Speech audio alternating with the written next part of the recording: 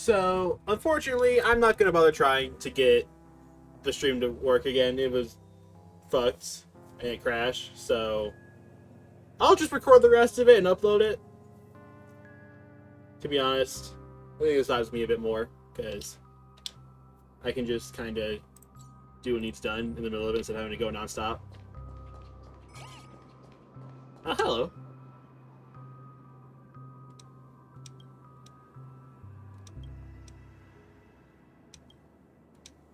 So, in case you didn't watch the stream, or haven't watched the VOD of the stream, basically, Acheron got talking to from the Dream Master. The Astral Express has been boarded by Boot Hill. So that was a fun cutscene with him just negotiating with Don Hung.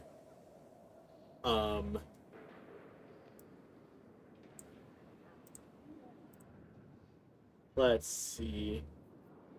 And the Astral Express crew minus Don Hung is now in the Land of Exiles, which is where we are now with Firefly, and we're trying to figure out how it all works out. But one thing we basically figured out is that there is no real... is that the monster that sent us here, quite literally, does not...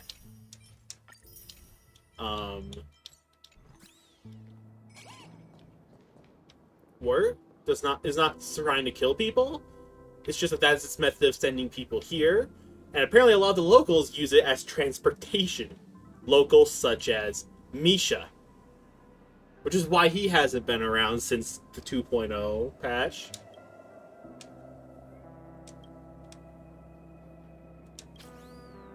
Oh yeah, there are a bunch of mystical manhole covers. I knew you couldn't hold your liquor. Alright, we'll yank you out.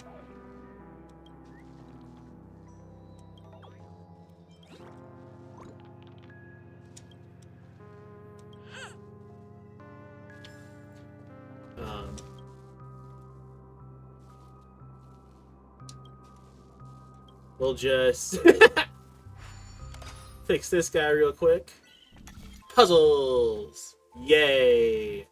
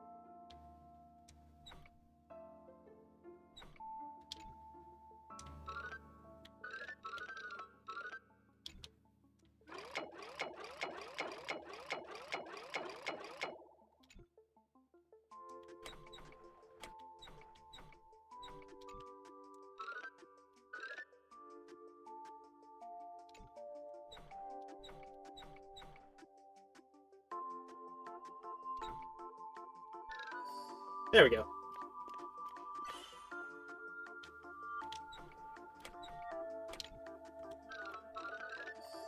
Alright. And now we're... okay, this one just keeps going.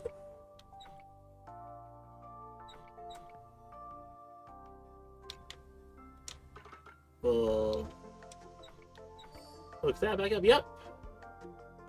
Long way around.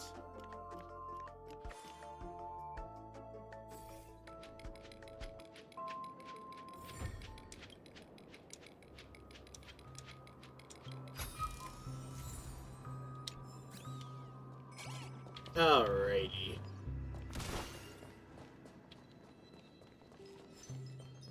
Yay, treasure chests. Look at... Jesus Christ, Numby.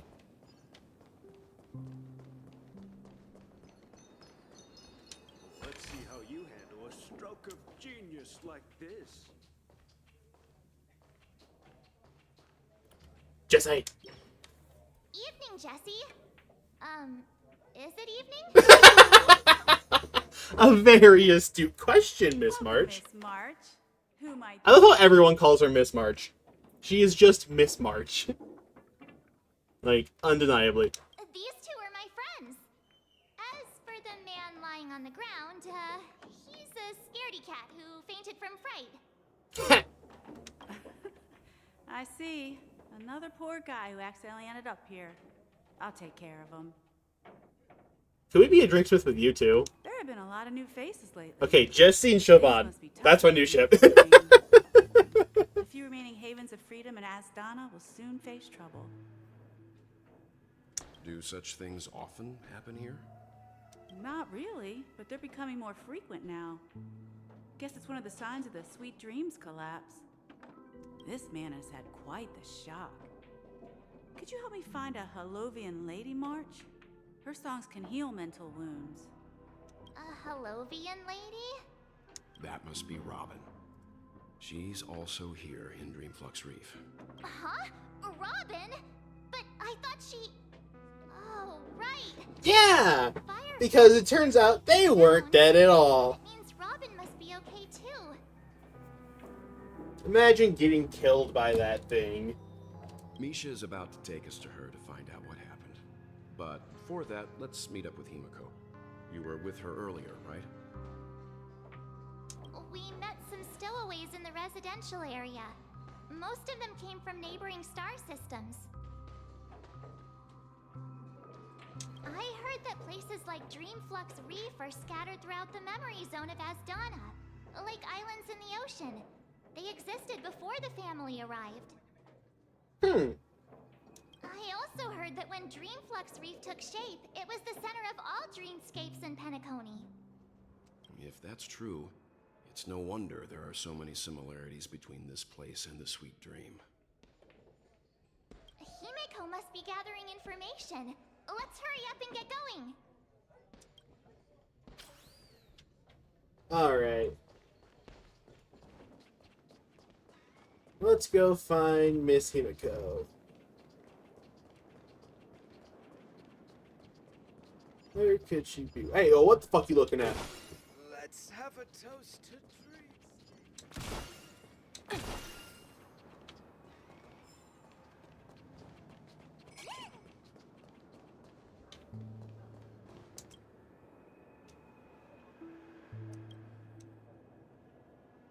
Manhole cover erudition. Okay. So these manhole covers go fucking hard. Manhole cover lore. Who would have guessed? Although I guess of all the games to have manhole cover lore in. So that's how it is. Oh, hell. I never imagined we'd gather What the the fuck? remaining details here. Who are you? To borrow Gallagher's catchphrase, what an unpredictable twist of fate. Indeed, Micah. Whoever the fuck Micah is. Himiko, here they are. Ah, perfect timing. Now that everyone's here, I'd like to introduce everyone to Micah, who's partly in charge of the Land of the Exiles. Micah, these are my companions. Hello. It's a pleasure to meet the Nameless. You know us? I've been keeping an eye on you since the day you arrived in Penacony. We would have met under more appropriate circumstances if Dreamflux Reef hadn't been isolated from the 12 dreamscapes. Wait, what? Isolated? Please, allow me to I formally mean, we got here, introduce but although I myself. guess... I'm Micah, the Gravekeeper of Dreamflux Reef. Okay, first off, Gravekeeper. That's... no. Second off, I guess this place is technically isolated, because right now the only way to get back and forth is by using the death meme. Which I guess isn't really a death meme, it's more sleepy. I'm never gonna call it sleepy though, it's still a death meme. Because like, what the hell? Gravekeeper. Thank you, March. See, March asks the right questions. March is so much better than Paimon. Life in Dreamflux Reef is pretty liberating. Everyone here mostly keeps to themselves, without meddling in others' affairs. My daily task involves cleaning a few tombstones. Huh. You're too modest, Micah. When lost dream chasers stumble upon this place, you're the one who takes care of them, guiding them back to the sweet dream, or showing them how to survive the wild dream chaos. So, guardian of sorts. Sure. We'll call it that. Were you talking to me, Mr. Yang? Hmm? On that note, Mr. Mika, which tombstones are you referring to? We didn't come across any graveyard when we arrived. They're actually just symbolic stones. But since you're curious, Mr. Yang, I'll take you there. I have a feeling you might find something of interest there. But before that, you have an important guest joining you. Ooh, a guest? Important guest? An important guest? Who could it be? It's Miss Robin, isn't it? This way, please. The roads here in Dreamflux Reef are a bit run down, so watch your step. Just a little bit. Oh, help!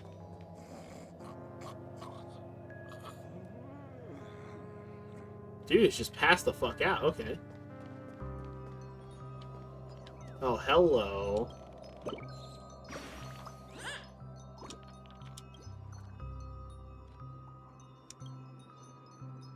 Is my eye see all? Yeah, you get out of here. I've been doing a pretty good job of finding the birds, to be honest. Alrighty then. Let's see. Have I explored up through there? Yeah, that's where the music shop is. Yeah, so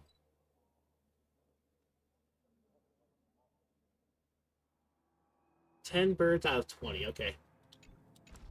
So No! At this rate, the family will be done for!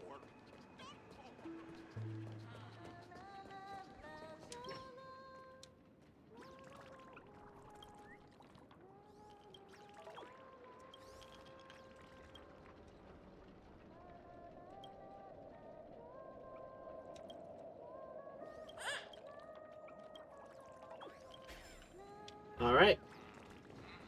Half of the birds. Wait a second. Dog?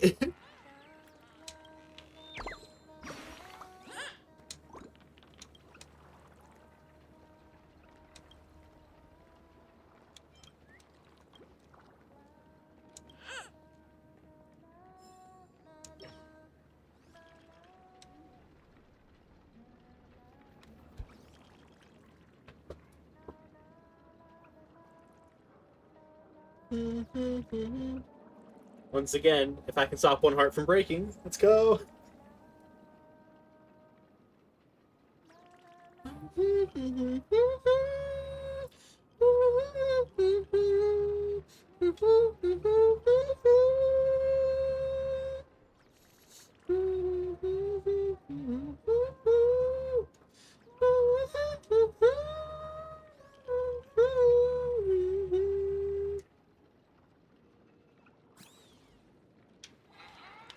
Pretty beautiful. All right.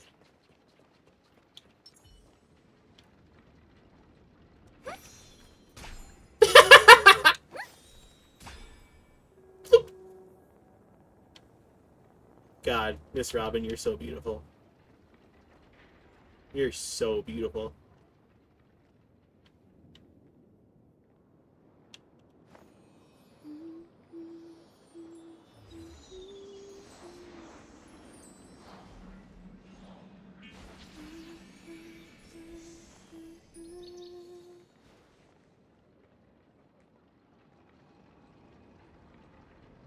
Come on, you have 2 eyelid animations, right? Actually, I don't know how to force them. Pictures.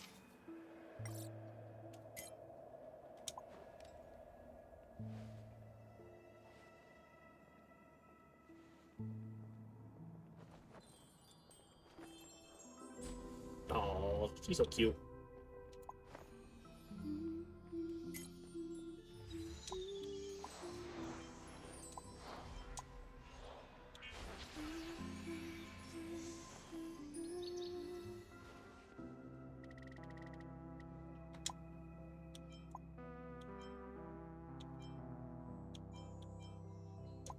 Grumpy Robin, let's go. She's so grumpy.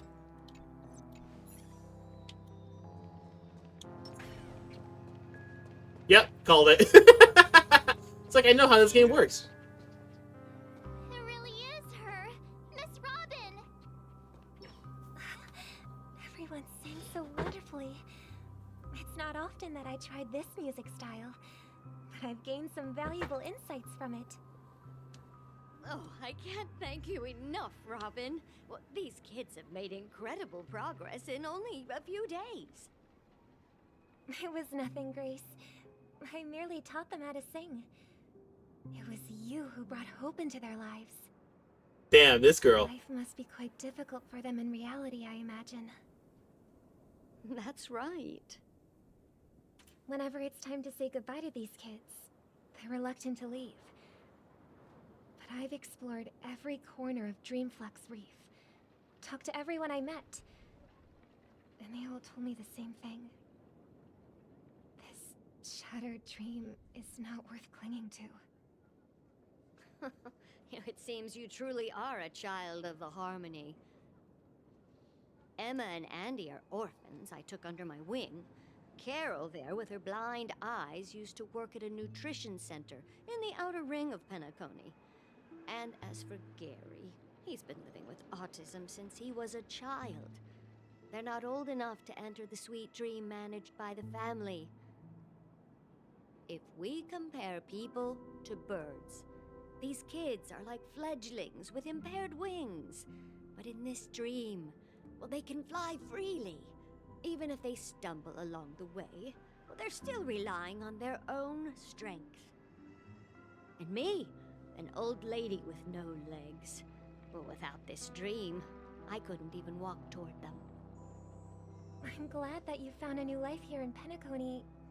It's just... Don't worry, Robin. Dreams have their significance, but they aren't everything. Both the children and I understand this. No matter how long we fly through this dream, we will one day return to reality. But you know what? Emma and Gary aren't plagued by their insecurities anymore. No, and Carol is learning how to cope with her blindness. And Andy is livelier than ever. Well, even I've become more optimistic. You see, in dreams, we learn how to live. Once we return to reality, we learn how to survive. And should our feathers be damaged, then we share our wings with one another. There's no All need these to covet an wings illusory analogies. sky in dreams, because we have the right and the ability to fly towards a broader horizon. It's a relief to see you safe and sound, Miss Robin. It's nice to see you all again, Astral Express crew. I heard my disappearance caused quite the commotion out there. I'm really sorry about that. Since you're here, can we assume that you're fully aware of the situation in Penacony? Ever since I returned to Penacony, my voice started to change, until it gradually faded away. At first, I thought it was a temporary ailment, perhaps due to having been away too long. I thought maybe it just takes some time for my body to acclimate to the high concentration of Memory and Asdana. But now it seems the root of the problem goes way beyond me. There are elements around me that don't align with the Harmony. And losing my voice is just one of the signs of the Sweet Dreams collapse. The Sweet Dreams collapse? That memo keeper mentioned the same thing. So it's real. Black Swan. You haven't seen Black Swan yet, Away damn. from Penacony, the boundaries of the 12 dreamscapes kept expanding outward. But whenever I mentioned the anomalies in my dreams, all the family heads refused to talk about it. Only my brother was willing to respond. Later, I discovered the secret letters from the IPC ambassador, which further convinced me that there are hidden secrets beneath the surface of Penacony. So, following the clues in the Oak family's dossiers, I found my way here. The land land of the exiles, concealed by the family under the guise of death. A dream within a dream, where Penacony's past is buried. Hearing you speak, it sounds as if your voice has made somewhat of a recovery. Yep. I hate to admit it, but the harmony in this place resonates more broadly than within the Sweet Dream. It's regrettable, but the family has experienced betrayal. The traitor, or traitors, abandoned their original principles and, using the name of harmony, exploited people's weaknesses to turn Penacony into the planet of festivities, trapping everyone in the illusion of the Sweet Dream. This is not the strong defending the weak, but rather the strong exploiting the weak. A world without equality won't ever be favored by the harmony. And naturally, those voices blessed by them have lost the ability to sing. Well, shit. Could there be another force influencing the family's shift in philosophy, Miss Robin? Considering what happened with Acheron, it's difficult to conceive of another entity within the realm of the harmony capable of influencing everyone. Unless a power surpassing that of an emanator is involved. I'd heard about what happened to the Cienjo Alliance, but as far as I'm aware, the family hasn't faced any such external interventions. Who knows? Perhaps I've just been away too long and missed something.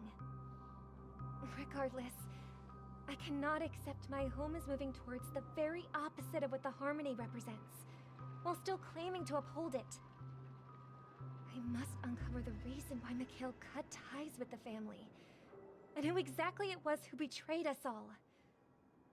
Do you remember our arrangement, Mr. Micah? Well, here's my answer. I've decided to forgo my role, and never step foot on the Charmony Festival stage again. Okay. Damn. Damn, it's only been an hour? What the fuck? Look here, brother. A little bird. Flashback time, let's go! Looks like a fledgling Charmony dove. But Charmony doves don't live here. So how did this little bird get here?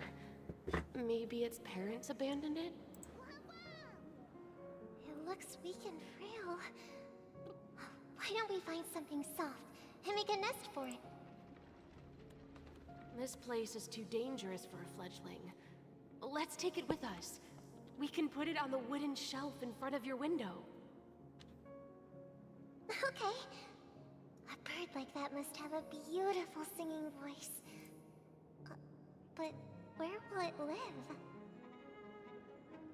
I'll ask the family head to build a cage for it. Mm-hmm. A cage? But then it won't have the freedom to fly, right? Let's see. What is it that has captured the attention of the two best interpreters of the Great One? To the point that they've forgotten how to enjoy their dessert. Oh, poor little thing. Doesn't look like it's doing well. Do you want to rescue? Why is this described as a kind voice? It does not feel kind. I do. But I don't want to lock it up in a cage.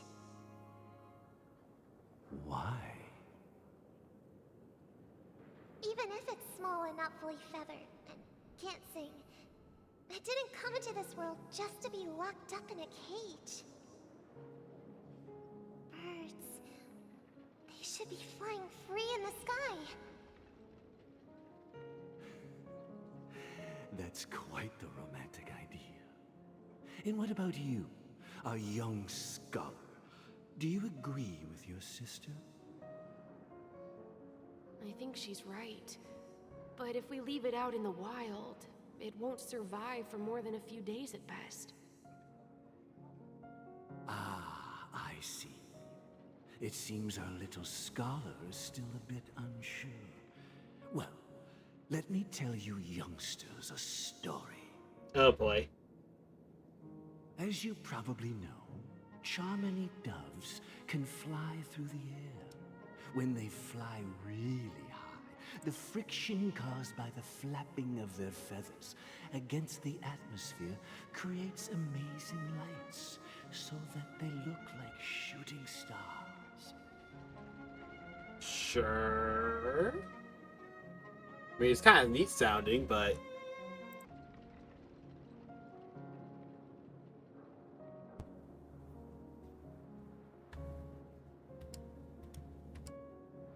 We've seen this spectacle so many times that we think it's just something they can naturally do. But that's not the truth. Their radiant display is the result of countless struggles against nature over generations. Their ancestors were too weak to survive on the ground. So, to escape predators, they started seeking new opportunities in the air. After countless attempts by many generations, one of them finally figured out how to fly. It soared into the sky and never looked back at the ground again. So, you mean birds aren't born to fly, but they find a way to do it through their determination, right? Well, that's an idealistic way of putting it. So, what are your thoughts, Sunday? I think people believe birds are meant to fly because they've never seen those birds crashing to their death. That's an interesting perspective. So, have you decided what to do with the bird now? For now, I'll keep it in a cage until it can take care of itself because I want it to live, no matter what. Well said, kids. It seems each of you has found your own answer. Your insights are truly remarkable. And I hope they come true in their own way. We will take good care of it, won't we, brother? Something's gonna happen to this bird. I know the nature of Honkai Star Rail flashbacks. But Something's gonna Mr. happen to this bird. Gopherwood, Who the fuck is there's Gopherwood? one thing I don't quite understand. And what might that be, my son? Oh, their adopted father! What if That's right. this little Charmony dove never learns to fly in the end? I mean, if there are fledglings in this world that can never fly throughout their lives, should we let them go back to the sky, only to see them crash to the ground and die? Goddamn, how did I mess that up?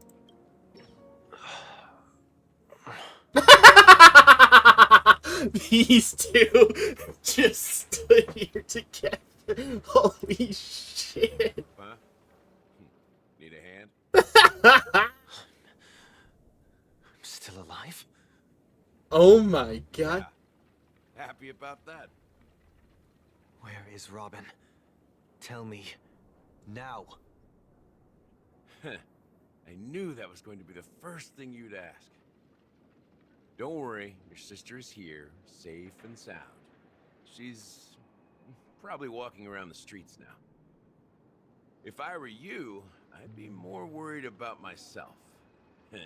After all, right in front of you is the guy who just stabbed you in the chest with a dagger. A very fair point. If you wanted to kill me, you wouldn't give me the chance to speak.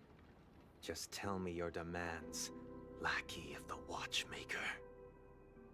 So, you figured out who I am, huh? No wonder you had the guts to go against the Dream Master and the Four Families. Looks like I made the right choice. Choice? You are aware of my plan and see through my act. Time is running out, so let's drop the charades. I'm suggesting we cooperate. Cooperate? What makes you think I'd cooperate with you? the fact that the famous Robin has chosen my side. Plus, some clues about a traitor and a bright future for Penacony. Any of that catch your interest? I find it hard to believe a man who's full of deception. Fine, you don't have to trust me. What you should trust is the sense of justice inside of you. Show Okay. me Robin first.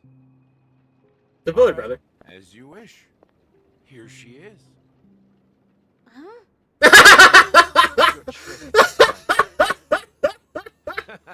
Just kidding. I mean, this lady will lead us to Robin, right? And the crew, too. There are too many people who you owe an explanation.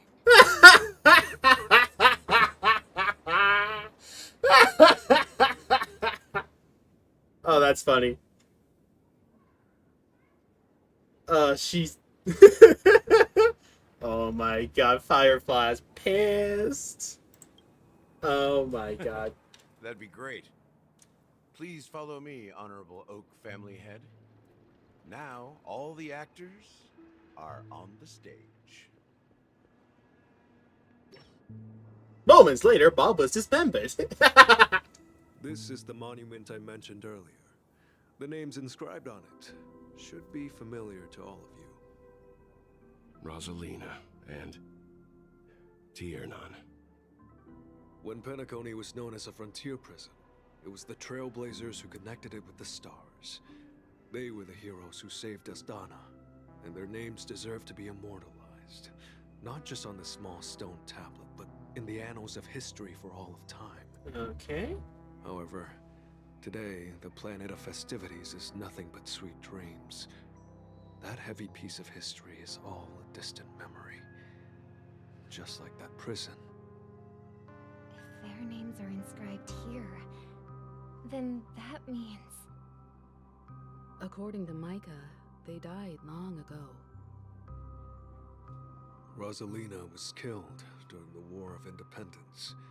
She ventured alone into the heart of the star system to investigate the flow of Memoria, but she never returned. Tiernan was a skilled gunslinger, strong and reliable. He led the people through countless battles, but he didn't live long enough to witness the arrival of true peace. In the decade following the war, Penacony faced challenges internal and external. To protect Asdana, Tiernan took up the way of the Trailblaze and led the Lampmoth family to explore beyond the system, only to be surrounded and wiped out by the Swarm. God damn, the Swarm. Though I had expected as much, the tales of these heroes truly are sorrowful. Our tale will be better, March. True Don't to worry. The title of Trailblazer. They spent their lives venturing into the unknown. But what about this tablet? There are no names carved on it. When Dreamflux Reef was created, its owner was still alive. However, he insisted on erecting a monument for himself, saying that it will happen someday. Here we meet again. Everyone from the Astral Express. Hey! Robin.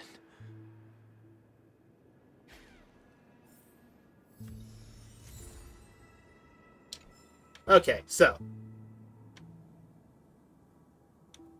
Double Robin. I'm gonna listen into this. Brother, There's no need for words. You're safe, and that's all that matters. brother. There's no need for words. Okay, so they're just having a slight little combo. Did Micah, my job. NPC. Gathered everyone here. Gallagher will explain the rest to you. Take care. Yeah, that fucking tracks. Huh. The atmosphere sure is livened up with all these people in here.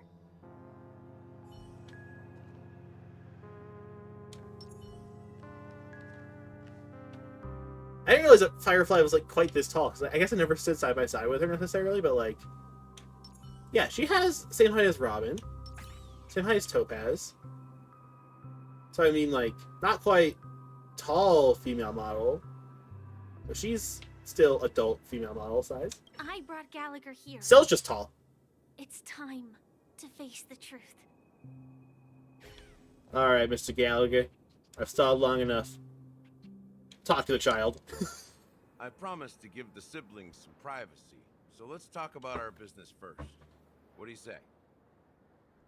That sounds sensible enough. Since you went through the trouble of gathering the family head, the crew, and the Stellaron hunters, I'm guessing you have something important to say, Mr. Gallagher? Oh, is it that obvious? The look on your face is practically screaming I'm the one behind all this. You're right, Mr. Yang. It is indeed time to come clean on everything. The siblings already know what they need to, and they've made their choice. But you, Nameless, arrived a bit late. So it's only fair that I answer your questions. Before we begin, let me reintroduce myself. I'm the founder of Dreamflux Reef, the deputy of the Watchmaker, and the one who sent out that invitation. As Gallagher, the history fictionologist, I humbly extend my greetings to you all. History fictionologist? History fictionologist? So what? Everything you told us was made up? Well, don't worry. Almost everything I shared was true. Well, except for the part about the family accepting me back. I double-checked with Micah, and everything he said about the family, the Watchmaker, and Mikhail is true. But wait. History fictionologists, don't they, like, rewrite what happened in history? Or how does that work? I don't know exactly how their people work. Thank you for your understanding. Now let's get down to business. I'm sure you're all wondering why I went through the trouble of setting up this battle for the legacy, inviting different factions, and stirring up a ruckus all over Penacony. Well, it all boils down to something very familiar to all of you. The Stellaron. Oh, fuck. The Stellaron? But how is that possible? Penacony is a free-flowing interstellar hub. There are no signs of contamination whatsoever. You're totally correct. So, care to take a guess at what that means? Someone's manipulating the Stellaron? How keen. Well, what should I say? I expected nothing less from the person here who is the most familiar with Stellaron. Well, thank you. The sweet dream doesn't come out of thin air. If you think of the memory zone as the sea, creating the land of the dreams is like filling that wild ocean with earth to make an island. To achieve this feat, without the help of an emanator of remembrance or enigmata, the only way is to use a Stellaron. And that's not something you can achieve with a simple wish. It requires vast quantities of knowledge, time, and manpower. I'm sure you get what I'm hinting at. In Azdana, the planet of festivities itself is a Stellaron disaster. Oh, fuck. The planet of festivities So is a Stellaron disaster? It all started a long time ago. Back when the Watchmaker and his crew liberated the frontier prison. They faced countless challenges as they began building Penacony from the ground up. That's when the idea of using the Stellaron came into play. So they triggered a Stellaron The intentionally? first entered the Azdana system during the war. The Nameless warned everyone against the folly of attempting to tamper with such a power. And most heeded their words. But there are always people in the shadows with ulterior motives. The turning point came after Tiernan's death. With two of the Nameless gone, the Watchmaker had to go to the front lines. It was at that moment his rivals saw an opportunity. By the time a representative from the Montour System's family arrived at the Watchmaker's call, the Stellaron had already been activated and was seeping into the primordial synesthesia dreamscape. And I suppose the family happened to possess the knowledge to seal the Stellaron? Not just that. They knew far more about the Stellaron than the average person. They helped Mikhail swiftly quell the civil unrest and played a part in building Penacony under the disguise of the Harmony. Those 3 eras were known as the Age of Dreaming. The Watchmaker, who had been left in the dark, sent out invitations across the universe, spreading the hype around the land of the dreams. Then, how did they turn against each other? Remember the island in the ocean metaphor? The truth is, the Stellaron was never truly sealed. It existed in a different form within the dreamscape. Think about this. What would it cost to create and maintain such a lavish dreamland? It's people's lives. The opulent dream is built upon the decay of spirits, with a toxic elixir called pleasure flowing through the dreamscape. It tempts people to indulge in the dreamscape, and gradually their minds succumb, becoming nourishment for the sweet dream. Oh, fuck. Confusion, laziness, and cowardice, weaknesses that plague humanity, were magnified and nourished by the family. Penacony became a new kind of prison, even more impenetrable than the previous one. Sadly, we realized this far too late. By then, the family had a firm grip on Penacony, swiftly quelling any opposition that arose. At my wit's end, I had to use the power of the Enigmata, and sought refuge in this chaotic realm. Over the years, I created a meme within this dream for our use. Dormancy. That's its real name. We exploited a loophole. You see, regular people can't fall asleep again while they are inside the dreamscape. So this is the true meaning of the impossible. You sent out invitations in the Watchmaker's name to find forces capable of resolving the Stellaron disaster and draw them into Penacony to uncover the truth. It's not just that. Above all, I wanted to see what happens when the major factions engage in a struggle for the legacy. Since this is the Watchmaker's first announcement in decades, the traitor within the family is bound to reveal themselves. So, the legacy is just a facade. If you want to consider the Stellaron as the legacy, I'm totally fine with that. If that's the case, where is the Stellaron now? That's a question for Mr. Wings. The Stellaron is still under the family's control, and as the head of the Oak family, I'm sure he holds all the answers. Oh, cool. Time for another interrogation. Are you done talking? So, will you tell us where the Stellaron is? It is the Penacony Grand Theater itself. Well, fuck. As I suspected, it's the embodiment of the family. The edifice that first materialized within the Sweet Dream. That's what turned Penacony into its current state. As for the person who employed its power, it is in fact Mr. Gopherwood, the current Dream Master. Well, that was easier than I thought. Did you conduct your own investigation already? Correct.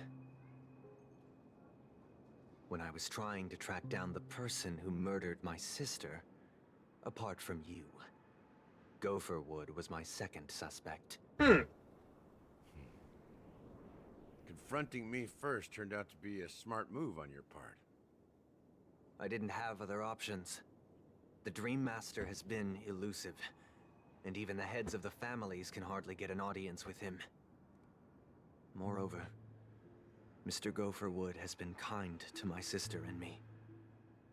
And I didn't want it all to end like this. Well, What do you mean by that? To be honest, my brother and I are also victims of the cancer of all worlds.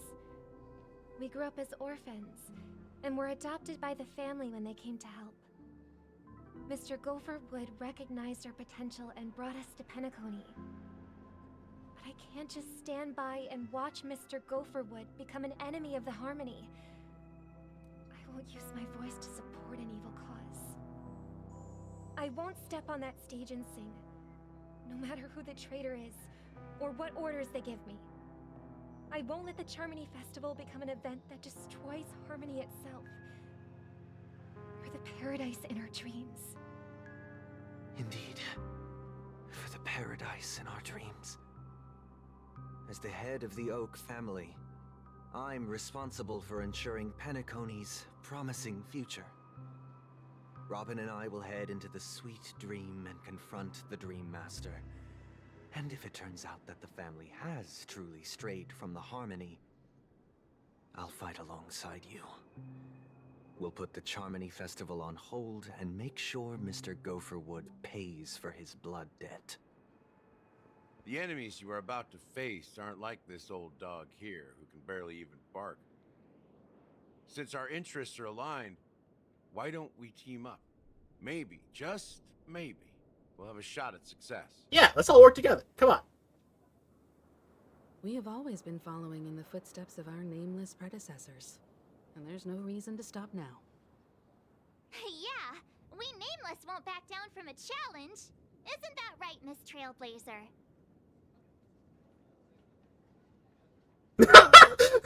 No, no, no, no, no, no, no.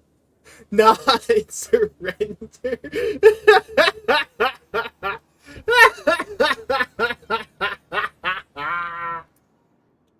Peace was never an option. Exactly. It's time for the crew to save the world once more. Old hat at this. Rest assured, sitting on the sidelines isn't in our nature. Mr. Sunday, Miss Robin, I'm willing to accompany you on behalf of the Astral Express.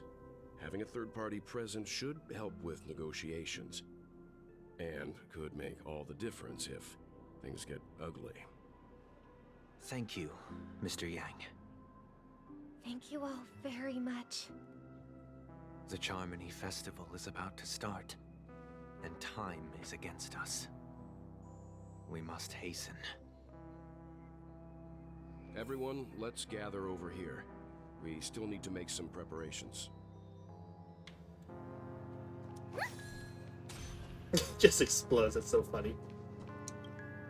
I may have been quick to step up to the plate, but confronting the Dream Master could be a very dangerous affair. Huh? Even you're saying that, Mr. Yang? How powerful is that Dream Master? Probably He's very. the leader of the families of Penacony, and he has the entire power of the Harmony behind him. Not to mention the Stellaron in his possession. Which is why Trailblazer goes in and steals the Stellaron. Maybe you can just stay behind this time, Mr. Yang? Not an option. No, that won't do. Even if we count Robin as an ally, something felt off about Mr. Sunday. Oh, great. Although, I can't quite put my finger on it. Oh, great. I have to make sure he won't turn against us when things start to get dicey. You're still carrying the keepsake the IPC envoy gave you, right? May I borrow it for a moment? What, this?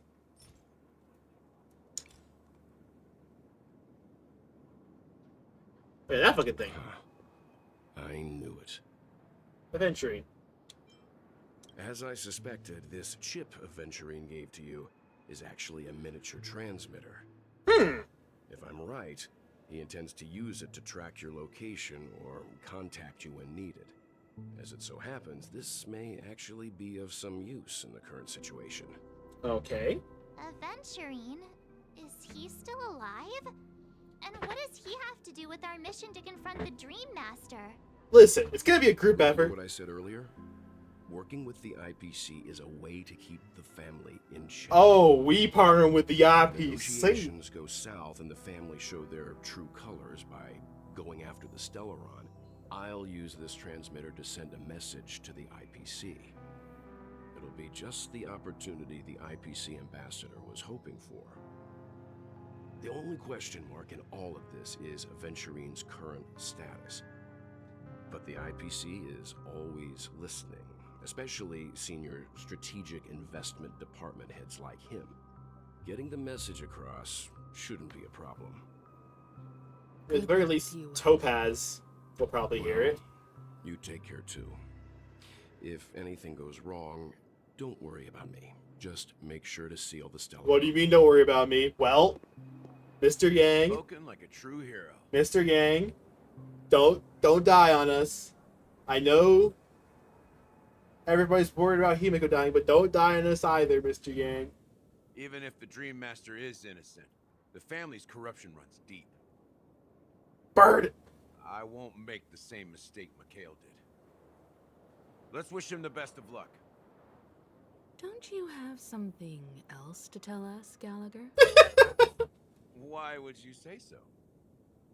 Before we departed, the conductor asked us to inquire about the 3 nameless in Penacony. We've already collected intel about Rosalina and Tiernan, so the only one left is legwork. If I'm not mistaken, we've already met him somewhere, haven't we? We did? It's not enough to say meet, but the answer is pretty obvious. After all, I've hinted at it in quite an evident way. I've been watching over you ever since I received the reply from the Astral Express, and I've seen the great effort you all put into linking different realms together across the cosmos. And now, after getting this far all in one piece, you have truly proven yourselves. Miss Himiko, were you the one who repaired the Express and got it sailing through the cosmos? Oh, it's Gallagher. Gallagher's the nameless. Yes. Gallagher's legwork. And you two, young nameless, you have very interesting life stories and extraordinary skills. Yeah. Believe in the galactic baseballer supremacy. What? Hey, you can't just make up titles like that. Listen, I've been calling myself that for literally this entire planet. Please send my regards to the conductor, Pom Pom. Please let them know that their friend had fond memories from his time aboard the Express, which he reminisce on every time he had a good drink. Okay. As for the last nameless, he embarked, disembarked, and embarked again, traveling in a great circle, ending up back where he started. On his deathbed, he told me to find the Astral Express and deliver an invitation to the future nameless. He left behind a special gift, a true legacy. Something that belongs only to the successors of the Trailblaze. Come with me. Now is the time to reveal it. Wait.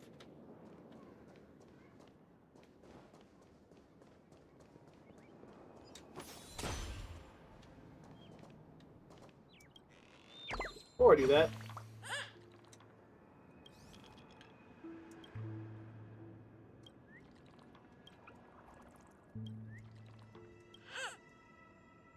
Yeah, you have fun with that.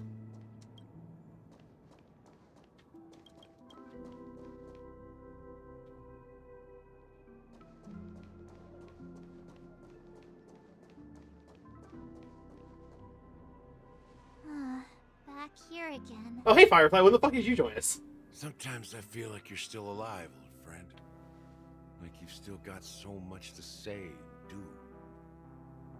I've kept my promise. Brought the future Trailblazers you've waited so long for. I don't know why you were so obsessed with that train, but I remember your last words. Don't let us down, old man. What are you doing? What's gonna happen?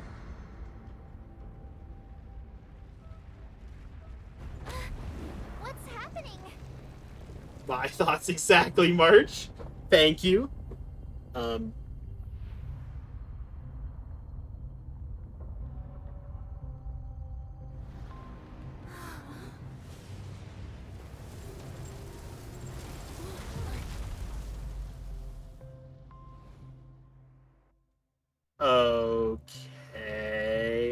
Okay. Go ahead. His resting place lies in the garden up ahead. Why that's the thing? First and last nameless of Penacony. Mikhail Char Legward, the watchmaker. Ah. That tracks. Well, not really, but like, sure.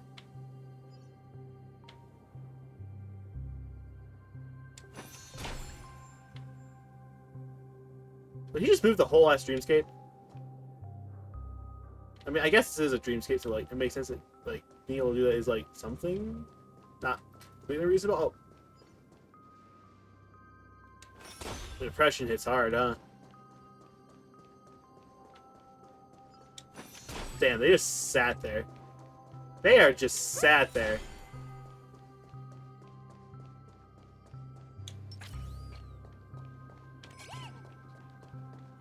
Bro's just staring off into the distance. I would 100% miss that somehow.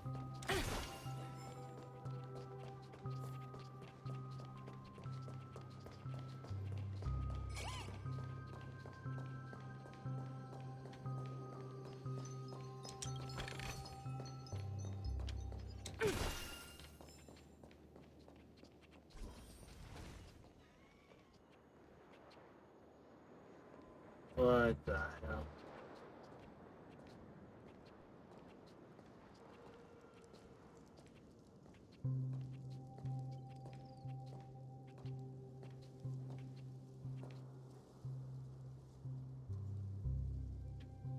What the fuck?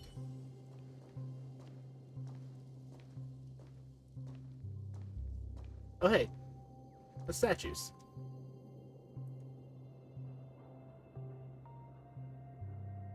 Sign recliner involved in utter silence.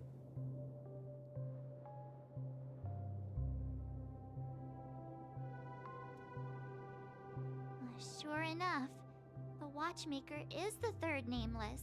Even I could guess that one. The legacy he left behind was a dream bubble. I believe inside that bubble, there's something that holds meaning only for the nameless. The watchmaker's legacy. Let's go. After all, when I checked its contents, I found nothing inside. Maybe some trailblaze runes? Even more mysterious than me. Well, let's have a look. Shloop.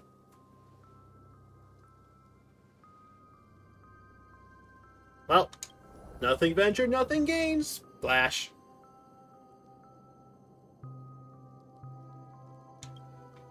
Rattles from your fingertips, myriad of vibrant, intertwined memories, and experience would suggest. How could this be?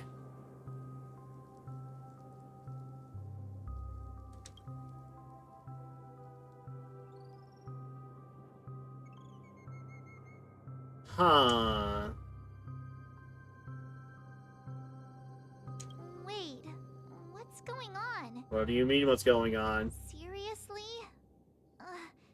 There's nothing inside this dream bubble? I know, right? Kinda sucks ass. How could a dream bubble be empty? Just as I suspected. That old man always had this strange belief in the nameless and the trailblaze. And I never understood where he got that confidence from. Especially since he never managed to get in touch with the Express while he was alive. I could never figure out what was going on in that old man's head. But this empty dream bubble is so typical of him. He was always full of weird fantasies and incomprehensible romanticism. That mischievous old man. Well, I didn't expect him to leave anything concrete behind anyway. Don't think that's the case, Gallagher. I'm sure Mikhail has left us the Bird! most precious thing of all. Don't start getting all philosophical on me, all right? Nah. Just as Mikhail believes in the nameless of the future, we unconditionally believe in the nameless of the past. How could they leave with regrets for the future? Sucks to when they suck, were ready to Gallagher. dedicate their lives to the land they loved.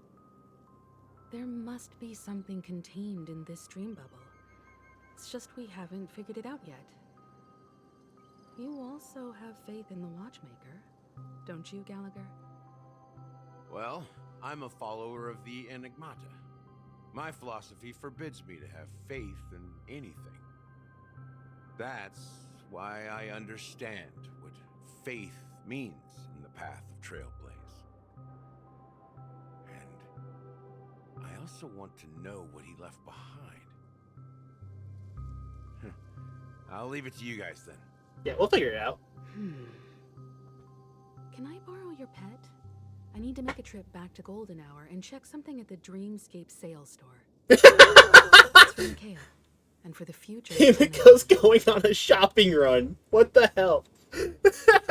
Meanwhile, Blue Hill? Welcome to the Reverie Hotel. How may I help you? Oh, poor Allie.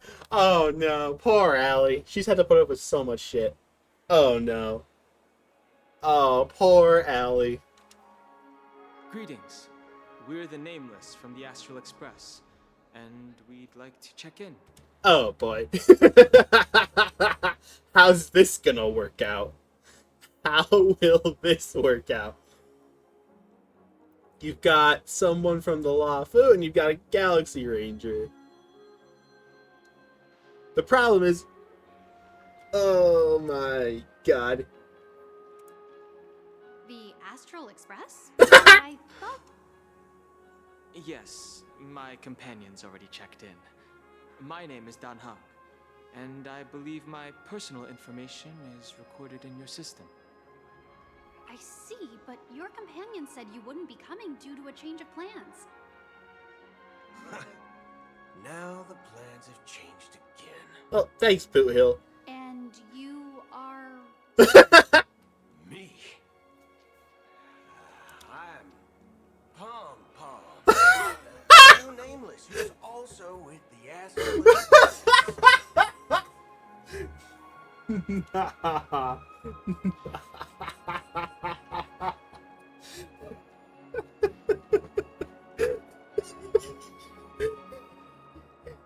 Oh my god, that's... Oh no. I can almost see Don Hung's going, oh no, we are so going to die. He's my fellow trailblazer. We responded to the family's invitation before he boarded the express. Oh. So he wasn't registered in your system. Is it possible to accommodate him as well? Well... Oh, I see. Another one of the Nameless had a similar situation. Seems like a lot of people are joining the Trailblaze these days. Since there's a precedent, it shouldn't be a problem. Just give me a second to contact your companions. I'm sorry, dear guests, but it seems I'm unable to reach the other members of the Astral Express. Well, what the fuck? What do you mean by unable to reach them? My apologies. This is the first time I've encountered a situation like this. However, the system indicates that those guests are still in the dreamscape. How about this? Give me their room number, and we'll go check on them ourselves. I'm afraid that's not possible. I need to verify both of your identities before I can share any guest information. Well, you can verify... How about you just wake up someone? Let's say, Welt? I'm sorry, but there are strict rules regarding forced awakening.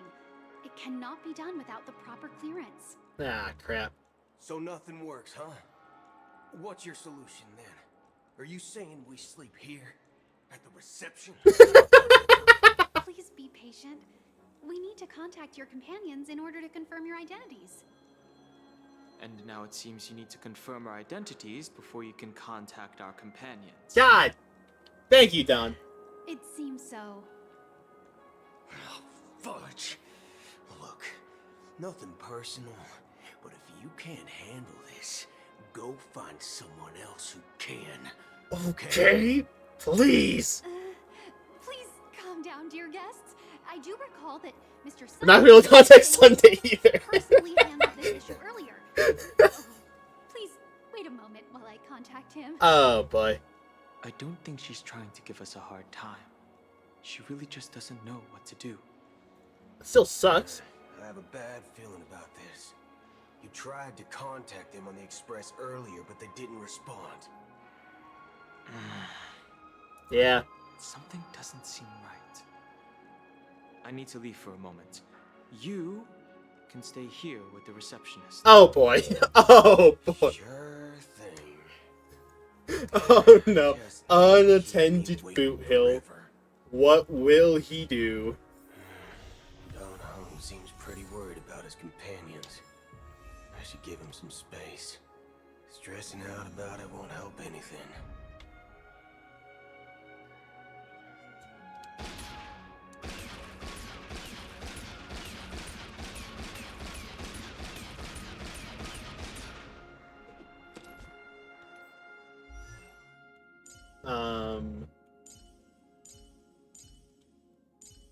Okay, not select Boot Hill as a character. What the fuck?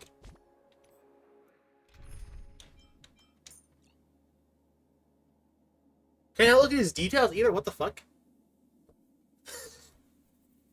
God, this dude is just way too slick.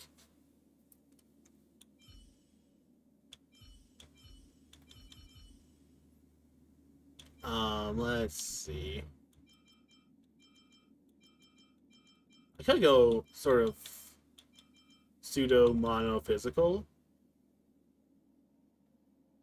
Problem is that Robin kind of doesn't help as much. So I think we switch back over to Ron because I think he relies on break. So yeah.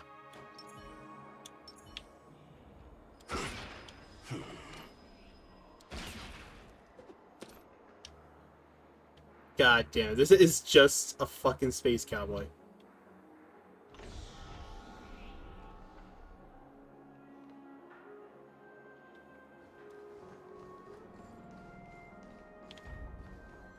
Well, hello there, madam. The Charmony Festival is about to start. I'm so excited. Oh boy.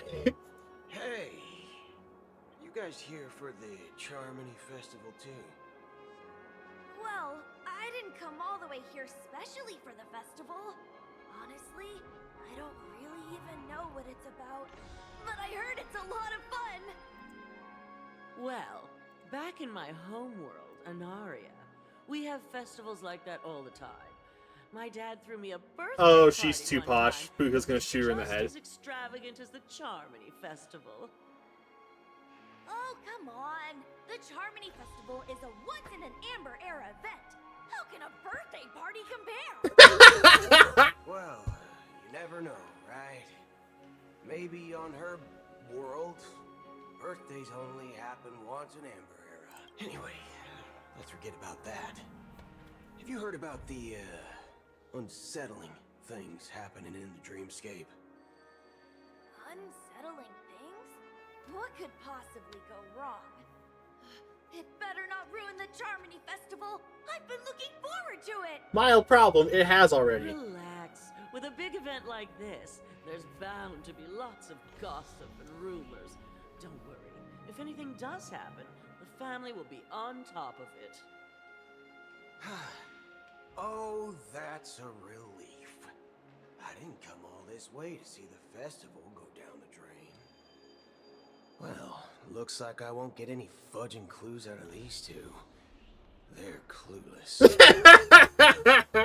They're clueless, literally. Oh boy. There's fire in the hole!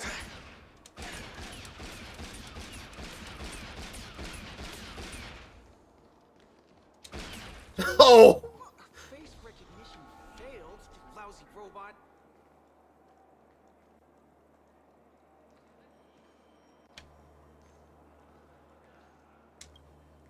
Greetings. I'm Cody of the Bloodhound family, head of security for the hotel. How may I assist you? Hello. So, there's something I wanted to ask about. I've been hearing some unsettling rumors about certain incidents that might affect the Charmony Festival. Do you think there's anything to be worried Just like about? 2.1, I've had exactly one fight. Traveled all the way from the Hayaii Federation, and I don't want my trip to be ruined.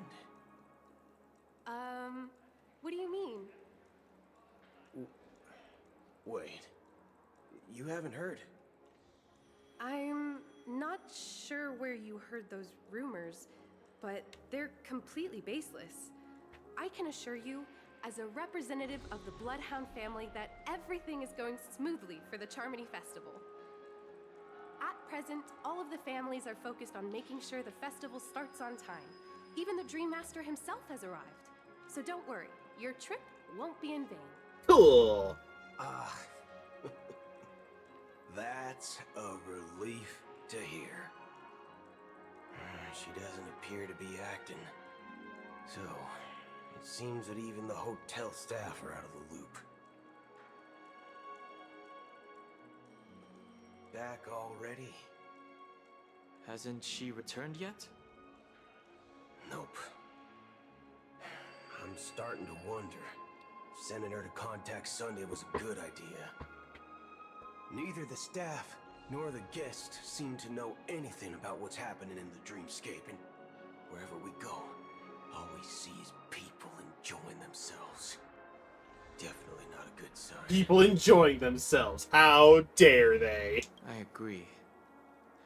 Another unusual thing is that the Oak family is supposed to be in charge of organizing the council and managing everything inside and outside the dreamscape. However, I walked around the hotel, but didn't meet a single member of the Oak family on such an important day. Concerned. I'll be forked. If I remember correctly, the head of the Oak family is that Sunday guy, right? We shouldn't linger here too long. Let's go back to the Express for now. Not so fast. Have you ever robbed VIPC, bro? If you run away now, everyone will be He'll just call Don Are you bro. suggesting we sit here and do nothing? No, he's suggesting we break and enter further. I wouldn't say do nothing, but let's stay put for now. Even if the family has ulterior motives, they couldn't have anticipated us showing up here. We're the surprise factor for them. They don't want to attract unwanted attention from certain outsiders, so they won't do anything reckless. See? The IPC lackeys are keeping a close eye on this hotel. Oh, are these two gonna team up with Topaz? If I were a family member, I'd find an official excuse and keep the surprise factors here. If we just wait here, that would be like walking into their trap. Of course, we don't need to walk into their trap. I gave a backup plan to the memo keeper. If it turns out we won't be allowed to enter the dreamscape, she'll order a drink for me in the VIP lounge at the hotel. In reality... Nice. A secret signal. That's right. Oh, a concrete object can indeed help the memo keeper establish a connection with you. But Boot Hill, if you have more backup plans in the future, I hope you'll let me know in advance.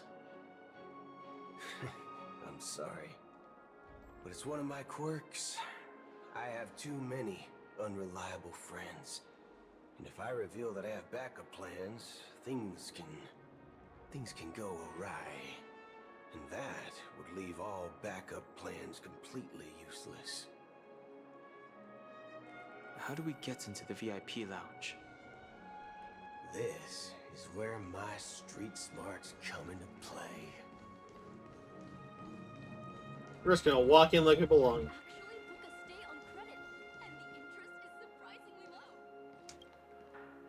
You're the lobby manager, right? Yes, I am. How may I assist you? Oh, God, I hate his voice already. We're the Nameless from the Astral Express. We wanted to check in, but there's something wrong with your system. The lady at the front desk said she would contact the manager, but... Oh my God, Boot Hill's going full nowhere to Karen. be found. Now, we've been waiting here forever, without any food or water. What the fork, man? Is this how the family treats its guests? What the fork, man? Is this your idea of street smarts? Starting an Don altercation? Hug, let him cook. It's called standing up for your rights. It's called being a goddamn Karen. I apologize for the inconvenience. Please wait while we try to contact Mr. Sunday.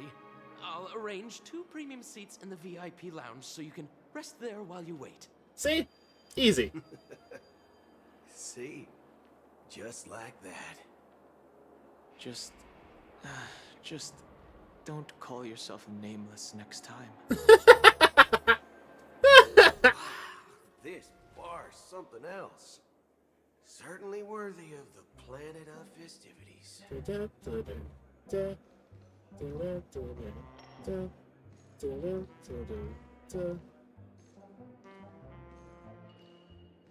One peach soul glad, shaken, not stirred.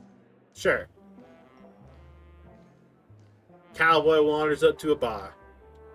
Asks the bar, how about a drink, bartender?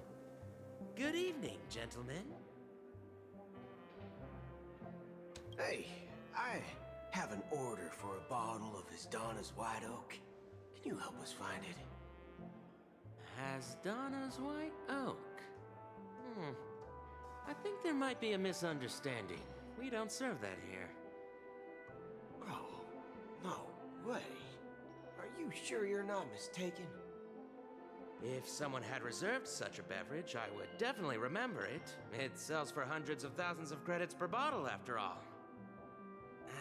I couldn't afford to cover for such an item if it were broken or lost.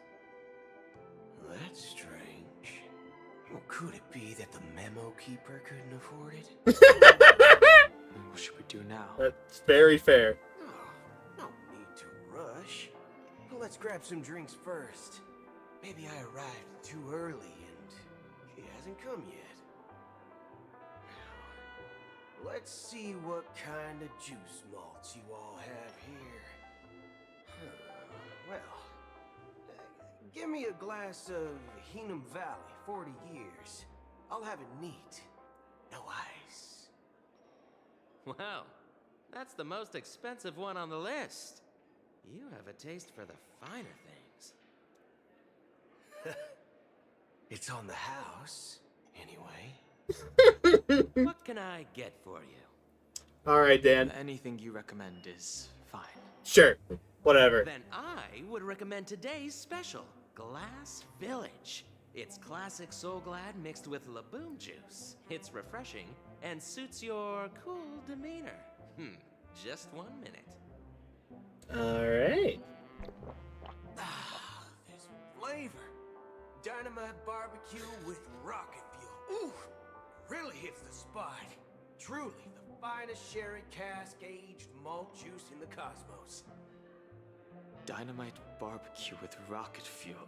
Is that really something that humans enjoy? Hey, this guy doesn't know anything at all. As long as you're satisfied, dear guests, please enjoy. Let's Okay. give the memo keeper another half system hour. If she doesn't show up, we'll need to come up with a new plan. In the meantime, let's take stock of the situation. What do you This is one of the most unexpected acquaintances I think I've ever seen, but I'm vibing with it. These two bounce off each other so well. It's so funny. Is unclear. Something must have happened on the planet of festivities, but the public is unaware of it. Someone in a position of power within the family must be covering it up.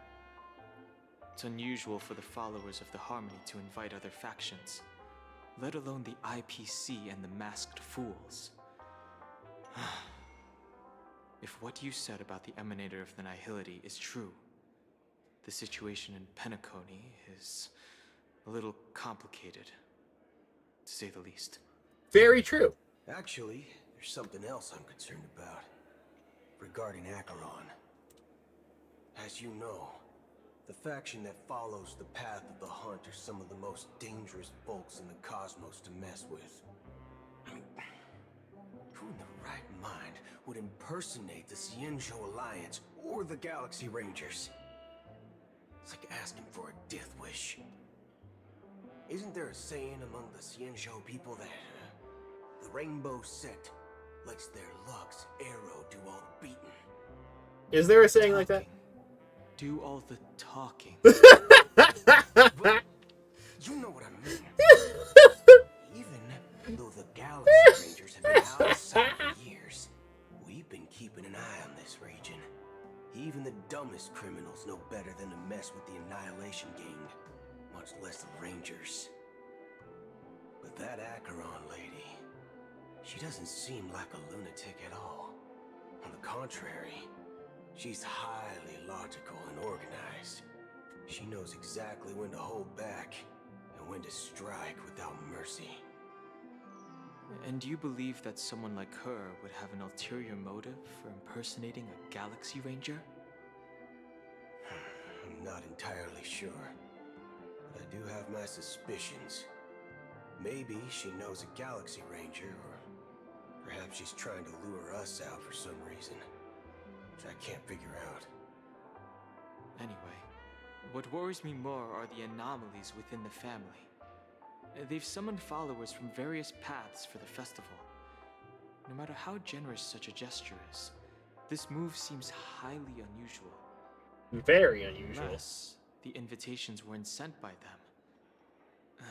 If that's the case, it's even more intriguing that the family insists on organizing the Charmony Festival, despite the chaos. Dan Heng is somehow figuring everything out despite having experienced nothing.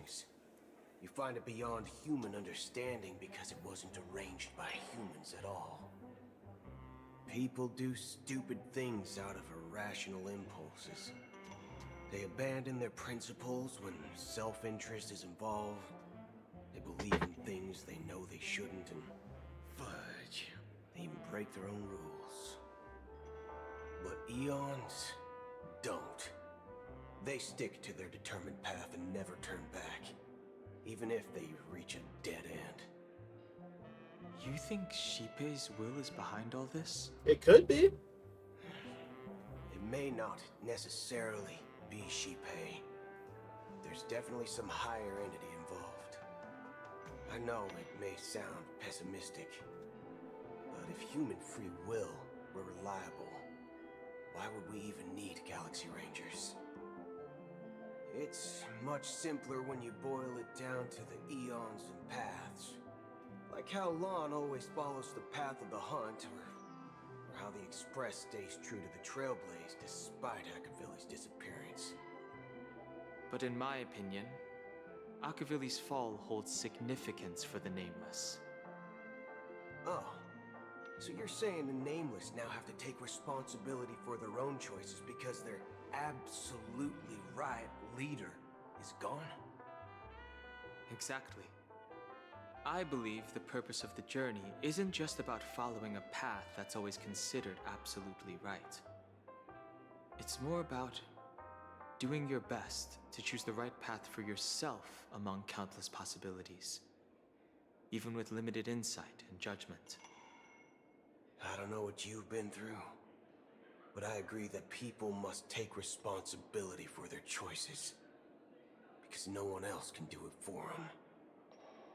That's why the Galaxy Rangers need to uncover the imposter and figure out her true intentions.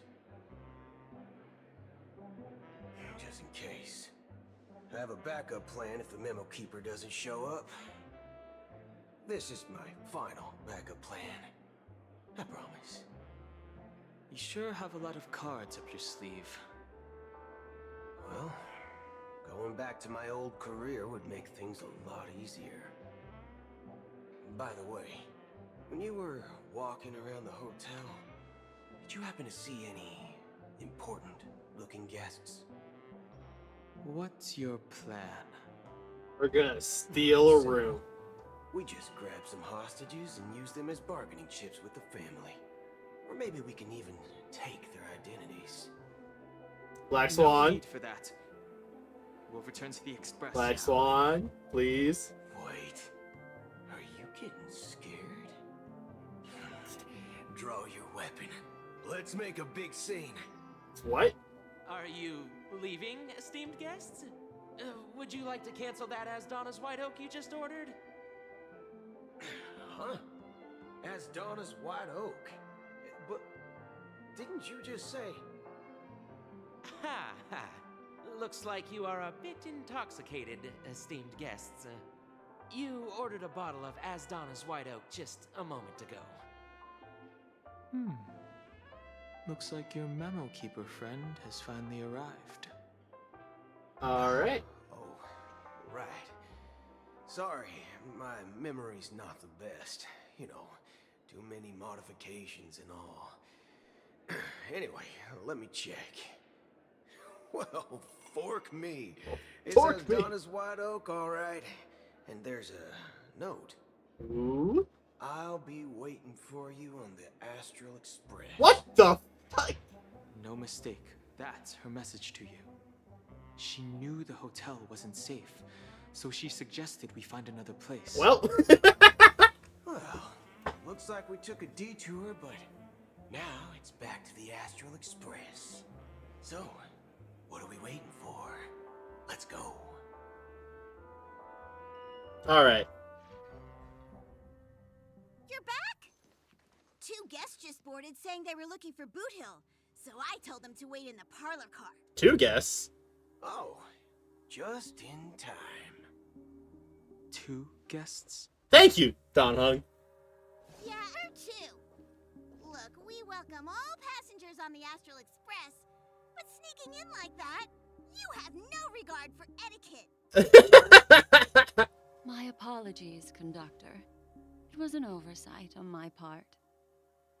I assumed you were already acquainted with the guard. Oh, that, yeah! Given the chaotic situation in Penacony, the Nameless are the only ones we can truly trust right now. You are the memo keeper. Pleased to meet you, Don Hung. I've seen you in others' memories. And as for Boot Hill, this is our first face-to-face meeting. I hope you enjoyed that bottle of Astana's White Oak. You sure have a refined taste. Finally, Memo Keeper. Well, let's cut to the chase. Spill everything you know. Hang on. That's precisely what I intend to do. But before that, please allow me to introduce myself. My name is Black Swan, and I serve Nah. the collection as a memo keeper. She picked up her lesbian. As for She picked up her Acheron's wife. story, I'm sure she knows it better than I do. Greetings. I'm Acheron. What? You Garden of Recollection shirtbag! You betrayed me! I apologize, but she did that at my request. Due to certain reasons, I have been exiled by the family. Thankfully, this memo keeper came to my aid and helped me escape their surveillance unnoticed. To be honest, it was more like stalking than helping. And the process was far from unnoticed. But we did escape. Yeah, and we made it out. I asked her to guide me to a place beyond the family's reach and to contact a few trustworthy individuals. Namely, all of you. Alright. Trustworthy? Son of a nice lady. You think I'm dumb or something? How about this? I'll put a few bullet holes in your head and see what secrets spill out. Then, we can talk about trust. Oh boy. The train's gonna be It destroyed. doesn't have to be like that. I'm willing to answer all your questions, but not right now. If my cover hadn't been blown, we might have had more time, but at the moment, we don't have any other options. No other options? What do you mean? This is the only way I can ensure everyone's safety. I kindly request an immediate warp jump out of the Astana star system. Where are we headed? This passenger is requesting... As far as I can tell, she's not a threat and seems to be telling the truth.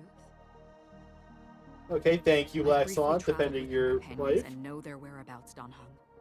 Please rest assured, your nameless companions are safe, but they need our help. Alright. As for Boot Hill, you may have guessed. I've been waiting for you.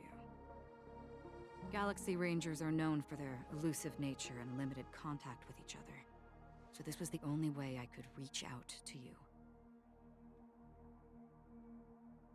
Only by doing this can I find a true Galaxy Ranger and fulfill a long-standing promise. To return his relics to their rightful owner. Whose? What? Someone once told me that every rainfall is like a gift from the heavens. Oh, A now sign he's of their talking. mercy Now upon she's the talking about world. adventure. Raindrops are said to be the tears of the gods, shed in response to the sorrows of the world. Their constant pouring is a reminder that the gods haven't abandoned us yet. So, how long has this rain been going on for? I used to believe, just like you, that it would eventually stop. Years and decades passed. And in the end, such hope faded away before the rain did. Looks like the god you mentioned doesn't exist after all.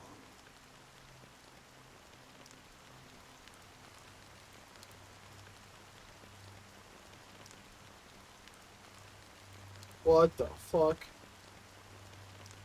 Well, let me share a story with you.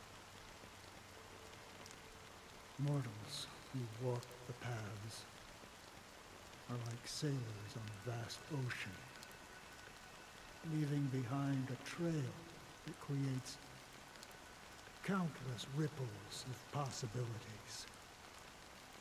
These ripples last longer than the fleeting lifetimes of humans.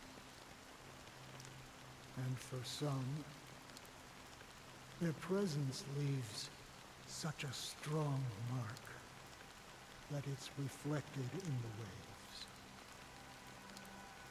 Like those shadows on the ocean. Sin-thirsters, the obsessions of the Pathstriders, they emerge from the depths of IX, seeing themselves as masters of their own destiny, unknowingly repeated the actions of their past lives. They emerge from the nihility and head toward it, leading purposeless lives. However, these hollow phantoms, they were once my dear companions. A group of Galaxy Rangers. Are you watching over them? Watching over them? No. I'm guiding them toward transcendence.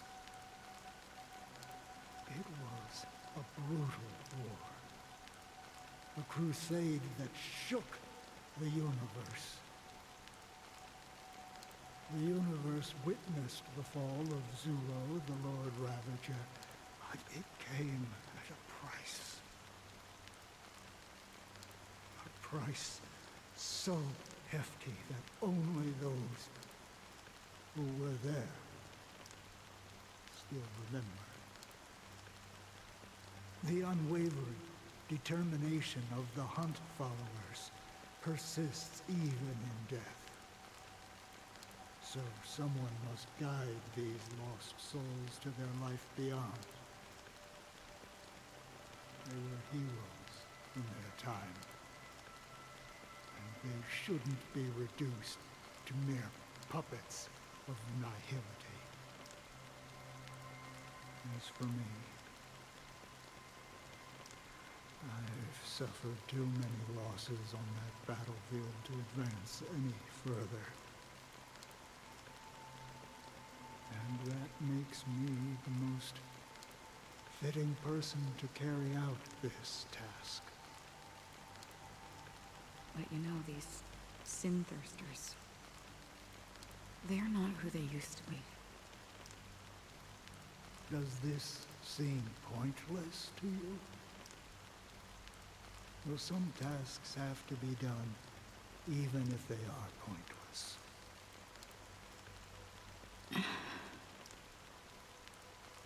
I can help you.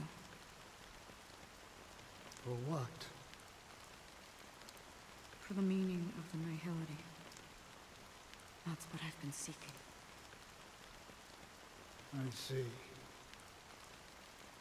After all, this realm is off limits to ordinary souls, right? Thank you, stranger. I wish that you find what you seek. Before we part ways, I have one more question.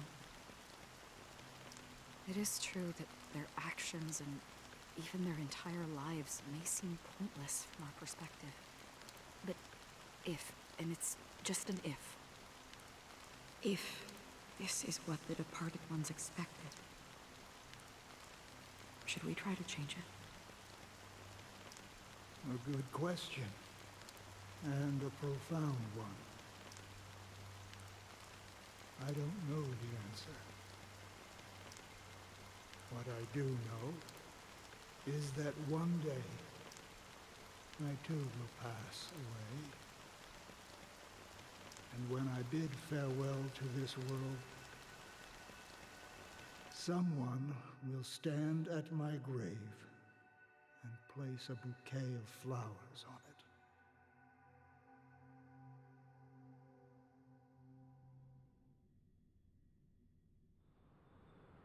Now time for the siblings to confront When I appeared as a Overwood. child, my speech, mindset, and soul reflected immaturity and innocence. As I grew into adulthood, I left behind my childlike side.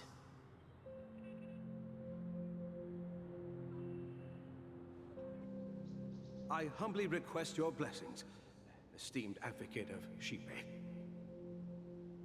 Come to me, my kinship. I have sought their presence with us. As you wish. I have faithfully served the Alfalfa family for nearly a decade, promoting the path of the harmony to the best of my ability. However, I made a mistake yesterday. While I was preparing dinner for the family head, I accidentally dropped a prepared dish on the floor. Out of laziness, I lied and claimed that everything was ready. Although the head has dismissed me as punishment, it has been tough to sleep with the guilt still gnawing at me, as I worried that the seeds of evilness may have taken root in my soul. So, I confess to you now to seek atonement for my sins. Do you sincerely repent and vow to change your ways? Yes. Have you examined your soul and confessed all your sins? Oh, yes. Are you willing to accept the process of atonement? Yes. Very well. Show your dedication and goodwill to the family, and you shall be reinstated among them. Now, please, leave in peace. Oh, praise Shipe. And thank you, esteemed advocate. Next, please step forward. I wholeheartedly confess to you. Please, pardon my sins. Rest assured, I have implored their presence to be with us. As long as you are sincere, absolution will be granted. Oh, great. You know, I arrived in Penacony as a stowaway. I sold everything to get a ticket. My house, my land, and my 2 children. You what? I see. Please, go on. My children were starving, and I hoped they'd have a chance at survival if they became slaves here. If I can strike it rich here, I'll lift them out of that situation and give them the life they deserve. But the Bloodhound family got wind of it. They're on my tail, hunting me down. I thought I could bring my kids here. It was all my fault. All my fault. The family is ready to forgive all sinners. I'll ask the Bloodhound family to cease their pursuit. You don't need to live in fear anymore. Oh, thank you.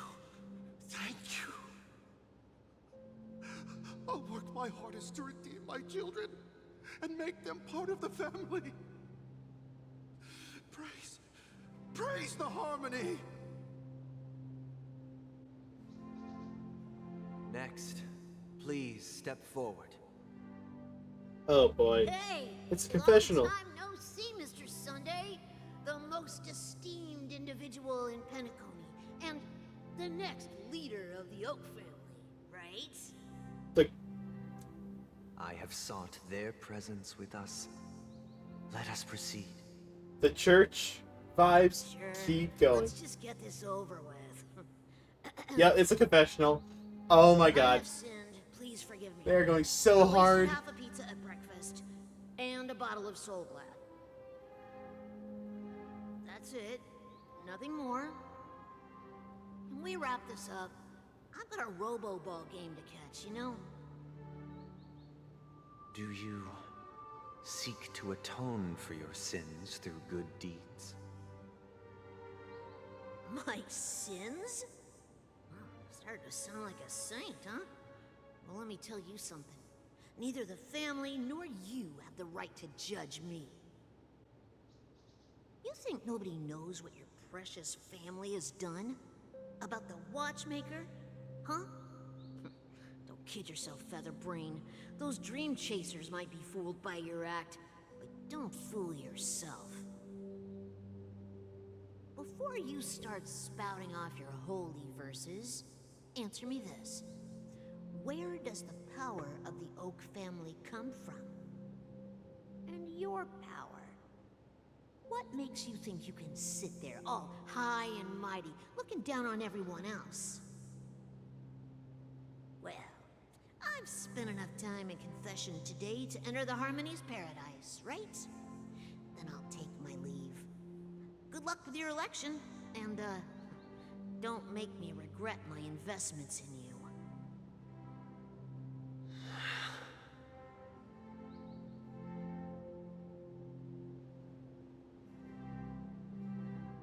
Oh, revered triple-faced soul, hear my doubts. Who can judge the strong when their power hides their crimes? Who can vouch for the weak when they will pay any price to survive? Who can comfort the purest souls when even they get led astray? If the strong defending the weak is truly the foundation of paradise, then who is responsible for the suffering and anguish in this wretched world?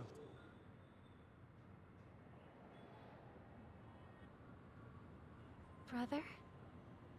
Brother? Hey, Sunday, you gonna wake up? Are you alright? Sunday? I'm fine. I've been working long hours, and I just made a trip to Dreamflux Reef and back. So, I'm a bit out of sorts.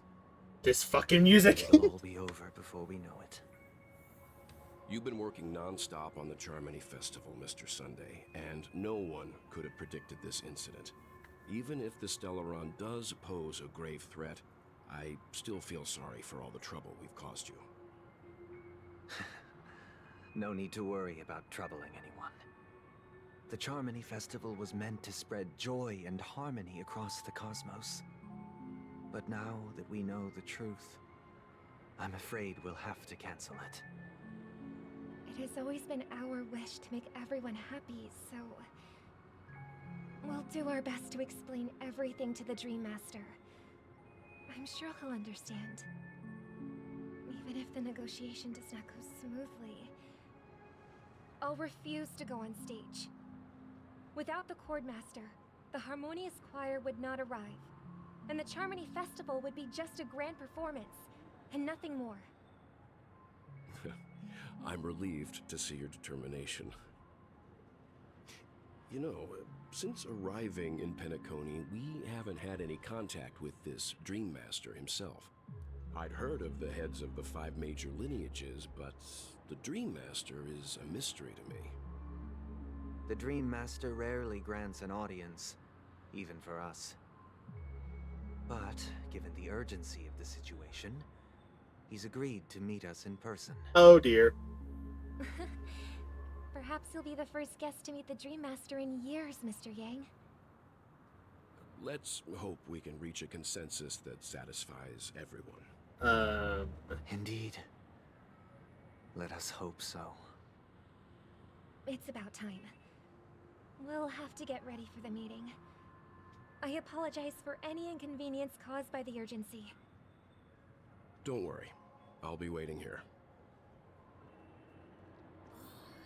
Dear, it's Mr. Sunday! Hey, come over here! Oh boy. Looks like someone needs help. Let's go check it out. I don't know if help's the right word, but...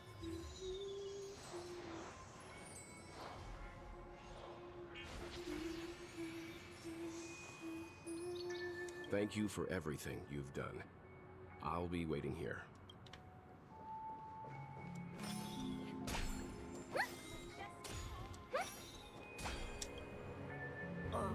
Mr. Sunday. Hey there! Okay, see the moon in the sky? It's about the size of the cap on my Soul Glad bottle. If I just reached out my hand, I could grab the moon, couldn't I? The moon? You mean the Grand Theater? Yeah. Look at me. I've been away from home for too long. I must be missing that moon. But it's no big deal. The Grand Theater here looks much better than the moon back home. It's just magnificent. They told me not to sell everything I had just to come to Penacony. How short-sighted. Selling everything you had? Why would you go to such lengths? Why? Can't you see? Life back home is miserable. It's not really living at all. It's better to be here at Penacony. No pain, no worries about tomorrow, just sweet dreams. You can do whatever you want. That's what I call living. Yeah, now this is the life. Is this truly living? Huh? What did you say, young lady? I didn't quite catch that. Oh, it's nothing, sir. You see, the traffic on Glock's Avenue can be dangerous. How about I ask a Bloodhound family member to escort you to Ideen Park over there, so you can continue enjoying your sweet dream? Oh, yeah, that's a great idea. Wow, no wonder you were the leader of this sweet dream. You're totally a lifesaver. See you around, Mr. Sunday, and it was nice chatting with you.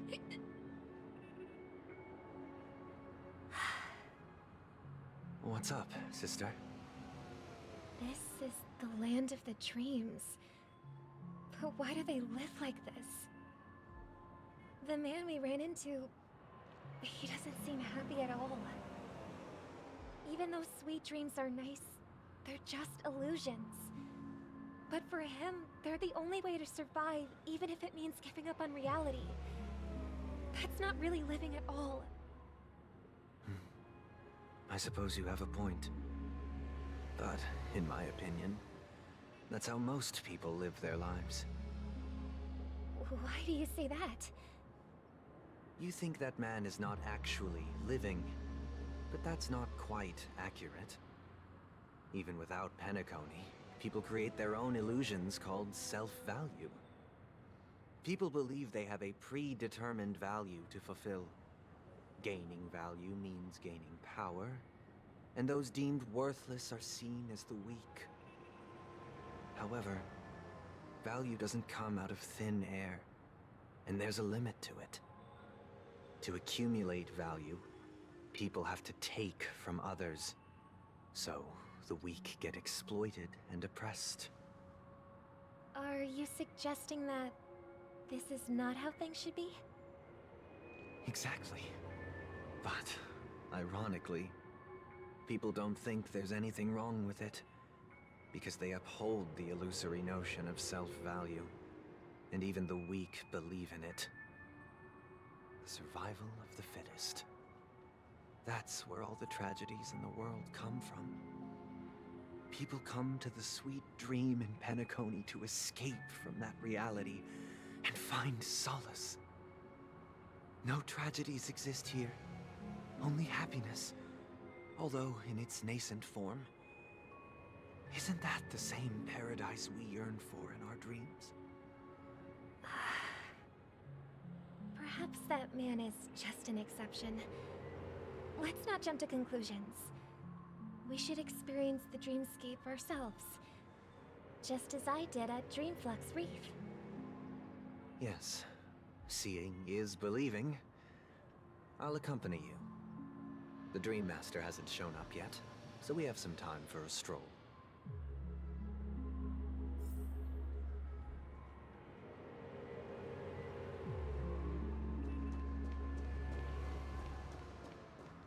So, we're having an adventure even where we're starting to figure out that everything is falling apart as we speak.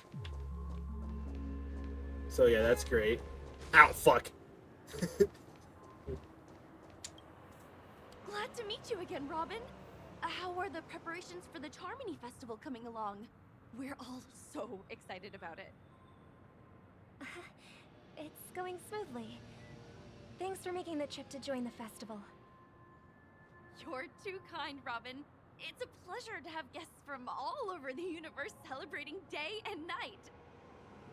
I can't stand being lonely or bored, so this jubilant dreamscape is perfect for me.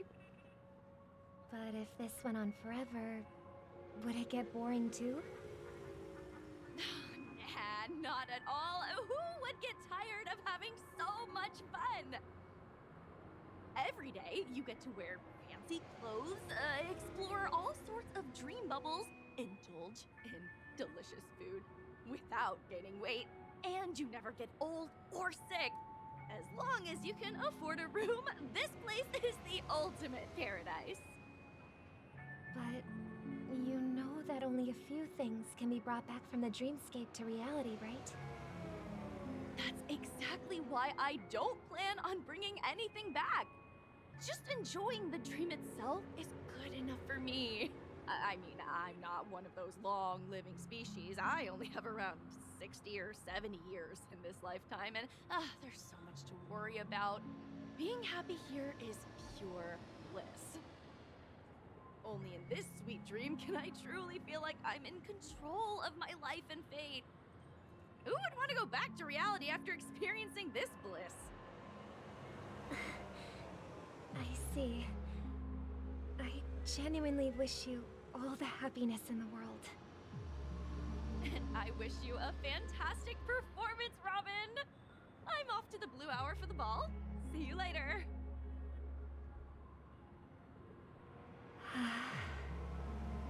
Seems like that guest's perspective didn't resonate with you either. She had a valid point. I could sense her genuine happiness. It's just that... What you're trying to say is, she thinks she's in control of her life. But in reality, she's just escaping from reality and seeking solace in this sweet dream. Once she steps out of this sanctuary, everything will be lost. Well, she did make mention of being able to afford a room, didn't she? However, the paradise in our dreams, it doesn't have to end. No. And the paradise we yearn for shouldn't be just a fleeting dream either.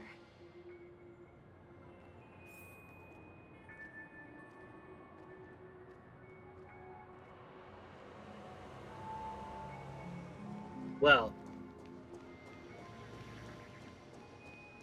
Damn, Hoyoverse really knows how to give characters depression, huh?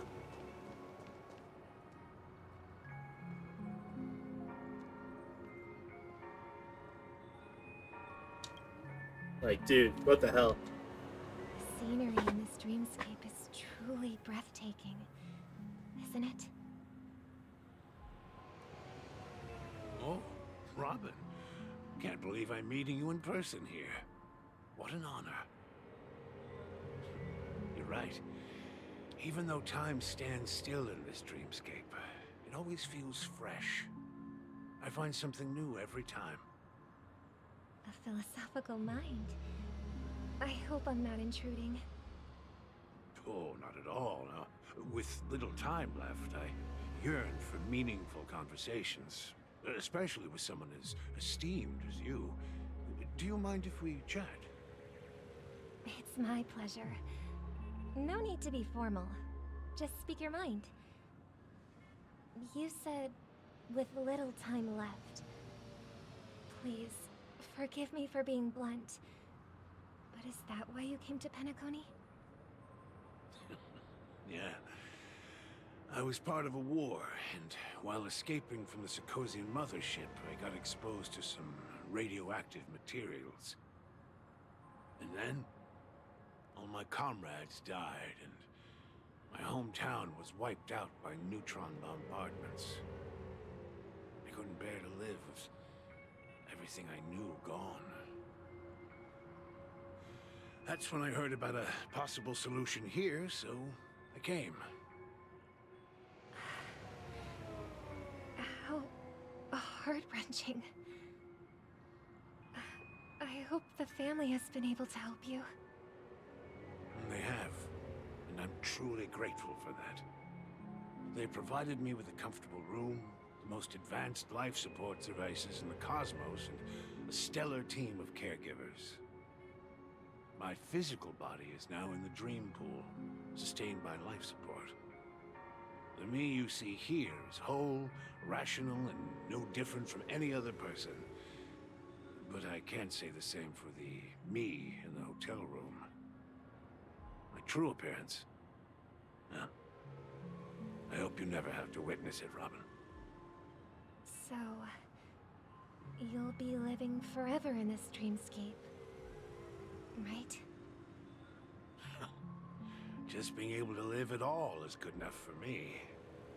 Whether it's in this dreamscape or not, well, I don't really have much say in the matter. My world has been torn apart, and my life could end any second. So, even if this whole place is an illusion, it's still my paradise, and I'll treasure every moment I spend here. How I envy those everlasting things.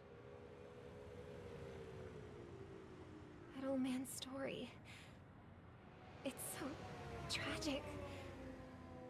Fortunately, this sweet dream gives him joyful memories to hold on to for the rest of his life.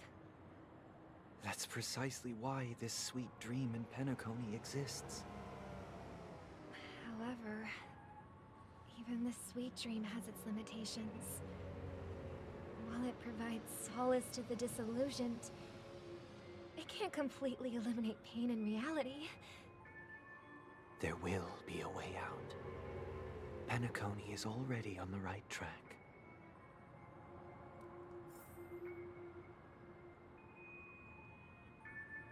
Oh. Oh.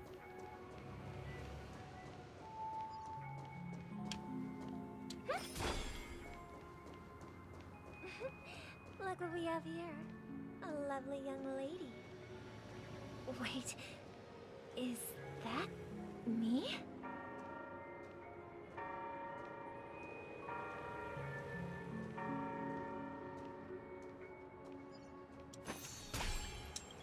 Hello. Brother, what a surprise to see you again.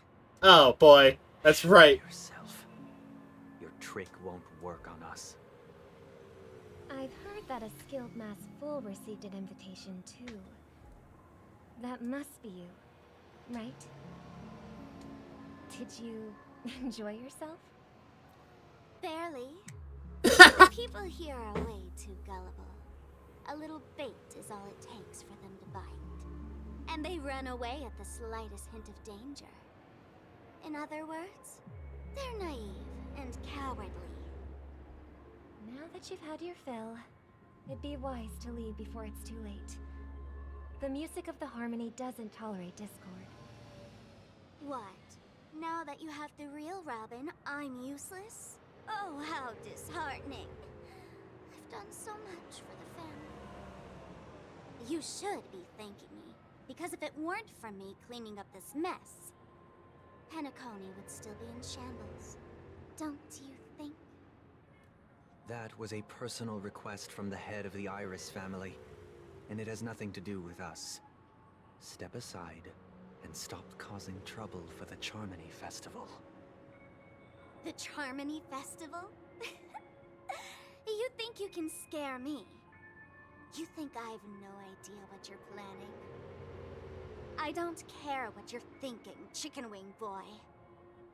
But I'm pretty sure our lovely Robin won't be appearing on stage. After all, you're well aware of what a sorry state this dreamscape is in under the banner of harmony. Penacony, the land of the dreams. Is this truly the paradise you desire? Stop it. What's the rush, Chicken Wing Boy? Did I get to you? Okay, the bell going off was really on time. Leave now, or the family won't tolerate you anymore. All right. I'll go. But Robin, I suggest you seriously consider this. Do you really believe those living in dreams can escape pain and find true happiness?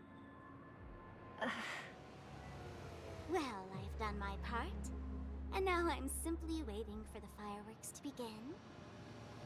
Here, the last 2 gifts for both of you. And don't lose them. If by some unfortunate chance the Charmony Festival starts against all odds, remember to use them during the show. And it'll be thrilling. Bang! I heard a raven cawing in the distance. It seems the Dream Master will arrive soon.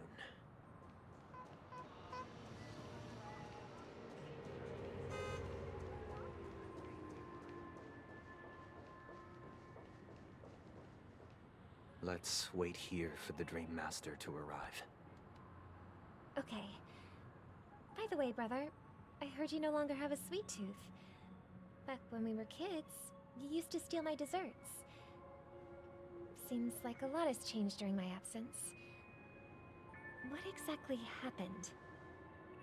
Well, someone has to stay awake even in this sweet dream. But that someone doesn't have to be you, or anyone in particular.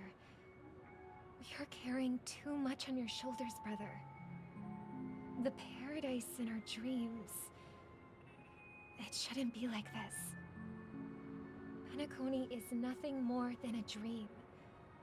It can't erase the worries and pain of reality, or bring true happiness. It only offers an escape from reality. Nothing more. Remember the old man we met earlier? Without this dream, he might have completely lost himself. That might be true, but even without Penacony, he could have chosen another path.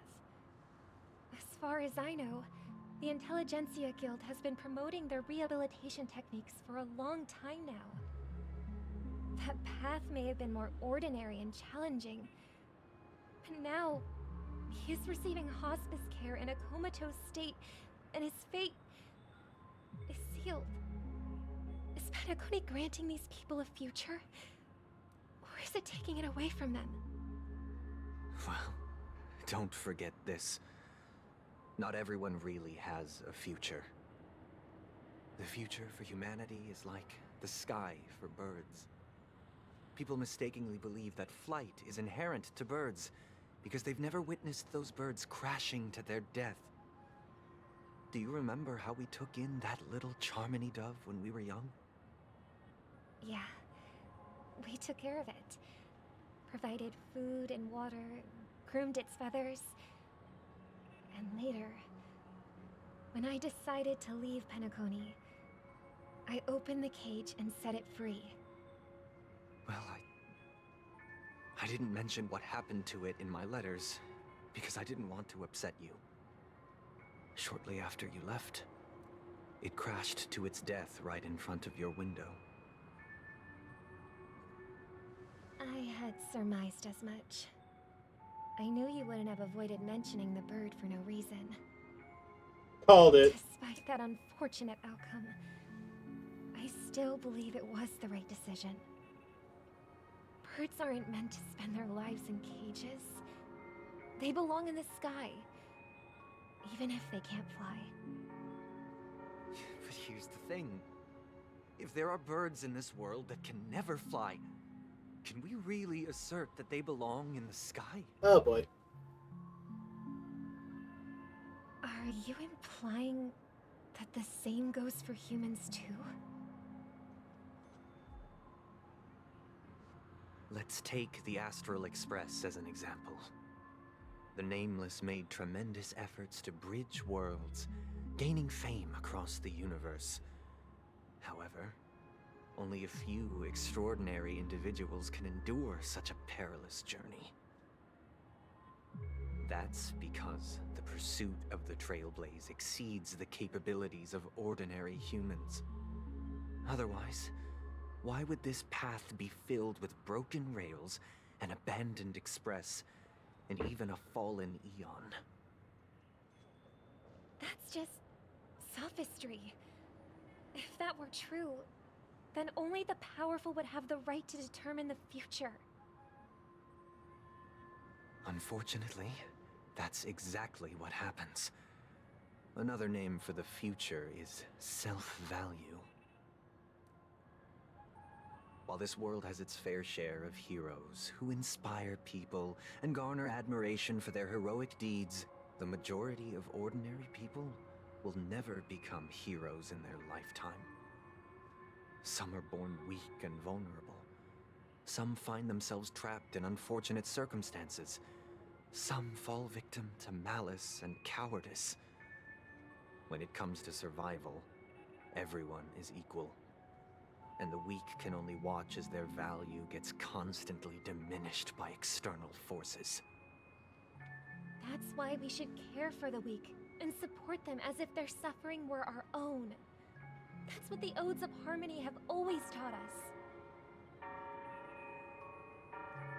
While the Harmony holds noble aspirations, the strong will always be strong, and the weak will always be weak. Even in this carefree dream. Human nature contains greatness, but it also harbors inherent weaknesses that can't be eradicated. In the end, if people can't even secure their own survival, they won't care about the illusory future of equality. As long as the law of survival of the fittest prevails, there will always be fledglings crashing to their death. But if people don't live for the future, do they merely exist for survival? If even you, my brother, don't believe that the Harmony will save the weak, then which Eon can make our dreams come true?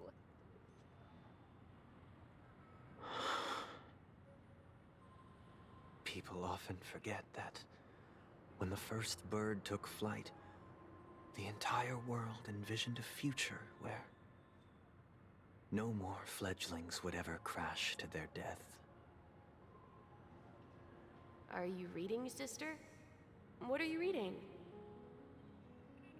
Mr. Gopherwood gave me a picture book. It's about the story of the harmonic strings.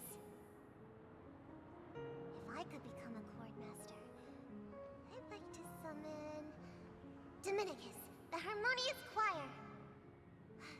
I want to sing with everyone and spread our wishes so that all can feel happiness and joy.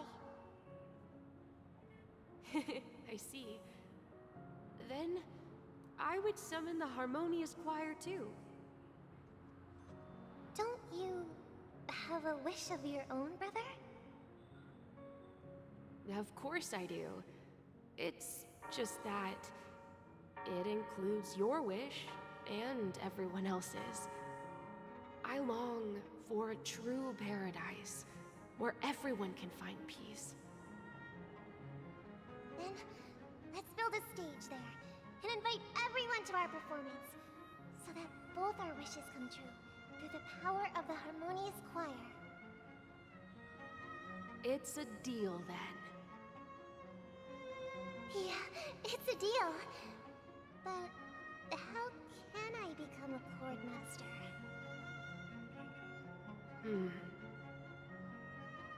Maybe you'll have to become a star first.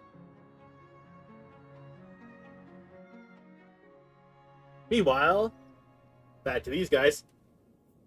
You're back sooner than It's I been thought. non-stop Any fucking... results? Holy shit. Yes. And now, it's up to us to forge ahead. What did we find? We spent 2 hours there, I He's think. already carried out his last wish. My final mission is complete. But pardon me if I sound curt. It's good to have determination. The path Mikhail left for you is not an easy one to tread. Why else would he have chosen to sleep in solitude, staking everything on some nameless in the future? But you have the numbers. And in numbers comes strength. So that might just delay your inevitable a little more. Got any more encouraging words? As I see it, relying on Weld's negotiations alone is far from enough. Regardless of whether the other party will be compliant, negotiating simply allows us to meet them as equals and won't grant us an upper hand. Penacony is our rival's home turf, and we already have very few chips left to play with. Rather than idly sit around while the family's got us blocked off, an offensive approach might be a Listen, wiser as long as we have 3 chips, we can go. We're more familiar with the Stellaron's properties than most. And since it's the key to stabilizing the sweet dream, it's vital to the family's interests. By attacking their core interests, they're bound to retaliate hastily. And as the saying goes, haste makes waste. That's right. As long as we pose a threat to the Stellaron, either with words or otherwise, we have a chance at gaining the upper hand. But the problem is, on the eve of the Charmony Festival opening, how exactly are we going to get close to the theater? Family security will be airtight, and if we brute force it, even if we succeed, it's too risky. So, no one's gonna say anything? Then I'll raise my hand. I know the answer to this question. It's...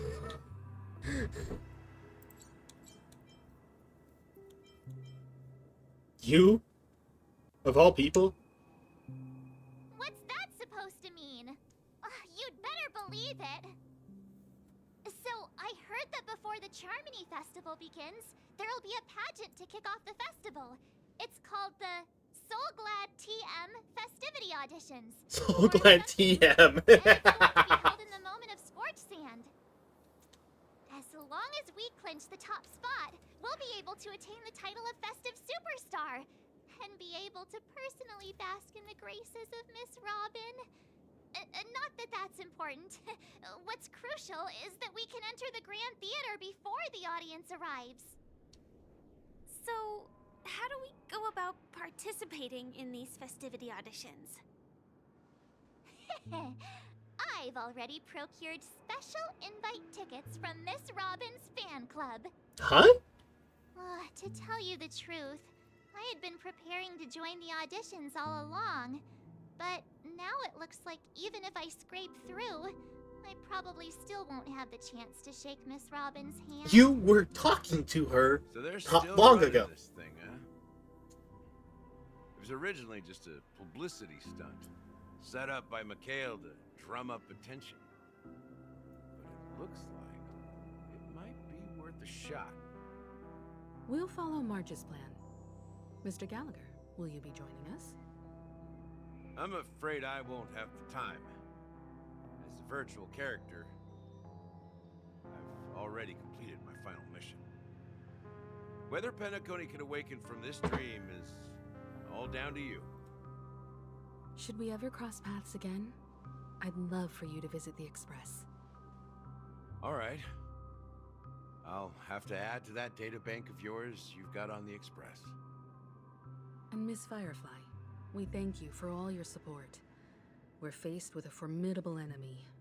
As long as the Astral Express and Stellaron Hunters' objectives are aligned, we're willing to cooperate with you. We've already come this far together. I'd like to join you for the rest of your journey on Penacony.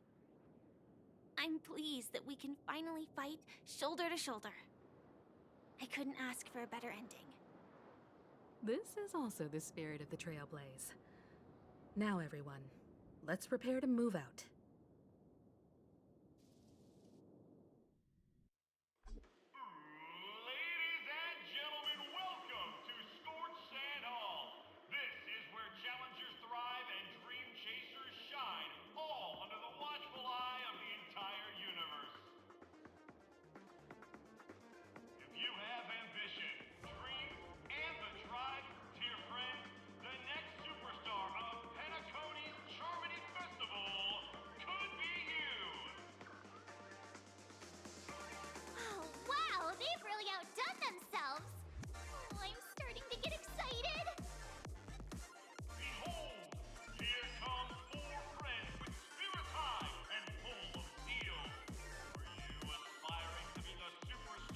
Okay, this is a bop. Is he talking about us?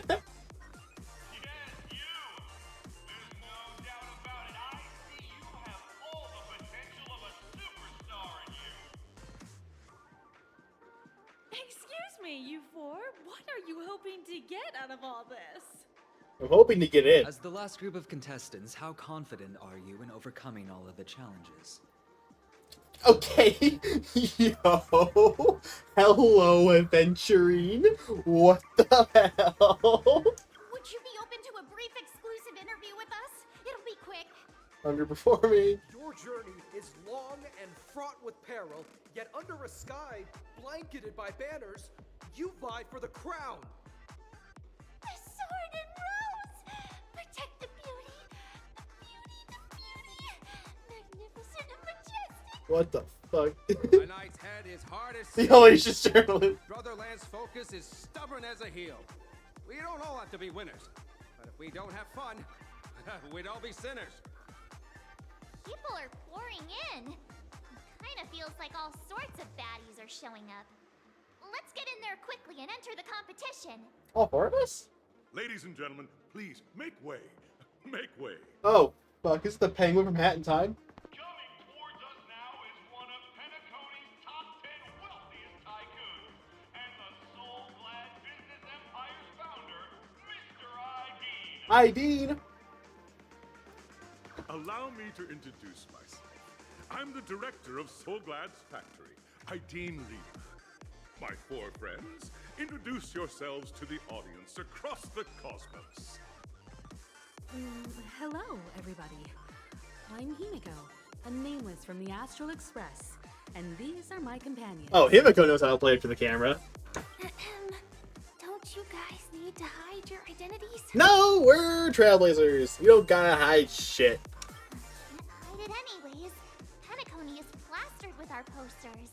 And because the Astral Express is so well known, the family won't dare to make any rash moves. See? Exactly. Hello, everyone. Hello, everyone.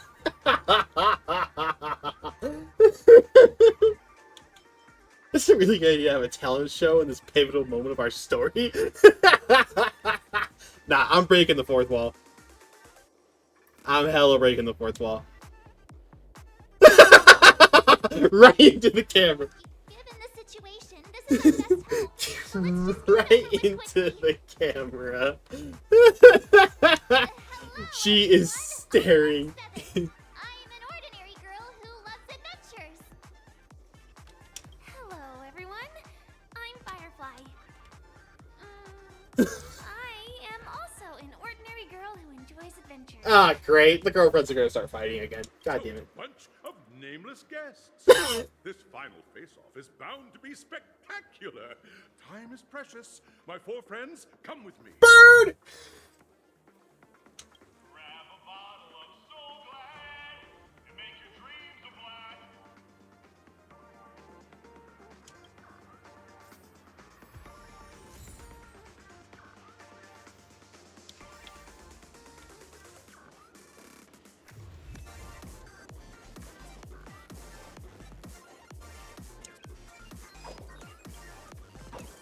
Let's go, birdies!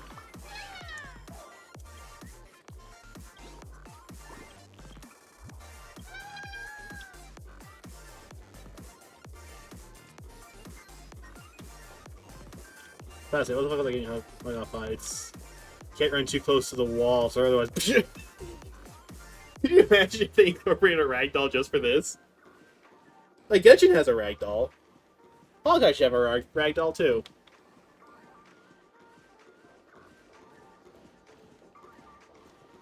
Oh, he's walked through that, okay.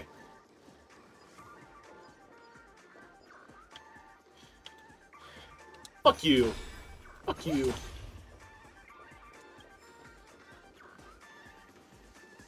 This place is buzzing. That's right. This venue is a miniature representation of that time known as the era filled with boundless possibilities. Super hacker. Oh, hello.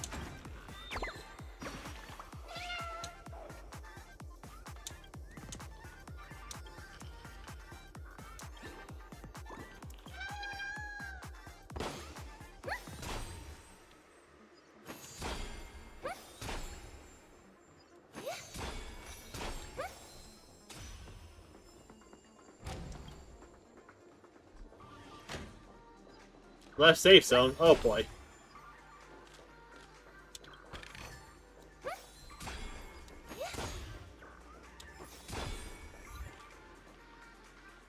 What the fuck did I just do?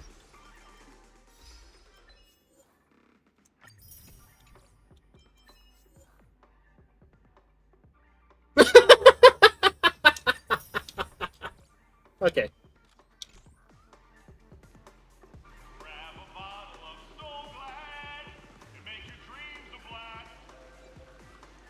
Nameless, your arrival reminds me of the grand occasion when Penacony was first established. I was still a young, bright-eyed lad back then, lured here by the watchmaker's ads, full of zeal and ready to make my first fortune in life.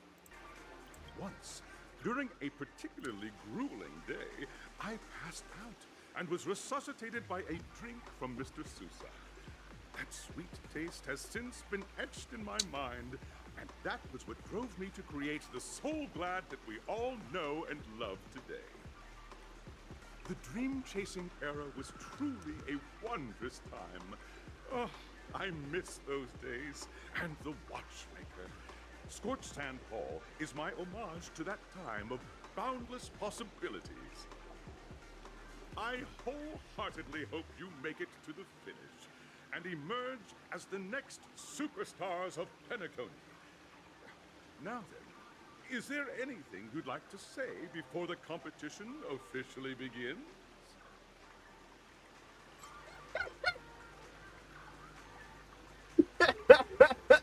Oh my god. She actually says now we'd win. Oh my god, these localizers. They're fucking insane. Like, how? How? Dude, what the hell? How did they do it?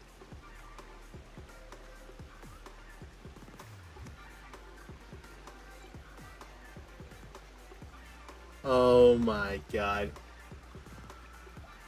I'm sorry to interrupt the stream like this, but like I've got to fucking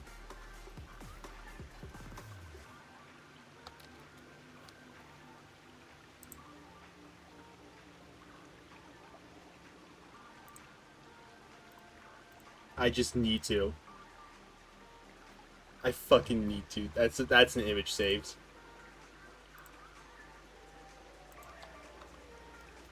That, oh my god. Anyways, yeah, now we'd win. That's the trailblazing spirit. How about you, Miss March? Hello, everyone! Next up, get ready for the Mega March 7th adventure, where I'm going to break the speedrun world record! Yo, March speedrunner? Let's go. Trailblazing into the uncharted and challenging the limits. That's Miss March 7th for you. How about Miss Firefly? I hope that by the end of this journey, everyone will have achieved the outcome that they hoped for. Ah, a wonderful wish! Miss Himiko, what are you expecting from your team? Safety first, everyone. Damn. Way to be a buzzkill, Mom. Simple words, but full of warmth. Waiting for you are 3 stages, each connected to that era. The first 2 stages offer 2 distinct paths to choose from, with unique challenges on each route. And in the last stage, you will face off against a champion who has defended the title to this very day. A beloved contender whose noble virtues are unrivaled. Those are the rules. Simple. Everyone clear? Now, I hereby announce that the 33rd Scorch Sand Festival of the 20th season, sponsored by Soul Glad Enterprises, has started. Yo, season 20, episode 33? That's all we're on? What the hell? Everyone, as the Charmony Festival is drawing closer, we must reach the end as quickly as possible. Factoring in efficiency and safety, splitting up into 2 groups is the best choice. March and I haven't known Miss Firefly for too long and aren't overly familiar with her. It'd probably be better if the 2 of you paired up. Let's go! Fine by me. Let's do it. All right. I don't have a problem with that.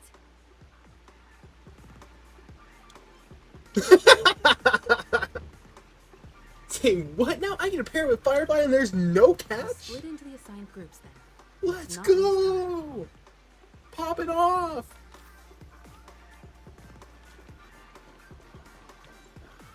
Oh, hey. Boss, right? What the fuck are you doing here?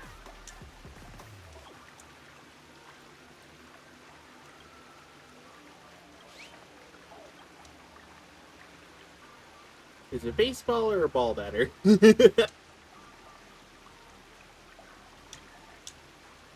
Okay. Okay, they better let us have access to the soda racetrack. Because I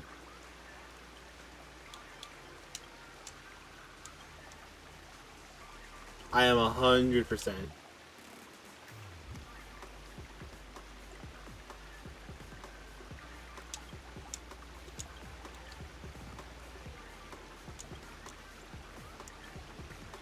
Alright. Cool. Welcome to the first stage of Soul Glad Enterprises' 33rd Scorch Sand Festival of the 20th season, Dream Play Fantasia. In this stage, you can choose between 2 challenges, the School of Acting or School of Action. In the School of Acting challenge, you have to complete 3 performances from 3 scripts and move the panel judges. In the School of Action challenge, you have to defeat 3 groups of enemies convincingly and reach the end. Now, make your choice.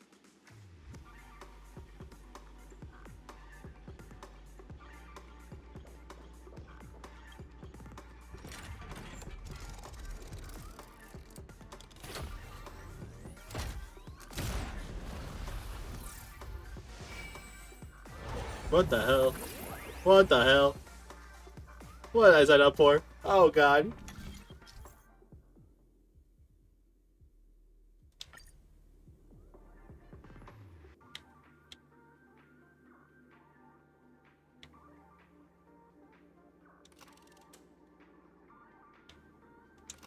Nah, we're going to action. The champion's crown awaits you on the stage. Welcome to the arena of action stars. Competitors, allow me to introduce the rules of this challenge to you. There are a total of 3 stages up ahead, each with their own challenges. The enemies you will contend against are antagonists from the film Once Upon a Time in Dreams. Defeat them swiftly and decisively to set a new record. It's worth mentioning that the fastest time for this stage was achieved by a contestant with fiery red hair. Astoundingly, he Fiery overcame red all hair. enemies across the 3 stages in only 5 minutes. Who has fiery red hair? So like, the only redhead males I can think of are Luca and Argenti, and Luca can't be here. Argenti isn't the only type of guy. Wait, Argenti would fucking do this. Time is of the essence. Let's make this quick. Yeah.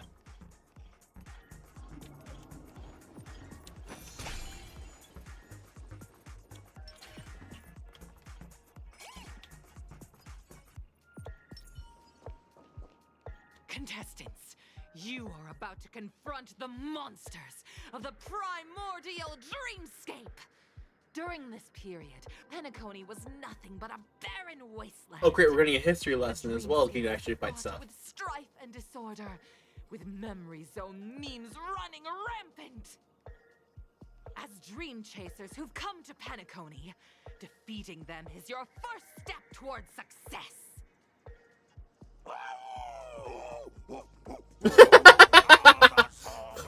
I love the name.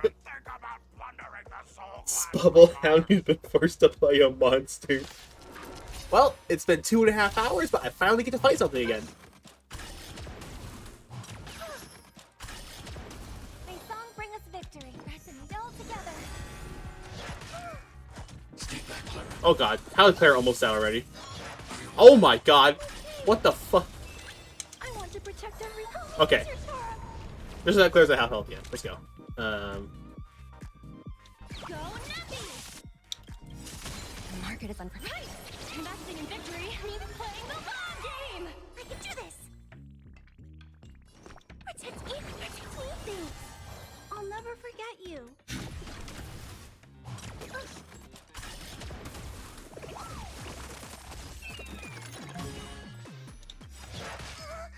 As you command. Stars echo. No risk, high reward. There we go. There's the music.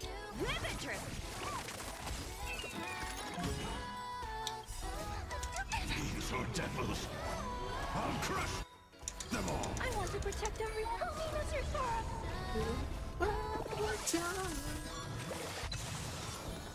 Get them.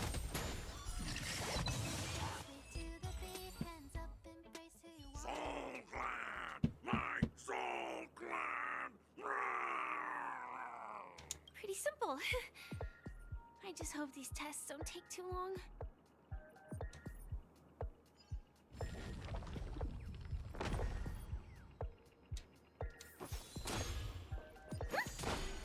Kill the audience real quick.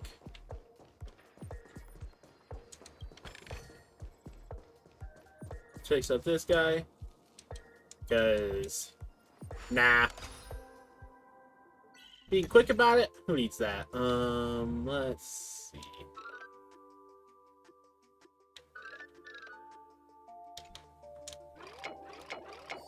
There we go.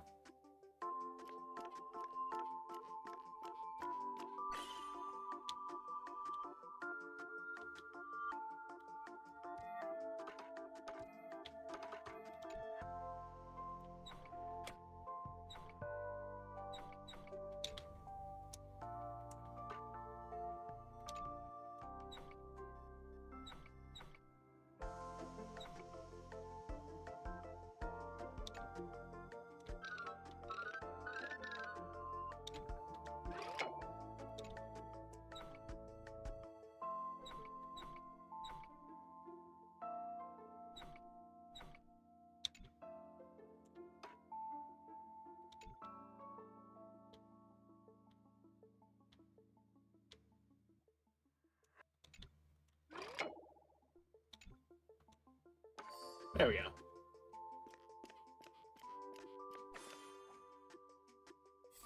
I've gotten better with these puzzles, because, like, damn.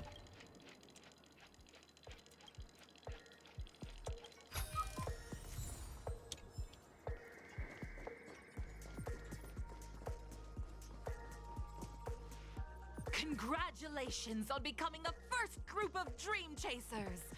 Answering the call from the Watchmaker, you are disappointed to learn that Penacony isn't paved with gold.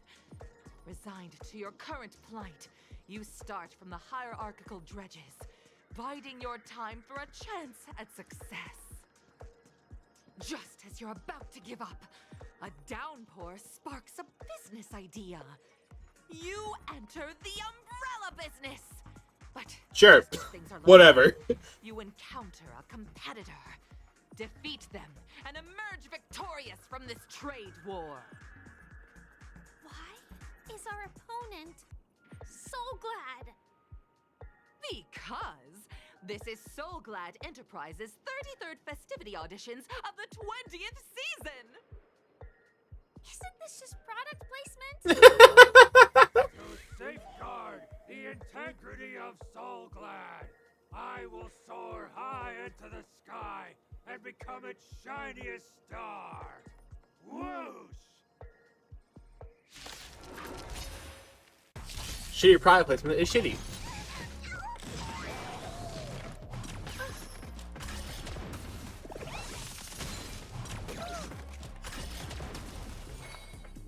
Harmony and unison. Easy, Numby. The market is on. Right! Investing in victory means playing the long game! Protect me, things.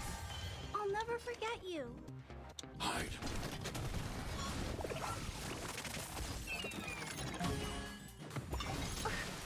Oh god. Damn. I want to protect everyone.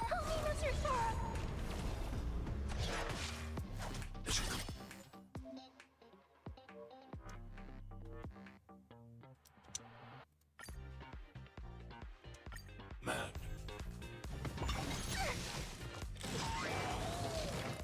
Are you all right?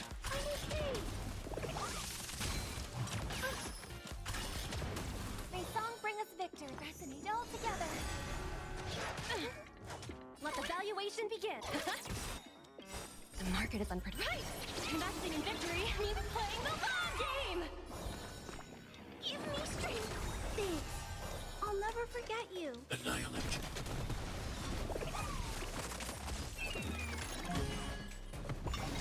It's okay. It's okay. A show. God damn it.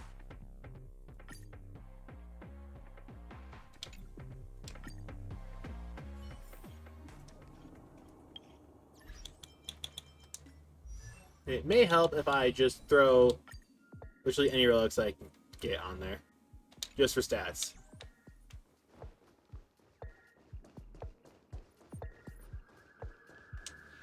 Congratulations! Just as you're about.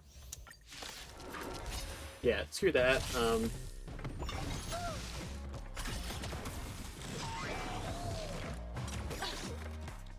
market market is unprepared. Investing in victory means playing the long game! Dangerous thoughts. Harmony and unison. Easy, Numby.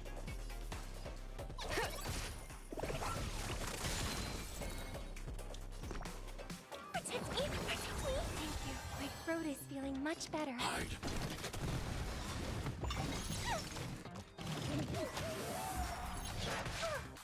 Stay back, Clara.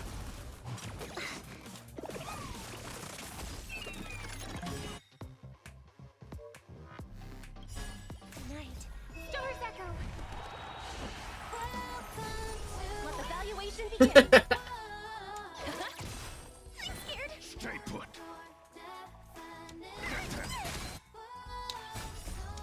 These are devils. I'll crush them all.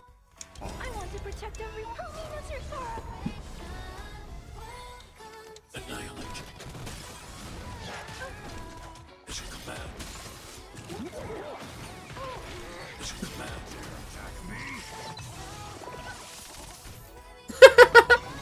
Oh, god damn it. How did you kill Clara?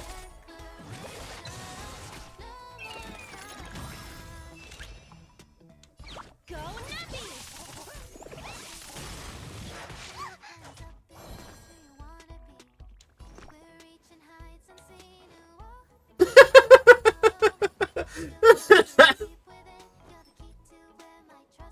Give me strength.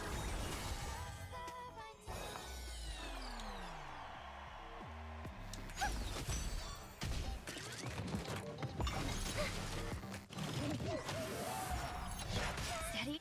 The market is unprepared. Investing in victory means playing the long game!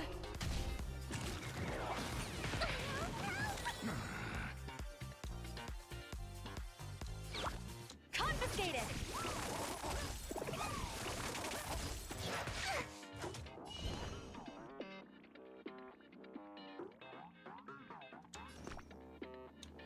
Protect me. Protect me. Thank you. My throat is feeling much better. These are devils. I'll crush them all.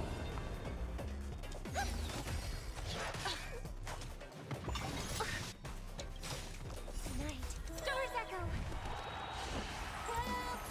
To my world. Liquidation!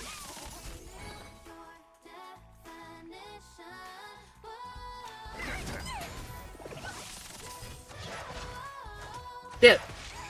They hit Robin? What the hell? They hit Robin again? God damn it. They killed Robin again.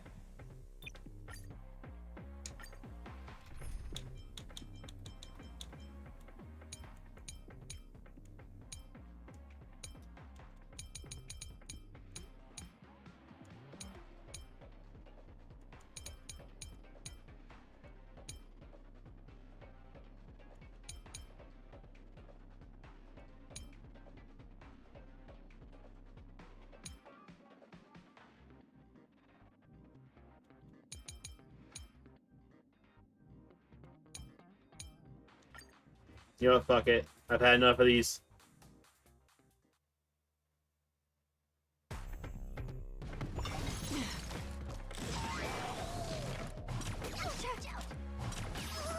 The game is on. Feeling spiffy? Still waters of oblivion. Enemy targets detected. I weep for the departed. It too shall fall.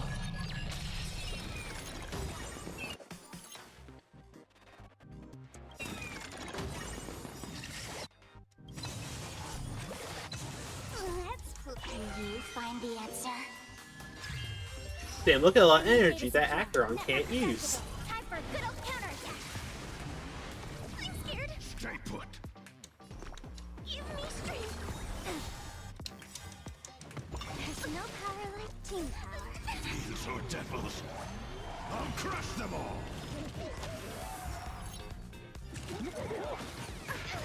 I'll go easy this time. Destined for oblivion.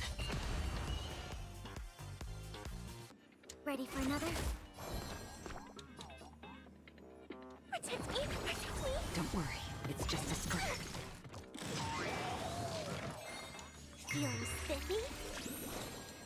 Still waters of oblivion. Commencing support. Enemy data secured. Net markers activated. Time for a good old counterattack. I weep for the departed. It too shall fall. Damn. It's amazing how much easier Acheron makes everything. The world kisses me with pain, and I provide with soul glad in return. Whoosh! Whoosh.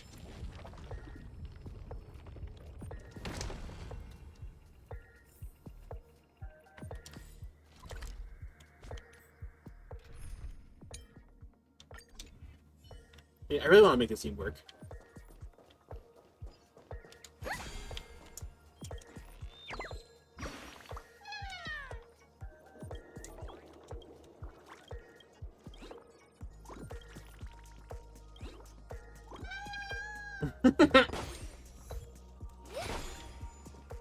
What the fuck? I keep getting achievements. Let's go.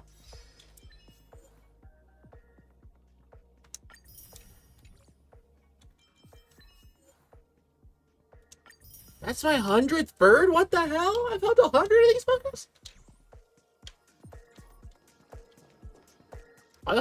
Seabiscuit? What the fuck is up with that name? Oh, fuck. Pop you. Nab you.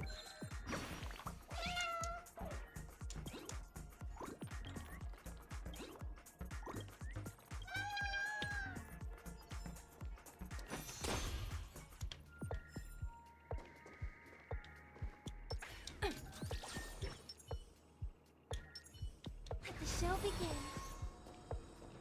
Congratulations to our two no matter how lengthy the battle, you always persevere. Topple this powerful opponent, and the tides will turn, paving a way to success! None will take my soul glad away from me. I will use the Lil Beyond Overcooked, you've been forced to play him. dinosaur! Oh, dinosaur! Devour my enemies! Grab a bottle of soul glad and make your dreams a blast! Nobody commentary this time, Firefly? I guess that's fair. Harmony and unison.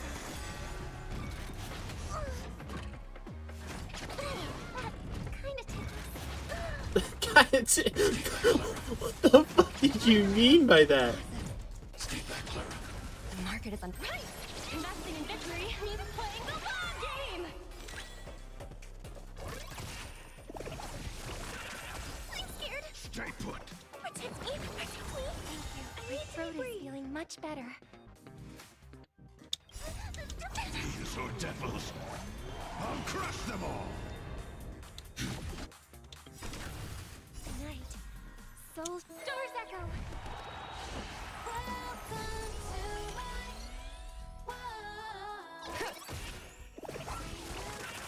I'm gonna hold everyone back again.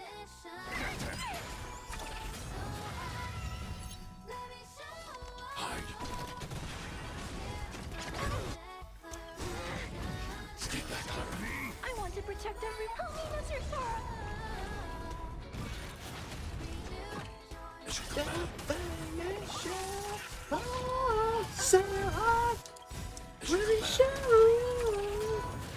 The market is right. Investing in victory means playing the long game.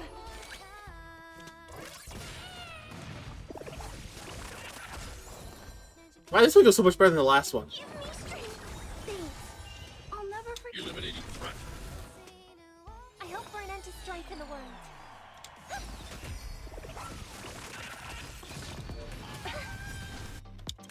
Stay back, Clara. Dinosaur devils. I'll crush them all. I want to protect everyone. Help me, Mr. Sora. Alright. So glad our ultimates provide healing as well. Go Nappy. SP heavy on you, and over. Why was that one so much easier? The body withers, but the soul glad name shall not. You truly are a beast. More than I can ever be. That should do it! Okay. Let's go. Mr. Yang is waiting for us. Isn't this fight way off from the actual storyline? Yeah! Transforming into a dinosaur isn't imaginative enough for you? This is the sort of magic only seen on Penacony. Anyway, let's get back on track. Where were we? Oh, that's right. After an extended battle, you finally emerged victorious! But the companion who journeyed to Penacony with you chose to leave, having lost all hope. In the years that followed, you encountered each other once more on the prosperous streets of Penacony, but dared not call out to one another.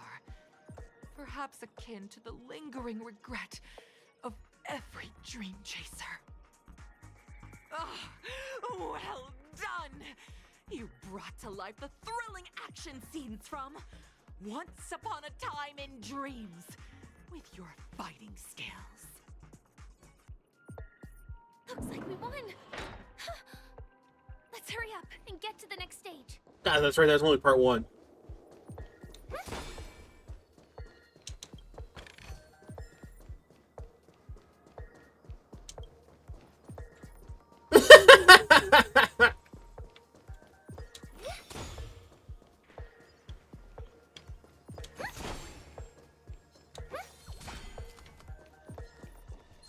The show begins.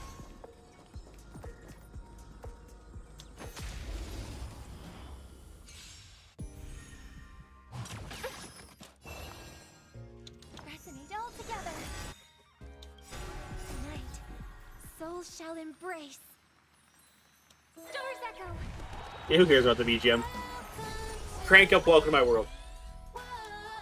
Liquidation. The market is on price. Investing in victory means playing the long game. I can do this. I need to be brave. Annihilate.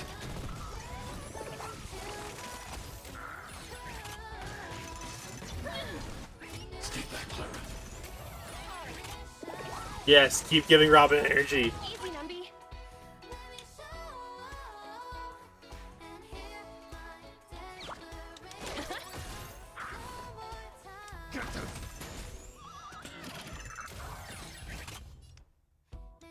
Hide. May song bring us victory. Anyways, back to the music.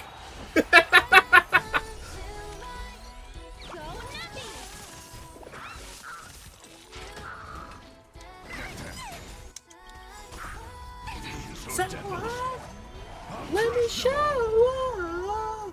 Annihilate. Damn, my singing sucks ass, but heyo.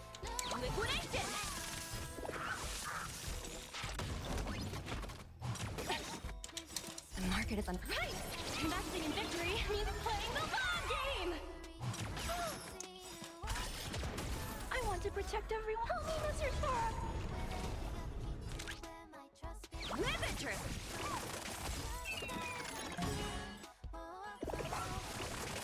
I can do this. Give me strength. I'm not afraid of you. Hide. Are you alright? They should come back. Damn. This crew's busted. Oh, yeah. Music. Some like it hot. Congrats to both of you for clearing the stage, but more importantly, are you having fun? Fun is more important than success. Sure. Look at the time. You finished much faster than that red-haired contestant did. I don't know, man. I failed that one fight twice. Red-hair contestant. Who is that exactly? You'll find out eventually, but only if you clear the next test first. welcome to the second stage of the 33rd Scorch Sand Festival in the 20th season, sponsored by Soul Glad Enterprises. Gunfire time! You have the option to choose Gunfire and undergo Brother Hanu's trial, or Time, where you'll face Clocky's trial. Now, make your choice!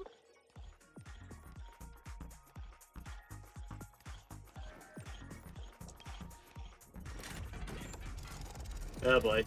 We're going on a ride! Shit!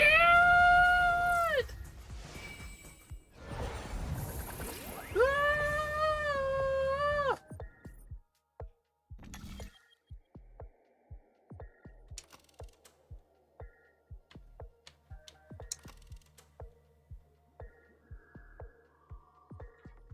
Gunfire time. That's Gunfire. That's Hanu. That's Clocky.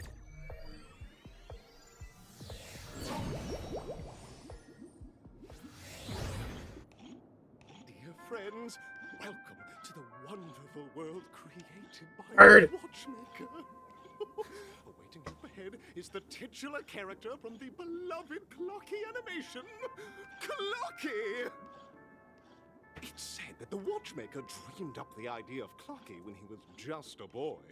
Back then, he was merely an apprentice in a clock shop. And one night, he dreamt that all the broken clocks started sprouting arms and legs. Like a skilled pilot, he steered them towards the right path. As a classic figure who grew up with many, Clocky truly shaped a generation, solidifying the Watchmaker's pivotal role in popular culture.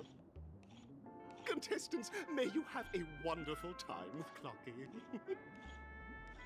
The trial of time. I hope it won't waste too much of our time.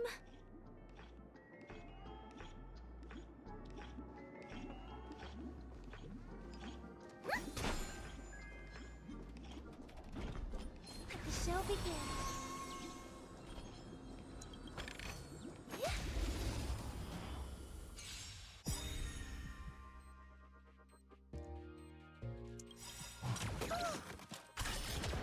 I want to protect everyone. Help me, Mr. Sora! Tonight, Stars Echo! Liquidation! The market is Why does it sound like that one Genshin Impact song when you back out of a menu? Stay put. Anyways. I'll crush them all. Hide.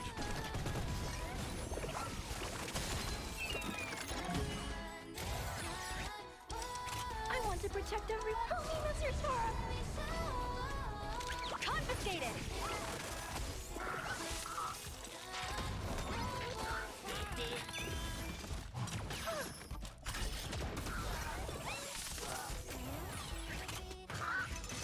Undercut our losses. They should come back.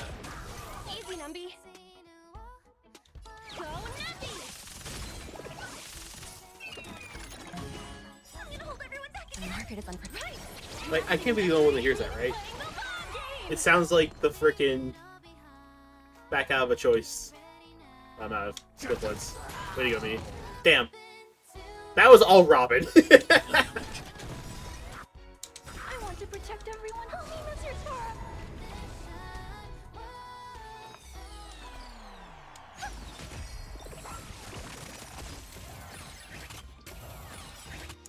I want to Really? protect everyone. You gave it to Clara? Mr. Sora!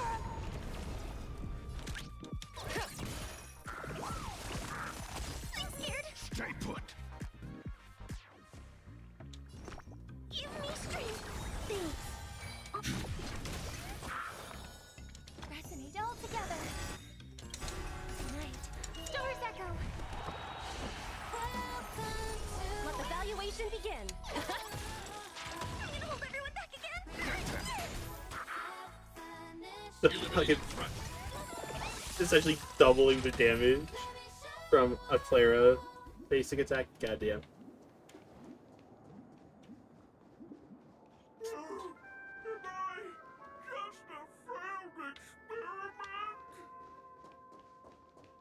That statue. Did it Listen, Firefly. This is not the weirdest thing I've seen.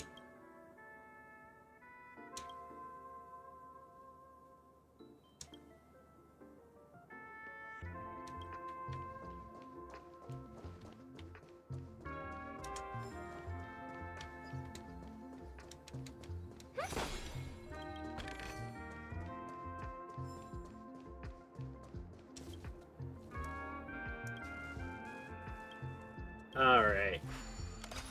Let's solve this one first. Alright. Yeah, they are getting way more creative with these puzzles.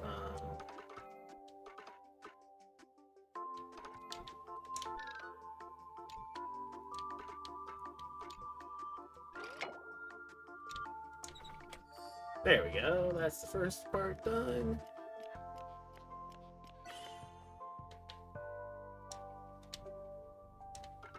Oh, wait.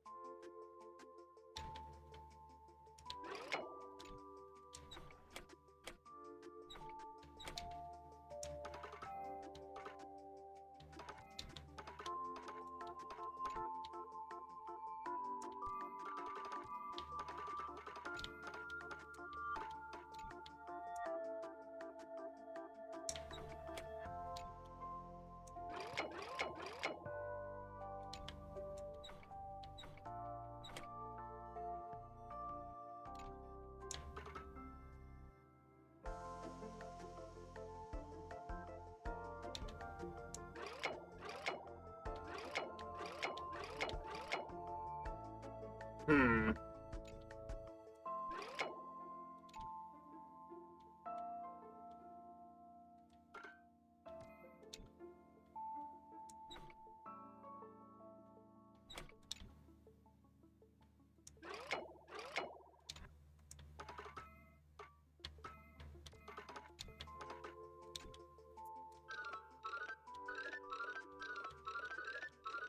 Doesn't appear on that screen.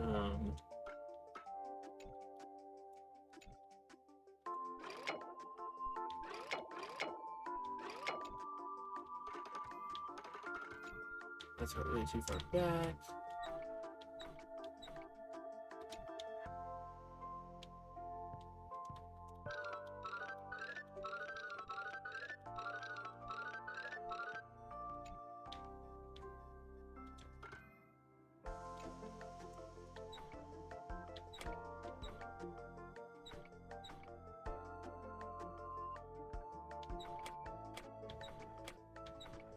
There's something behind the mirror that I can use.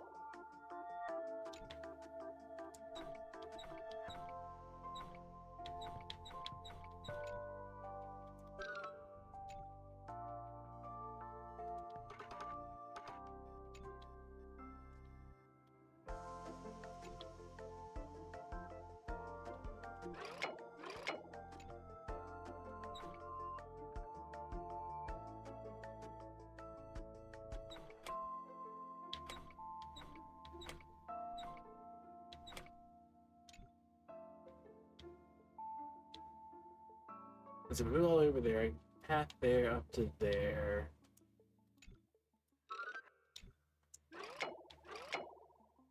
We connect to that.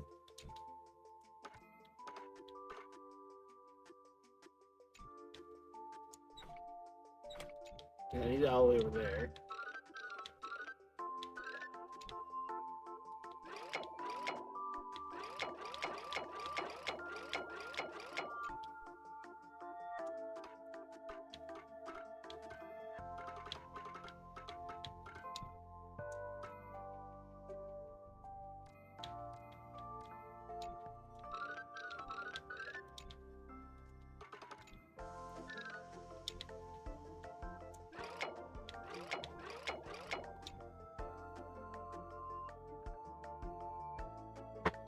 Problem is that bit's like one off.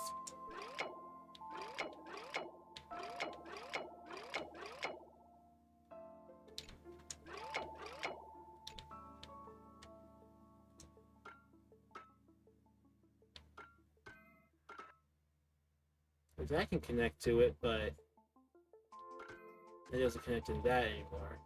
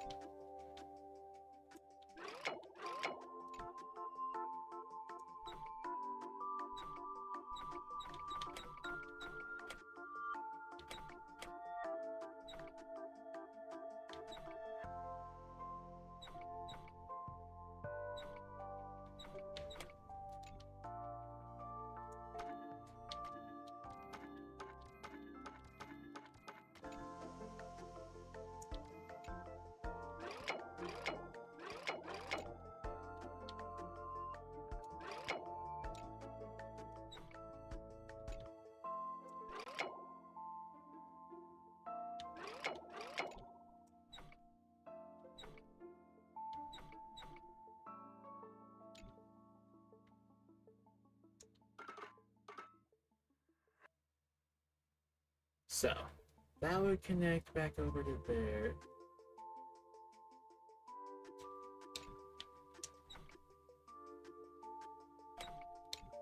Actually, that would. I just need to connect that bit, which I can't. Let's connect from that end.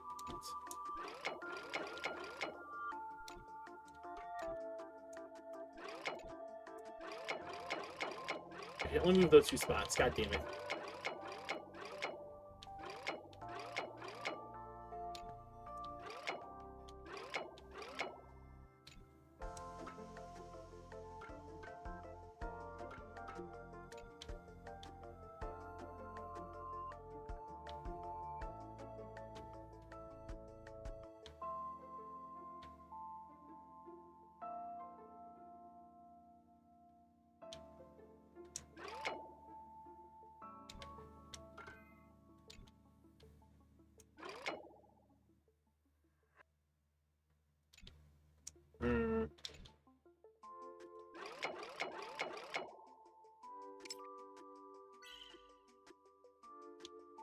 Just reset this to the beginning, figure it out from the start. Maybe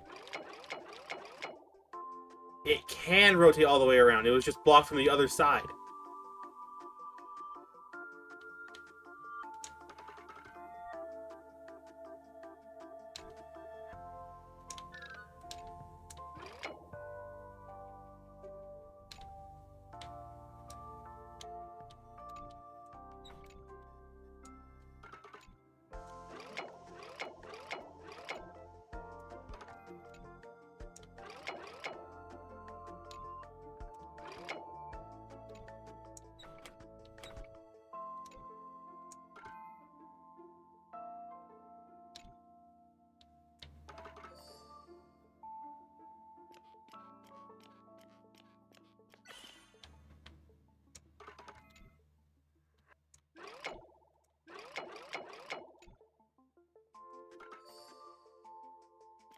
Okay, so that was way harder than it made it out to be. Oh, fuck.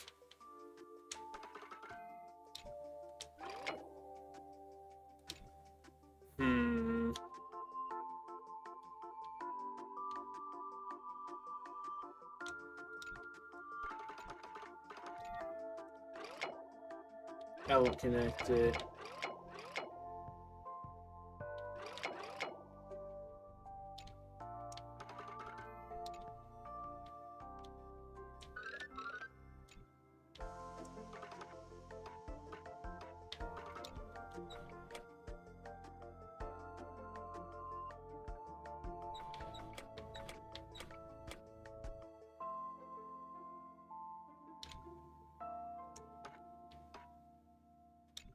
that can fulfill the role of that platform. The depth perception doesn't work with that.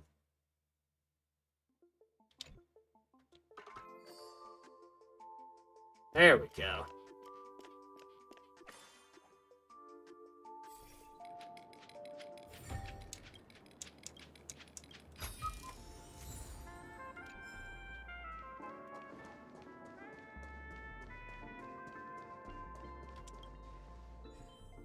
Hey, yo, jigsaw puzzle, because nothing screams playing a JRPG like getting distracted by everything except for the main objective. That goes up there, that goes up there, that goes down there, that goes down there.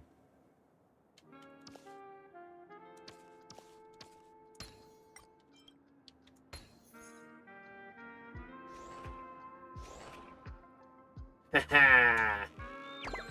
Get yonky sploinkied.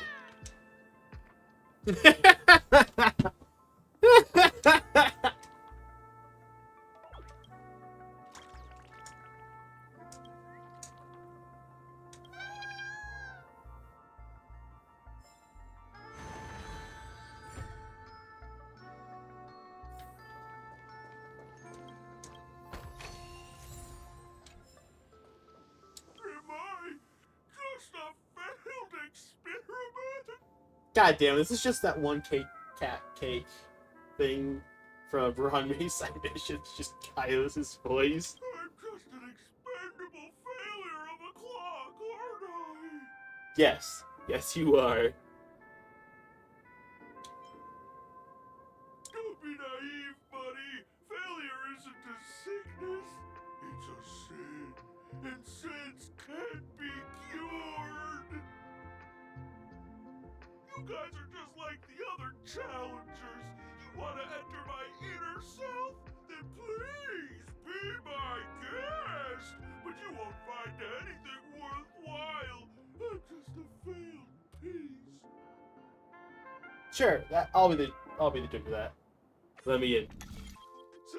Ah, fuck. I'm just empty inside. Damn.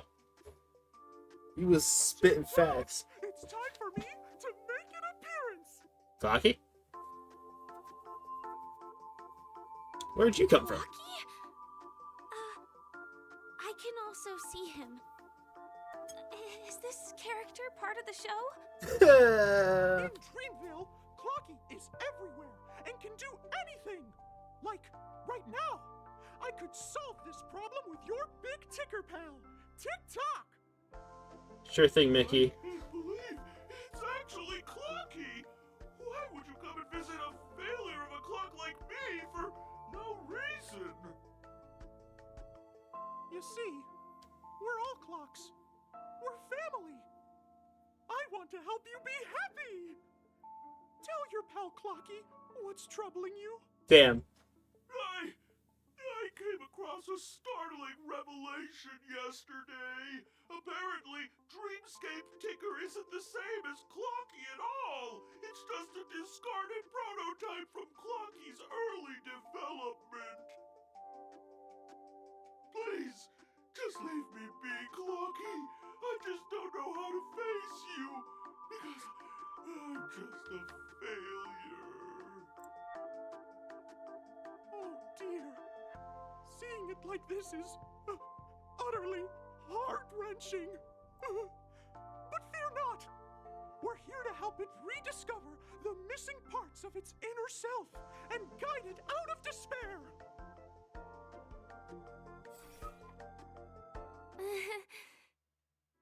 I guess even troop members can experience existential crises. Don't worry, miss. I've already pinpointed its missing parts. Over here, my friends. Better use that hamster ball night speed.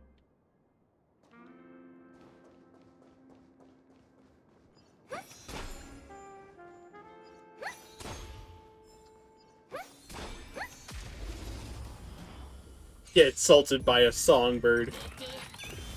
Harmony and unison.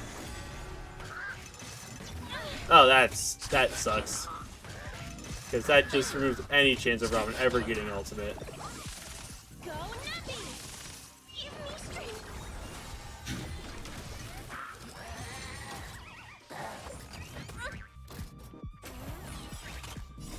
These are devils.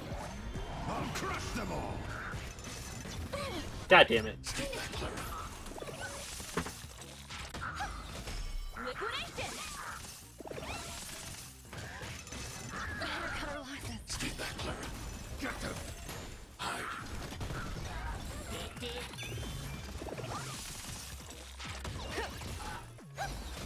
Protect me! Protect me! Annihilate.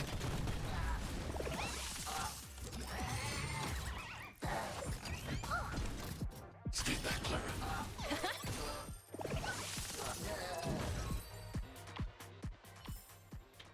May you find peace in song.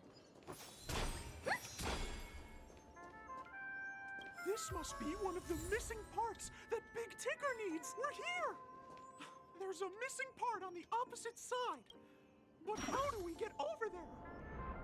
I'll tell you. Also a dream side left here by a dream weaver. We're running out of time. We'll have to use it if necessary.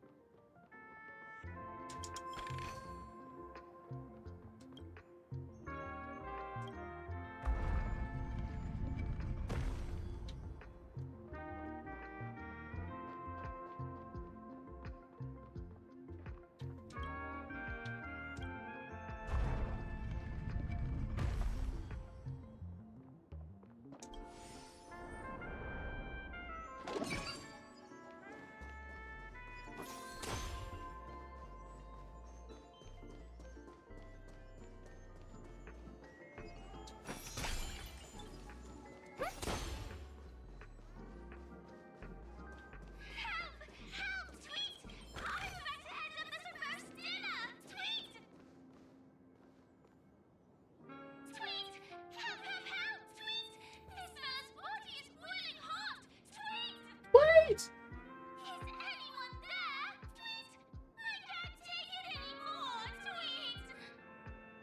Oh dear! It's an origami bird! What's it doing in Beyond Overcook's tail? Is that Cookie, Tweet? Please save me, Tweet! I'm being roasted alive, Tweet! A roasted bird? Oh, this is horrible! Let's save it, quickly! No roasted turkey. Oh god.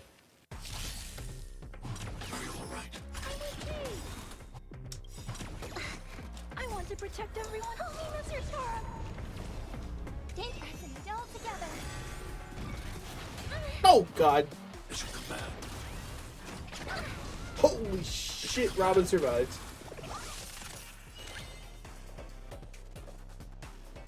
Go Nappy! The market is unpriced. Investing in victory means playing the long game! Protect me! Protect me! Thank you. My throat is feeling much better. Eliminating threat.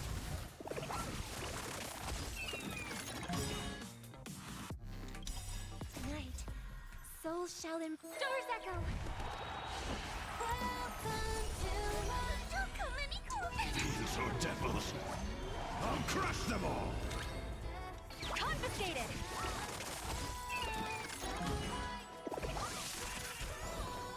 Get them.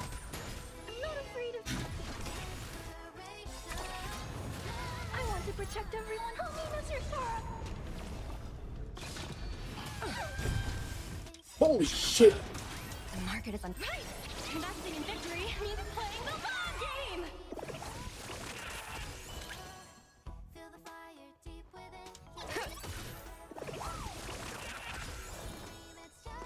Give me strength! Eliminating threat. Face up. Let the valuation begin. Liquidation! I'm scared. Stay put. Get them. These are devils. I'll crush them all. They should come back. Tonight, Stars Echo!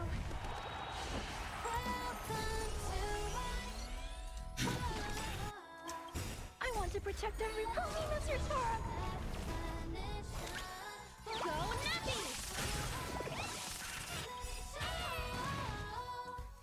Harmony? Thank you, guys. I feel I'm about 70% cooked. Sweet. Damn, still raw. Thank goodness you're okay. But why did you burrow yourself into that fella's tail? Because that fella stole one of Mr. Big Ticker's pots. I wanted to help retrieve it, but I accidentally got myself stuck in the oven. Tweet! Go ahead and get it, but be careful. It's hot. Tweet! An inner self fragment belonging to the Sweet Dreams troupe? This is just too surreal.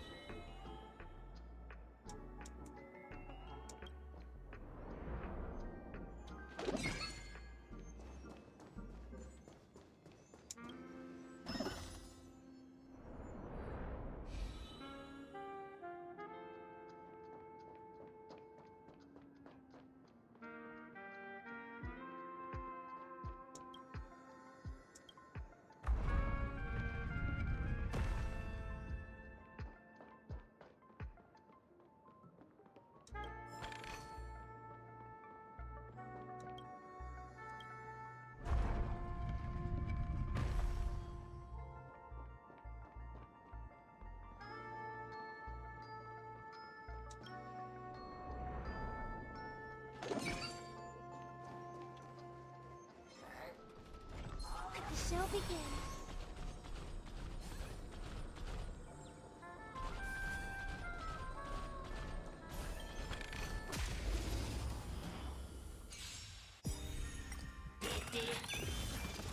Right!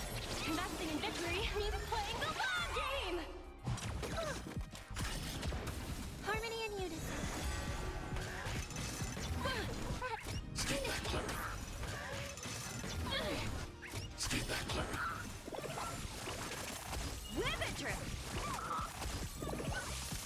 Protect me! Protect me! Eliminating threat. You dare attack me? Go Nappy!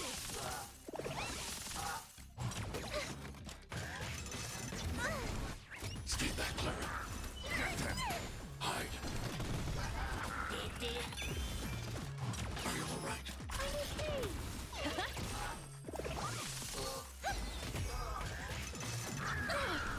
Stay back, Clara.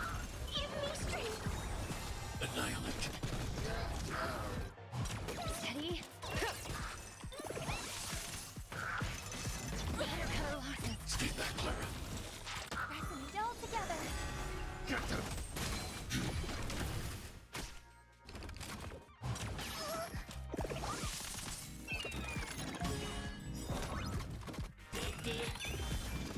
Right! Investing in victory means playing the long game! Help me, Mr. Sora! It's okay. It's okay.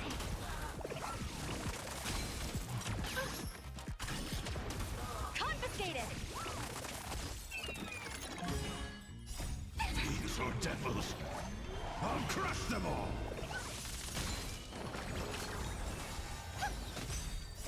Star's Echo! Eliminating threat.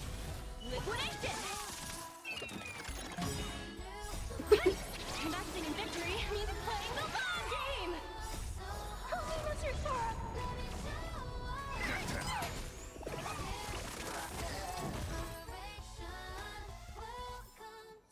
May you find peace in song.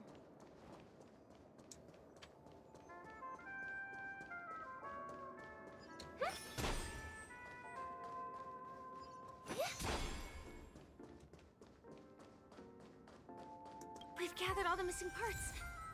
Let's hurry back. We don't want to keep Big Ticker waiting.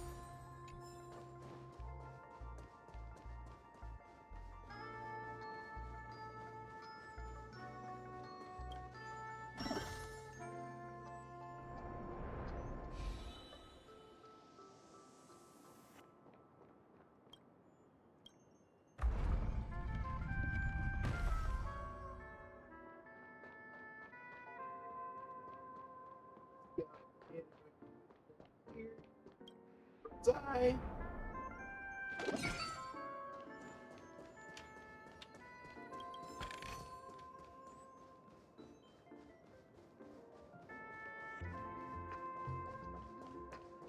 We're back!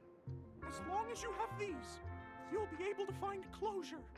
Tick-tock! Wow! This sudden surge of joy! It's working! Tick-tock! Next, we just need to enter its emoscape, help connect its pathways, and we're done!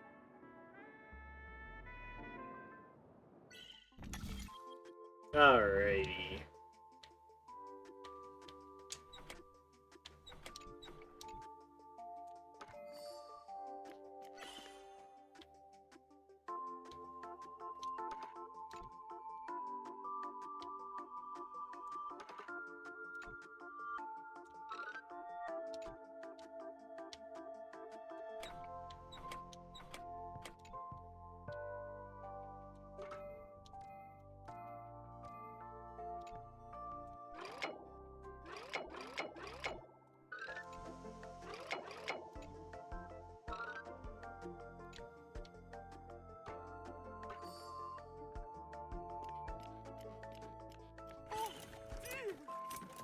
What's going on in here? Your inner self is a mess! What is going on in here? Qualified to be the real Clocky! Just give up, Clocky! No! This is unacceptable! You have to face your fears!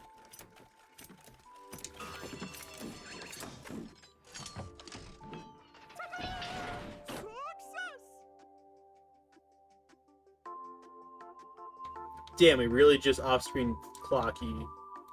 Off-screen some clockwork. How do I get all the way over there, though?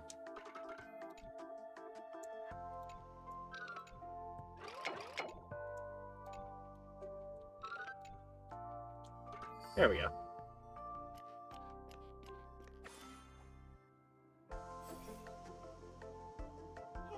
Thank you, Clocky!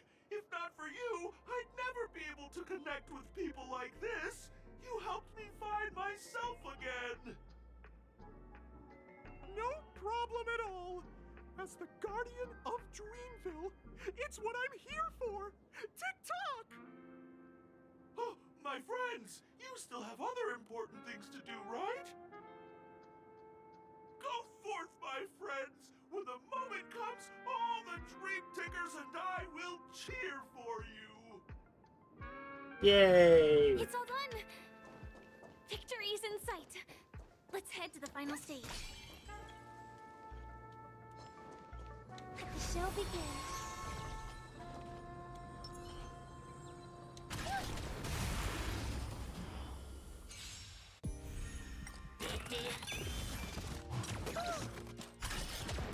Resonate all together. Stay back, Clara.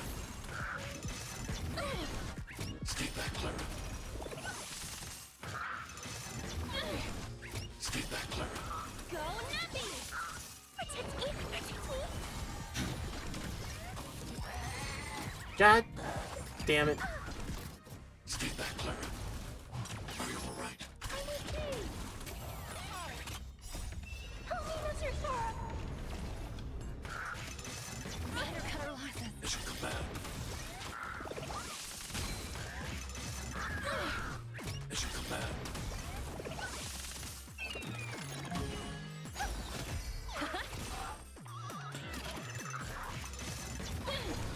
Stay back, Clara. Hide. Liquidation! I just the whole game. It's like Clara, god damn it. Give me strength! Come on, we need Robin to get energy. Eliminating threat. Go Nappy! They just keep giving it to fucking Clara. Mission command. Harmony and unison.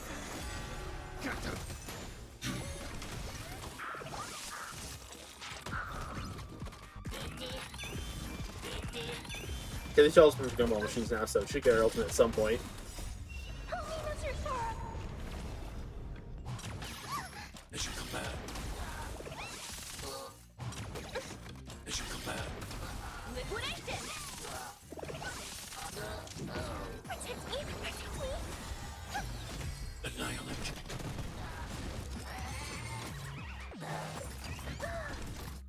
Take that, Clara. Fiends or devils, I'll crush them all! Right! Investing in victory means playing the long game!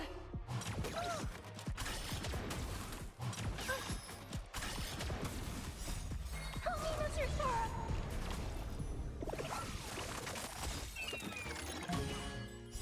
Star's Echo!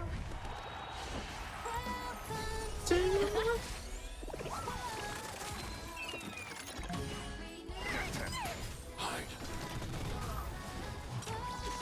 As you command. Help me, Mr. Sora!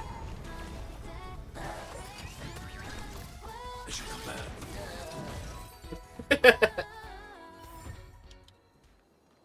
That wasn't that formidable, I just struggled because they kept... I have some?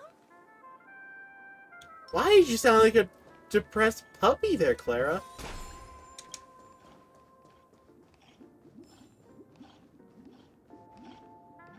Congratulations to both of you! Oh, you've overcome all obstacles and proven yourselves. But, unfortunately, there is only one who can be Penacony's festive superstar. In the final stage, you will face the defending champion. If you fail, you will lose the opportunity to become the festive superstar. I'm the superstar. 23rd Scorch Sand Festival's third stage in the 20th season, sponsored by Soul 20 episode 33. God damn it.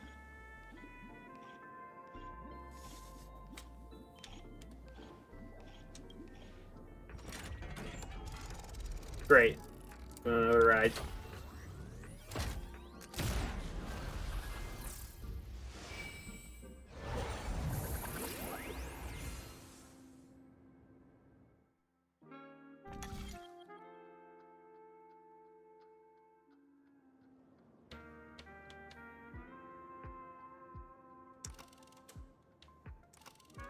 Arena 1, Arena 2.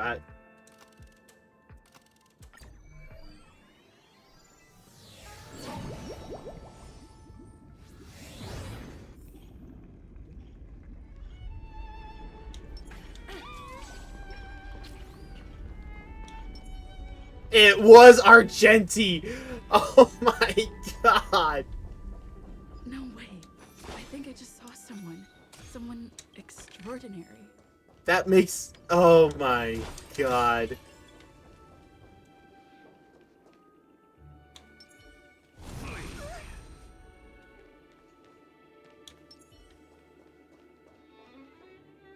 Oh.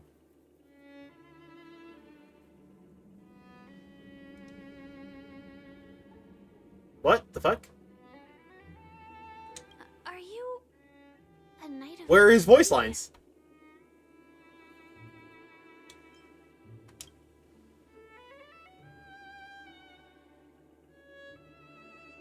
Oh, he's not the real Argenti.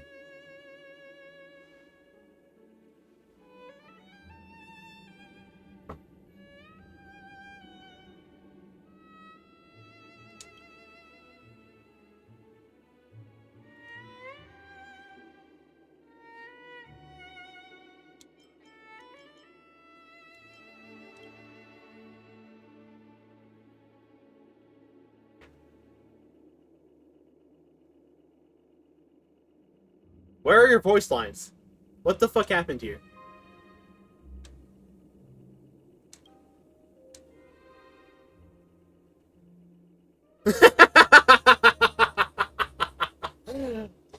Argenti got confused for Sam. Nah, that's funny.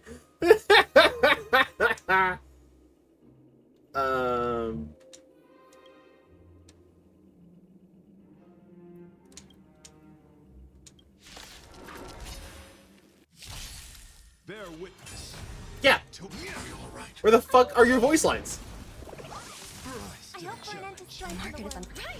Investing in victory What the fuck happened there? game! Okay. Harmony and unity. Good lord. Live it, Drew! I'm gonna hold everyone back again! course, fighting against Argenti is always a pain in the ass. Much better. These are devils. I'll crush them all.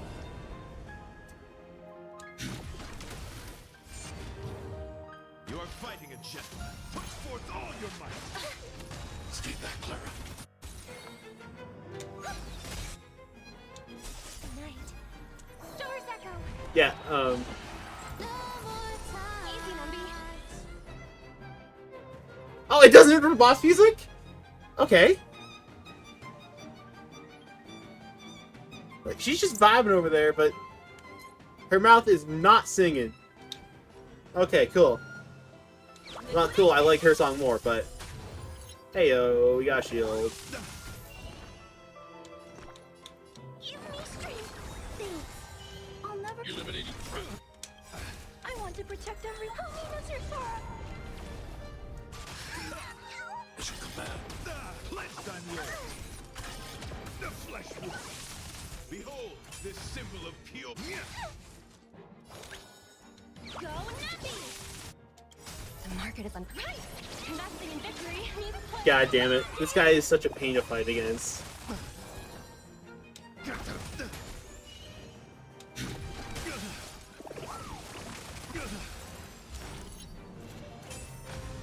Let the duel commence.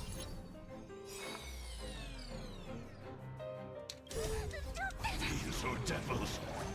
I'll crush them all.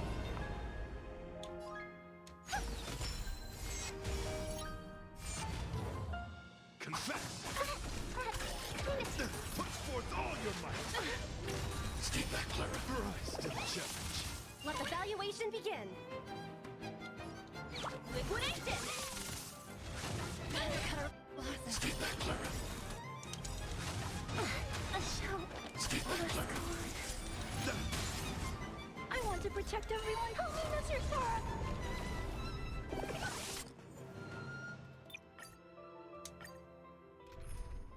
Okay, we'll just rock with Acheron for this, because this was a pain in the ass the first time I played this. Symbol of pure. Actually, wait.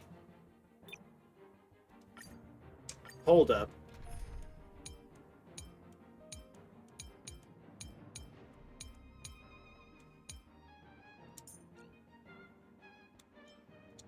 This is a Himiko moment.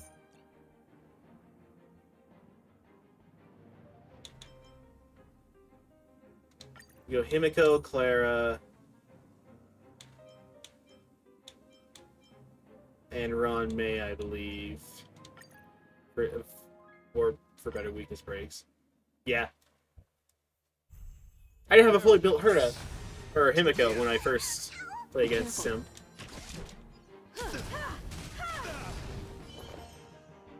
Eternal. Every petal, all will be swept away by the wind. I'm scared. Stay put. Protect me. Protect me. So this is the warmth of life. These are devils. I'll crush them all.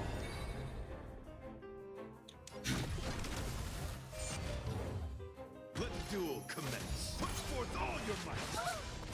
Stay back, Clara. Rise to the challenge. Stay back, Clara.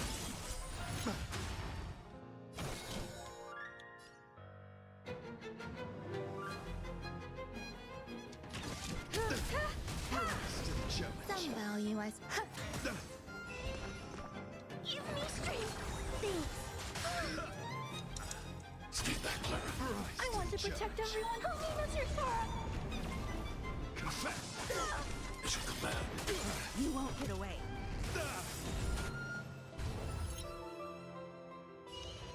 Eliminating threat. I have something for you.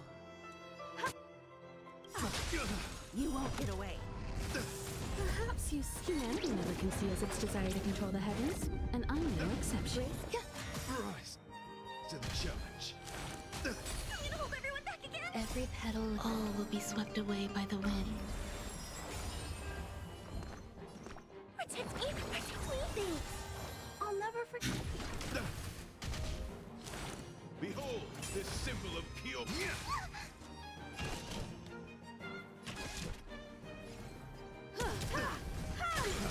There's more to life. These are devils.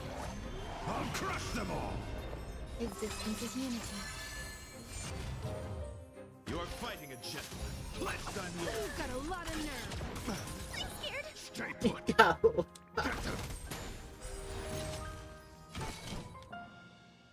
Rise to the challenge. Let me breathe. Hide. I want to protect everyone. Help me, Monsieur Tora. As you command. Put forth all your might. As you command. Rise to the challenge. Bear witness to the duel commence.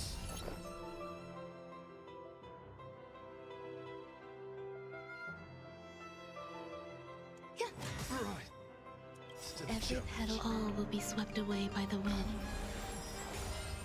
I'm not afraid of you. Annihilate.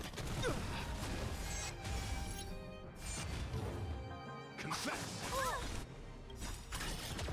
Perhaps you still don't understand. Humanity never conceals its desire to control the heavens, and I'm no exception.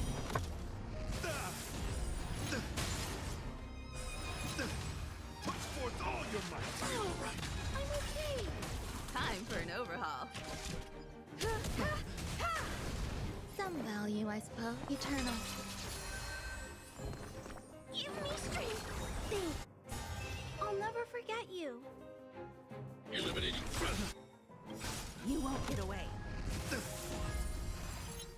I want to protect Good everyone. lord, Himiko got a ton of buffs. Okay. I have something for you. Oh, do you, Miss Himiko?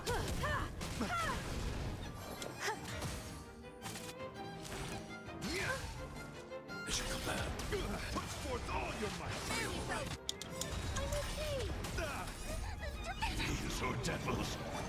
I'll crush them all. Every petal, all will be swept away by the wind.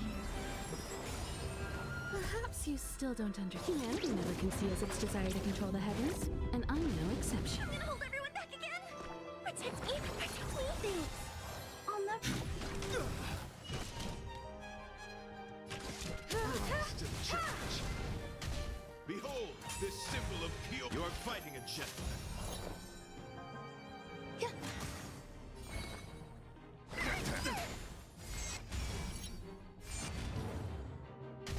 Confess. Put forth all your might. Stay back, Clara. I want to protect everyone. Help me, Monsieur Tora. Rise to the challenge.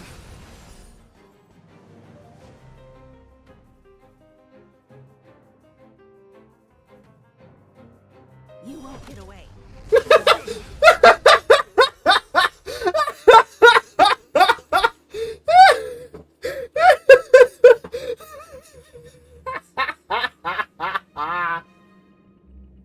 Oh, that. I love how he like said his little spiel about how like, yeah, you win, I yield. And Himiko's just like, you won't get away.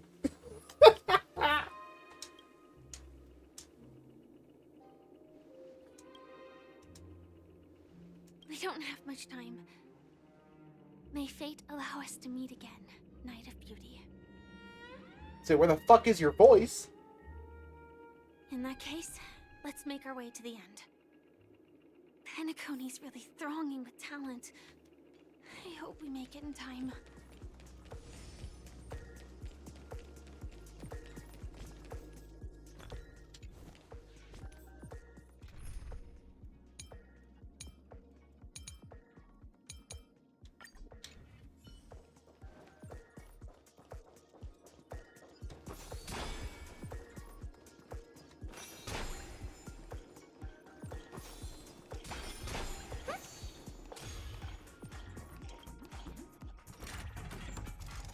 Alright.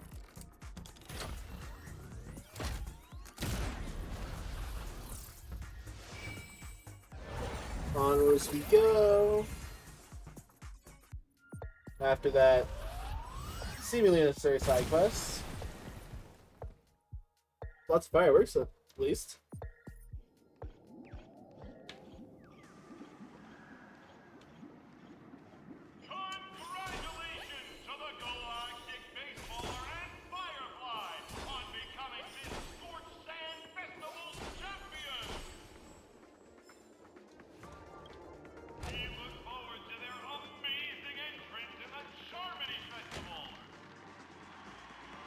Oh, damn.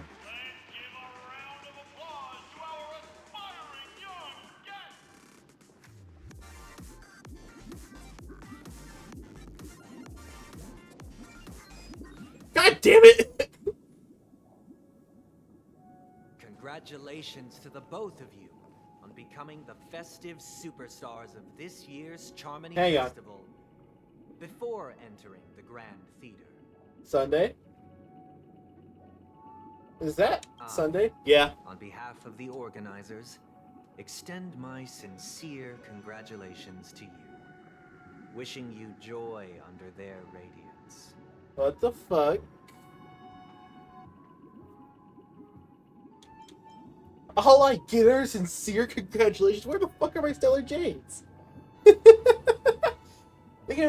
gonna be able to get Firefly for nothing? Your endeavors are worthy of extra recognition, and I've taken steps to ensure that. However, this reward is not a material one, but rather the opportunity for an open and honest communication between us. As previously promised, my sister, Mr. Yang, and I have met with the Dream Master. We delved into the truth about Penacony and its Stellaron, and have come to a consensus. Why do I get a feeling I'm not gonna like this? Both I and the Oak family cannot acquiesce to your request. God damn it. Just as expected. We acknowledge the perspective of you, Nameless. Penacony does require change, but not as you propose. The planet of festivities cannot and will not revert to a place characterized by chaos, disorder, or anarchy. Through your journey of overcoming obstacles, you must have glimpsed the essence of that era. The vulnerable ruthlessly eliminated, equality non-existent, common folk living precarious lives, eking out a dreary existence. Ultimately, only heroes like yourselves manage to achieve success. But I would dare ask, if you did not possess the special status of having a Stellaron, and you were but an anonymous and frail member among the masses, which Penacony would you prefer? A dystopia for the survival of the fittest, or a sweet dream paradise for all? Why does everybody give me all these hard questions? Like, literally, why are you asking me? That's not the point. Don't let him mislead you. Mr. Sunday, even if the members of the Oak family can't fully agree on what to do about the Stellaron, now's not exactly the time to be holding an extensive discourse about Penacony's past and future, is it? The Stellaron issue concerns the life and death of everyone on Penacony. If anyone has a better suggestion, the crew is more than willing to listen. Also, it'd be best to tell us the ins and outs of that meeting. As well as where the hell is This way, Mr. Yang? we'll at least know what Welt and Miss Robin are dealing with, and the reason why they failed to make our appointment. Ah, Navigator. That is precisely my intention. With all present, let's begin by discussing the details of that meeting. Let's talk about our tribulations and choices. Our I'm not gonna like ideals this and outcome, beliefs, alright. and our final course of action. The only path to take.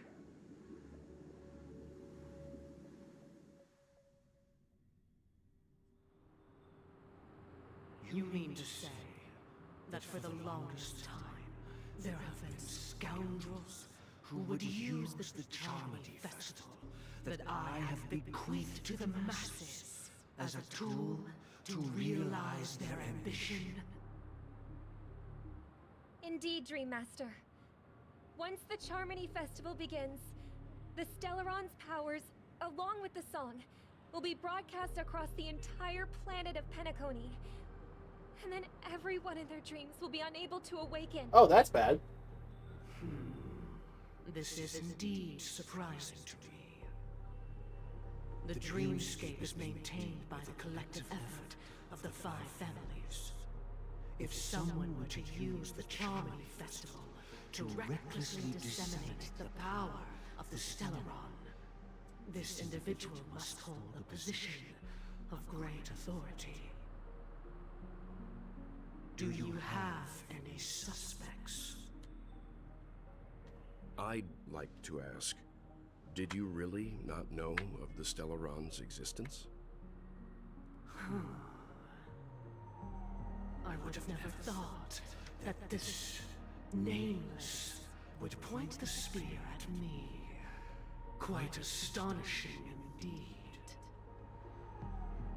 If I have offended, the Astral Express extends its sincere apologies.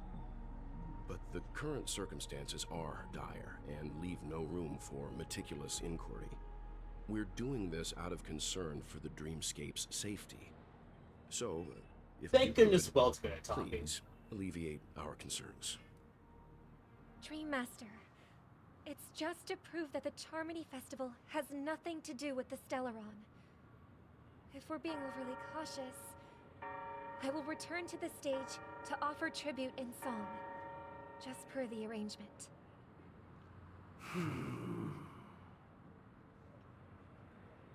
Sunday, Robin. I've watched you two grow up and know your dispositions like the back of my hand. Both of you, right now, can surely be lauded as their most devout advocates. I already know your resolve. The magnitude of this matter is enormous and cannot be taken lightly. Since Mr. Yang has asked with such earnestness, I will personally respond in kind. If there is a need, the entire Oak family will be mobilized to heed your call. Someday, might I ask you to beseech them to cast their light unto me, and question me in their stead, so that no lies may be concealed? I will do as you command. Oh.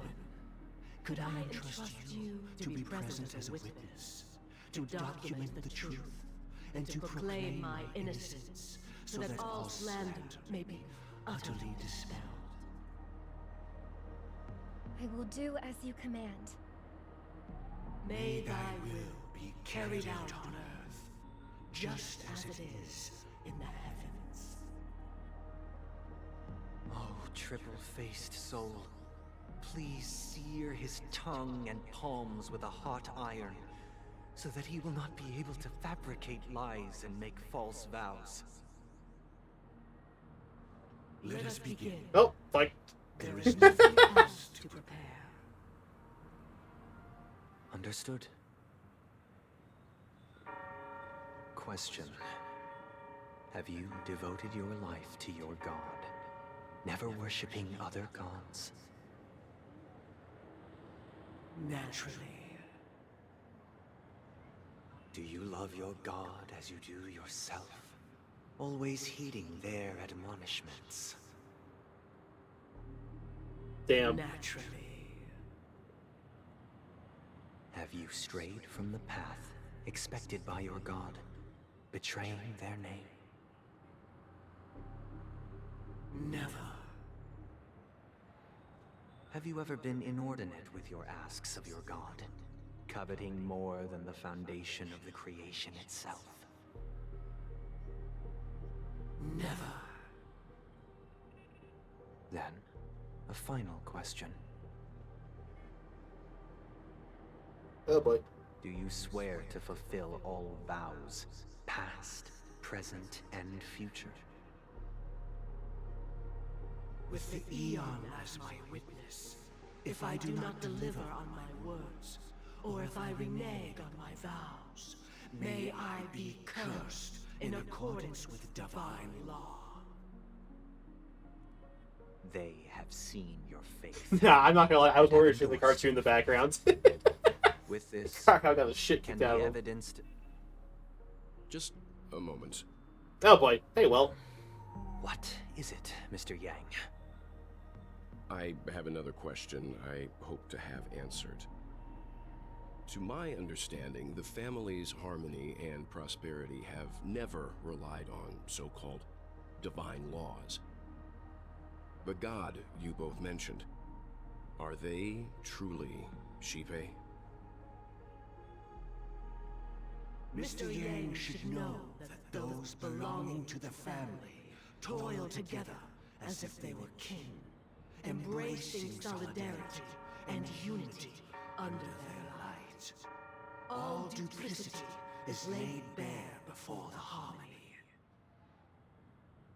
Such a delicate and complex symphony. Which other god could perfectly harmonize this, if not for the Great One? Shipe. Perfectly harmonized. Therein lies the problem. It isn't an outsider lurking in the shadows who changed the harmony, but a dissonance that has surreptitiously emerged from within this very symphony itself. In the distant past, there existed an Eon. With one flick of the wrist, they crafted the laws of the cosmos. Their followers formed the Beyond the Sky Choir, spreading solemn and reverent hymns throughout the universe. Going with this? They fell. The route traversed by this Eon clashed with the harmony, ultimately being absorbed and fused into it. The chorus that once reverberated across worlds fell silent, and when it echoed anew, it was transformed into the hymn of harmony. Though an Eon may perish, paths with no masters still linger. In the all-forgiving harmony, echoes of bygone dissonance may subtly arise. Mr. Yang. Being overly astute can be a detriment. Especially when you find yourself alone and without allies. So this is how it is. For the sake of our grand cause, Sunday, please afford these two an opportunity to rest. God damn it. I knew I wasn't gonna like the outcome. Oh, the bell's tolling at just the right time. Oh, fuck. Sorry, Robin. It's just you. I did not wish for you to know this. It's a pity that things have turned out this way. So, this is the true reason I can't sing? The shadow that envelops Penacony is actually...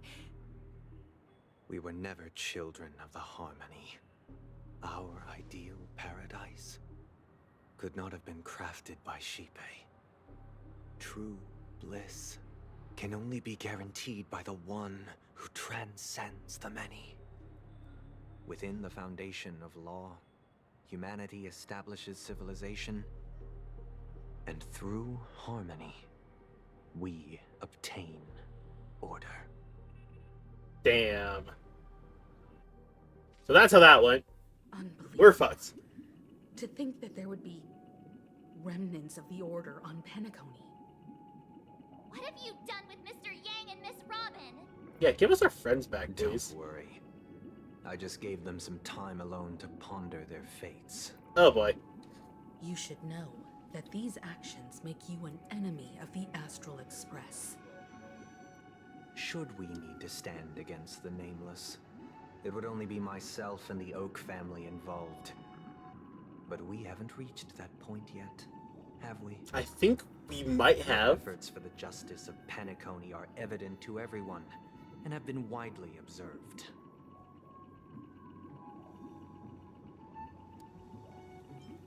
Give him back. Oh, I intend to. But that hinges on the outcome of this negotiation. Oh, for fuck's sake. If it is the Order that drove you to imprison Welt and Robin, and you're using them to coerce our compliance, then there'll be no point in entertaining any type of discussion. You're Yeah, tell him, Mom. Miss Himiko. They are in very safe hands, and just as the family has always proclaimed, no one can be harmed in the dreamscape, least of all in the beautiful new world belonging to the Order. Penacony and the entire universe have witnessed far too much innocent bloodshed. The strong wield their blades against the weak, and the victors push the vanquished to the brink of life. Natural selection. The world abides by this principle, establishing the well-being of humanity atop the corpses of the downtrodden.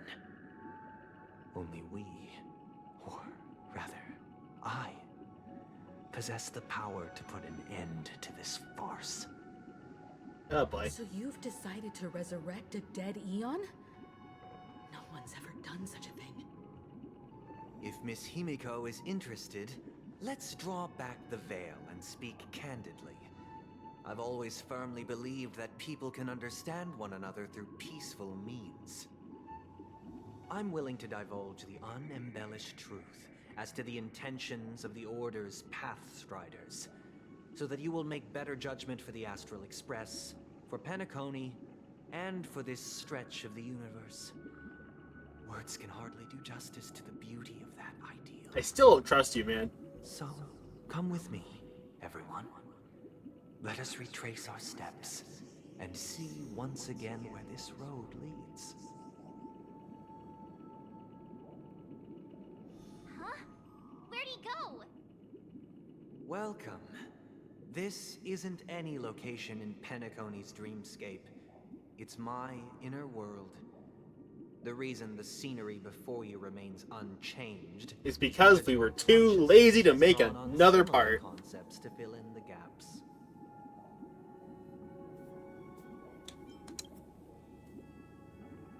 That means... Did you do the same to Welt? It's a tuning process. Stronger in effect and more draining on the mind. The gray-haired guest has experienced it before, so she should understand what it entails. Tuning allows you to intuitively grasp my feelings. That's right, when we first fell down. I cannot hide anything from you. Now, everyone, please look at the huge screen. The road we once took begins here. Hey, more story time, by the way.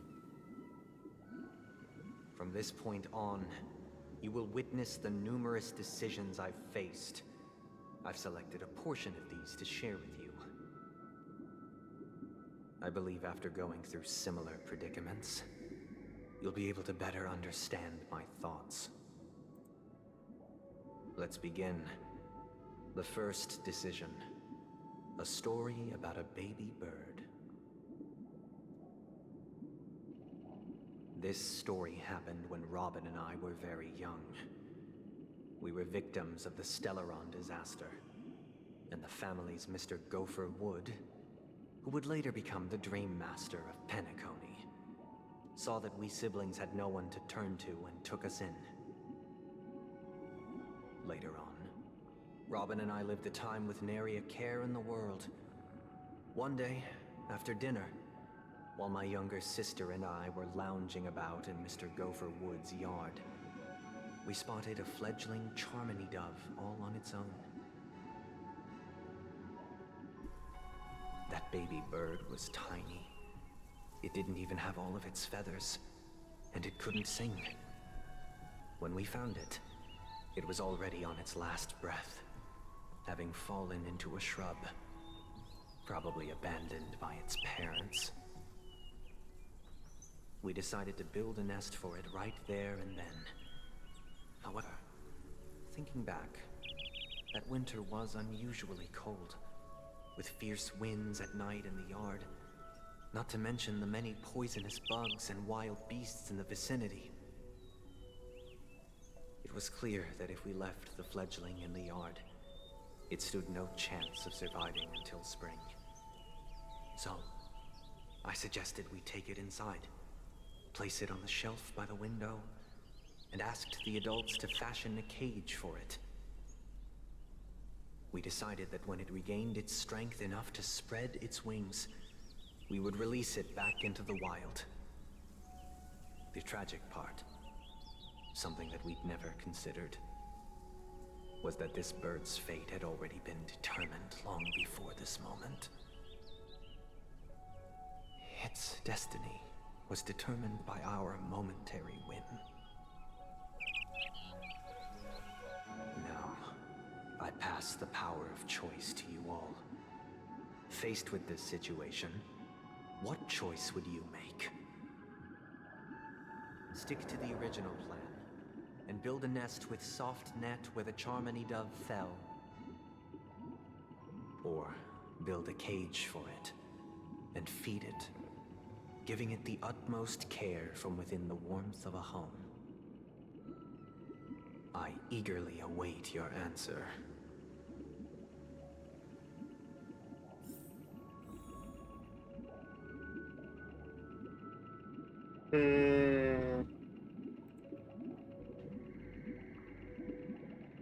Just not realize maybe you shouldn't have a team of Robin Hood.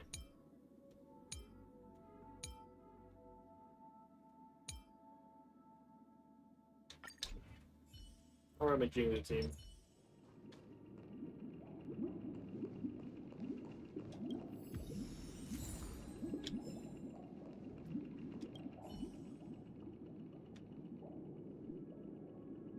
I can't decipher his intentions right now, but based solely on that question, I would probably choose to build that dove a cage. Even if I was gonna release it back into the sky, it'd have to be strong enough to fly first. If I left it where I found it, I fear it'd never get the chance to fly ever again.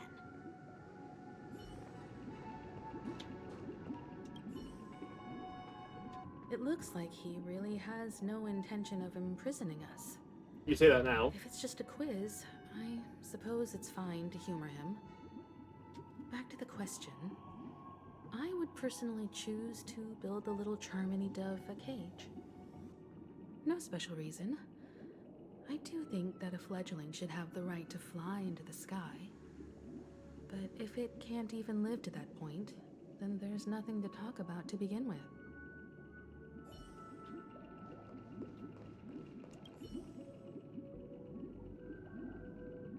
That guy just casually throws this kind of question at us? What exactly is his deal? But fine, I'll answer, I guess. If it were me, I guess I'd choose to build a cage for the little Charmony. Oh, they're all saying to build a cage. After all, leaving it there, it's bound to get hurt by wild animals or something. And that'd just be too sad. Okay.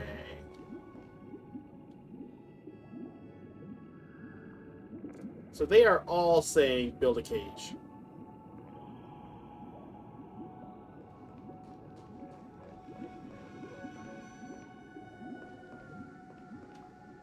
I think we build a nest at the spot. I think that's the right answer. They're all falling for it.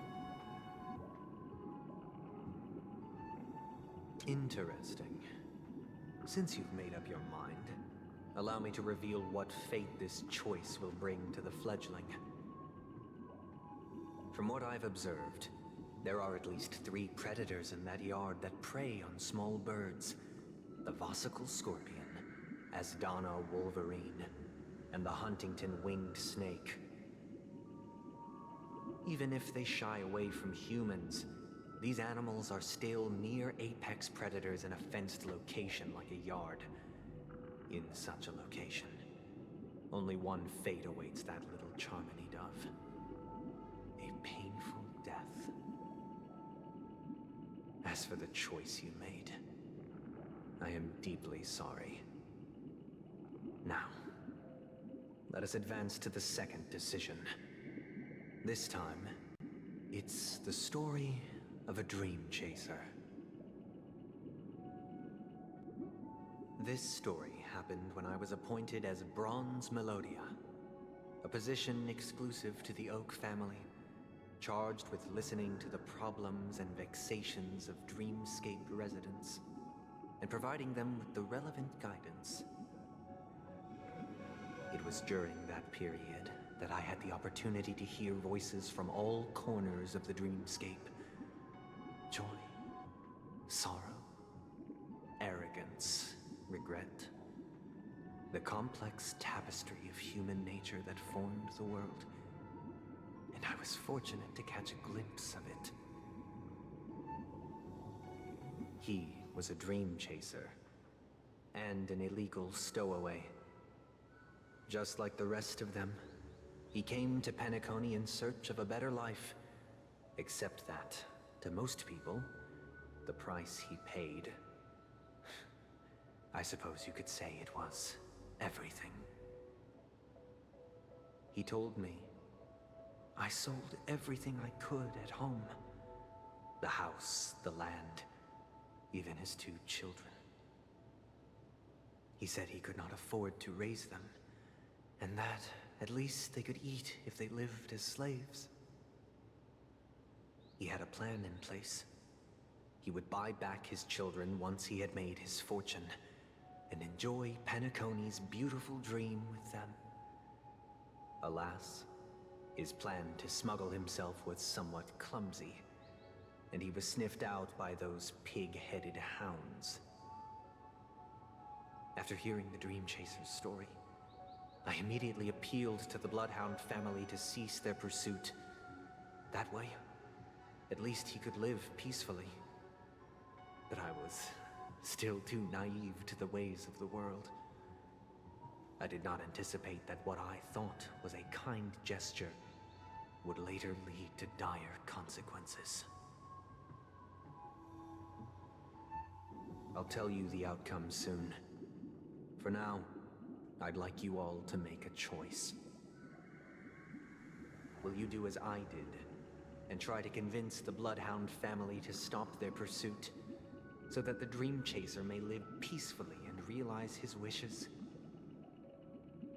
Or will you remain silent, leaving him to languish while the hounds are hot on his heels, until his inevitable judgment arrives?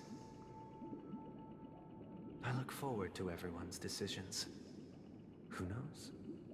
Perhaps they might even alter the outcome of this tragedy.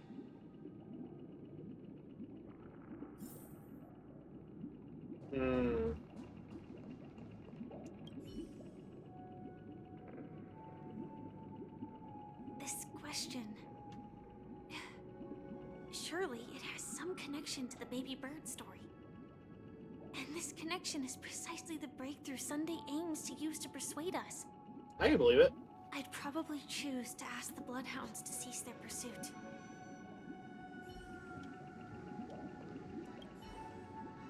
A dream chaser story. If I acted out of kindness, I would probably ask the Bloodhounds to stop their pursuit and lend them a hand. But what cruel repercussion would this choice result in? I think Sunday must have been deeply impressed by the limitations of the strong defending the weak through this incident.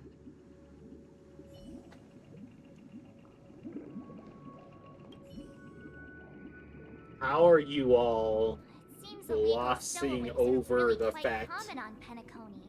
that he sold That guy in the store, both of his children? I don't think he deserves any sympathy at all. Thank you, March.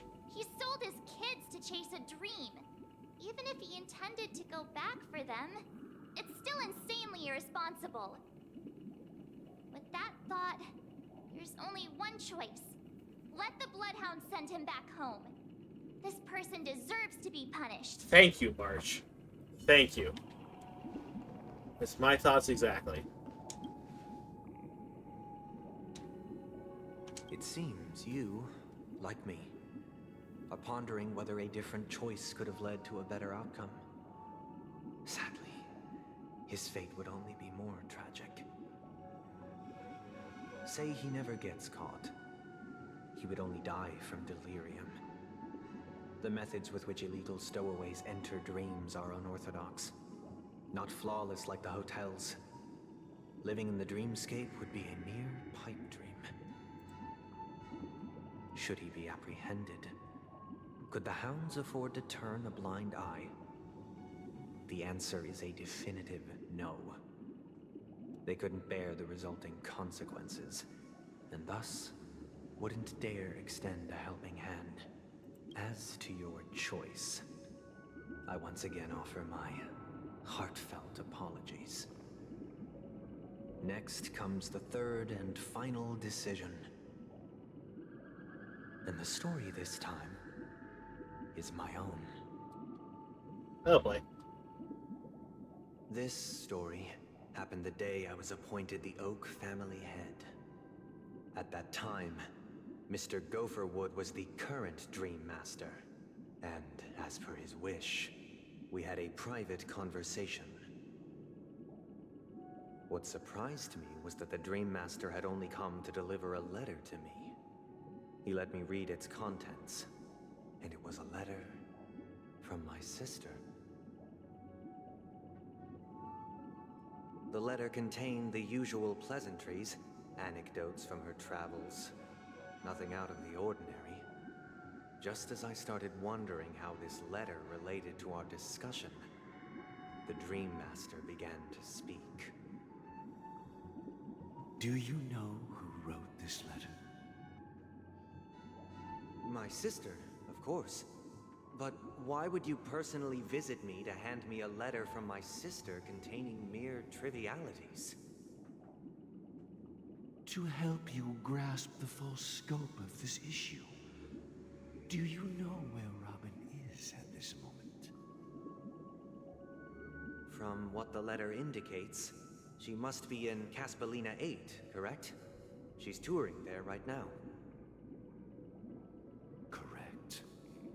Has she mentioned anything about a stray bullet? A stray bullet? What? Oh boy. A war has broken out on that planet. It is because of this very reason that Robin chose this destination. To spread the word of the Harmony. And to save the lives of that planet she personally made for the front lines. She hoped to ease the people's suffering with song, and was willing to brave mortal danger to deliver the IPC's medical supplies. Unfortunately, stray bullets show no such compassion. Oh. Is she all right? If the operation was successful, she should probably be recovering in the field hospital. By the eon above, the bullet struck her neck directly, yet possibly as a reward for her consistent deeds of harmony. It didn't hit any vital arteries. Once you've attended to your outstanding tasks, it'd be advisable to write her back as soon as possible. Those damned savages! I'll pack my bags right away. My gratitude for bringing this to my attention, Mr. Gopherwood. Now you understand why she always wears such elaborate neck ornaments, don't you? Oh, fuck. How could this happen? Oh, fuck. Miss Robin. Oh, fuck. It's all in the past, so please don't worry. I share this in the meager hope that you will understand the Harmony's limitations and predicament. As grandiose as the strong defending the weak sounds, many times, it is nothing more than wishful thinking. Likewise, I've prepared one last question, one last choice. But rest assured, this choice will not have any grave consequences. Which means this one's the most important. Because this is merely a figment of imagination, a nightmare that has haunted me through countless nights. If you ever had the opportunity to make a choice like I did, would you still support Robin's journey on the path of harmony?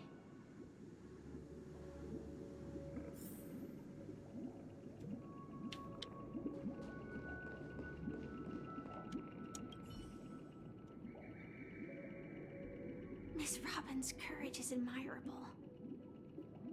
And here I was thinking she was just another superstar celebrity. But the fact that she's also Mr. Sunday's younger sister? No, I doubt he'd wish harm on his own flesh and blood, no matter how grand the ambition.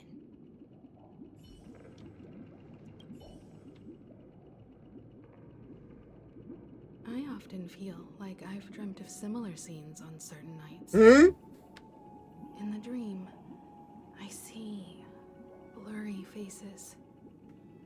I don't know who they are, but I sympathize with all of them, fighting for survival against some unfathomable force. That's a Honkai Impact 3rd thing, isn't it? I really gotta play that game so I know what the fuck is going on, but that just screams Honkai Impact to me. Their confusion and fear are lucid to me. But I also remember they chose never to give up. Just like Miss Robin. Yeah. If Mr. Sunday's question leaves you puzzled, you should find the answer from your own experiences. With each trailblaze, dangers and tribulations will surely follow. But would you ever back away? Would you stop March and Don Hung from reaching their next destination? I believe you have an answer of your own in your heart. Damn right I do, Mom. But first off, what's March's opinion on everything? Can't believe that happened to Miss Robin. The strong defending the weak is a great mantra, but if I had to pay such a price, I don't know what I'd do.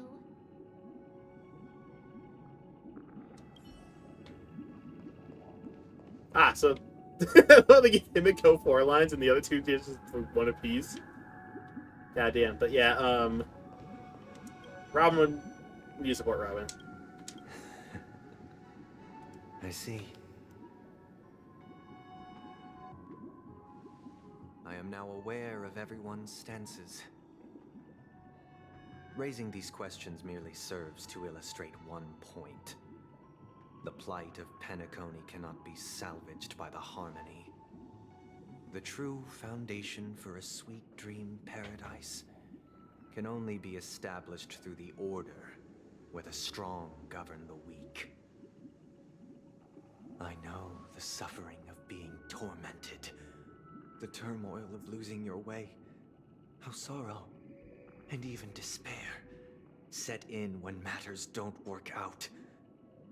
All of this causes me unending pain, because this is not what happiness is at all. We must teach the weak how to live a happy life. And this life isn't some noble propriety that the upper crust preaches, but in definitive terms, a way of survival that belongs to everyone. So what is your definition of living a happy life? Good question. Human consciousness is fundamentally an illusion, a cage known as self-worth. People lured in by this illusion make mistakes, yet still ask that external influences bear the burden. When one mistake after the next permeates the masses, they become impossible to trace. Thus, the amassing of these individual cages culminate to form a prison, a place dictated only by the rule of survival of the fittest. Nature is always accompanied by predation and sacrifice. Its antithesis is known as order. That is what I want to do. Unite people's happiness under the banner of order. They won't need to make bitter choices any longer, nor face the weaknesses of humanity. They can cast aside their primal instincts to build a haven for mankind. Simply describing thoughts is far too abstract, so allow me to provide a simple example. As you all may know, There are societal norms like weekends and long weekends that exist on some worlds. Oh boy. During these hard-earned rest days, people are given the chance to extricate themselves from the stresses of everyday life, allowing What a is certain bro yapping tranquility about? to return to their souls. And it is only on these days that people do not have to adhere to the law where the strong prey on the weak. They can live out their lives happily during these brief intermissions. It's just a pity that 2 or 3 days are still too fleeting compared to the span of a lifetime. From where I stand, society's ideal system should be 7 rest days. Following Sunday, there should ensue a second, a third, and indeed an infinite procession of Sundays. This should be the face of the new world. Idyllic, eternal, peaceful days. Damn. Bro really just said no one should work ever again. He also said there should be infinite of me. I suppose him being named Sunday is now rather return to their pointed. base selves in this utopia. Some gaze in reverence at the stars, pouring their whole beings into calculating the distance between us and the isolated world of Pagana. Meanwhile, some seek refuge in quiet corners, holding one another, unencumbered by the chains of unwelcome obligations.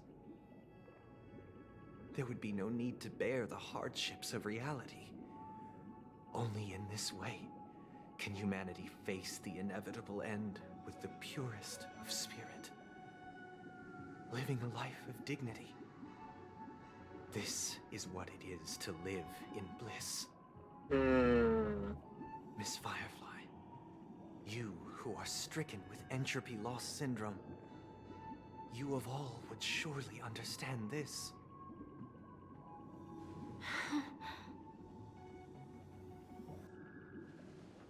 It sounds like a flawless theory.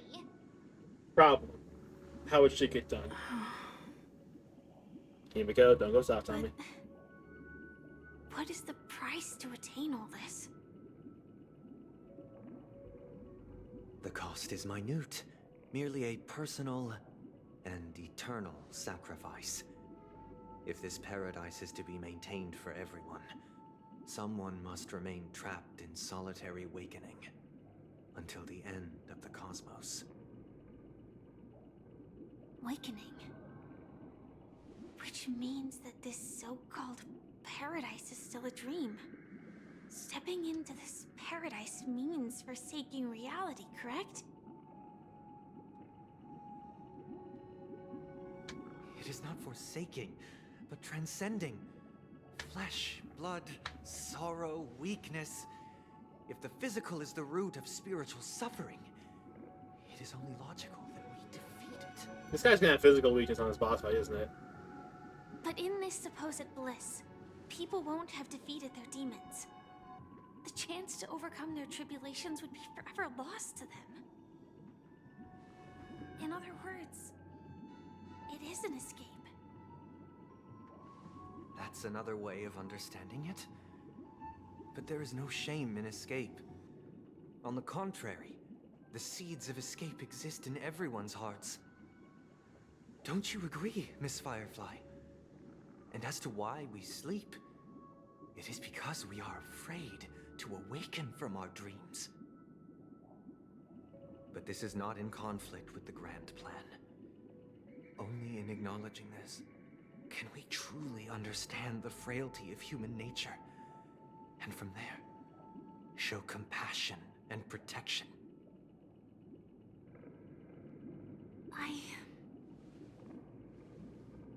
I admit that you are a born leader. Your perspective on humanity brims with pessimism. Yet you express compassion for all, even when your heart pities them. But unlike you, I live for the self. From my perspective, individuals making choices for themselves is their birthright. The want to escape may be innate in the weak. But whether they are weak or not, it is not up to another to decide. Perhaps in your mind, you also view me as weak? Oh, damn. Oh, damn. We're about to have a Sam moment. She gonna have... Because I don't think so. Oh, boy. Damn Since right, Miss Firefly. Firefly has said her piece, the Astral Express will also naturally give you our answer. Thank you, Mom, for speaking. We'll leave it to you. Just as Mr. McHale instructed before. Tell him our choice.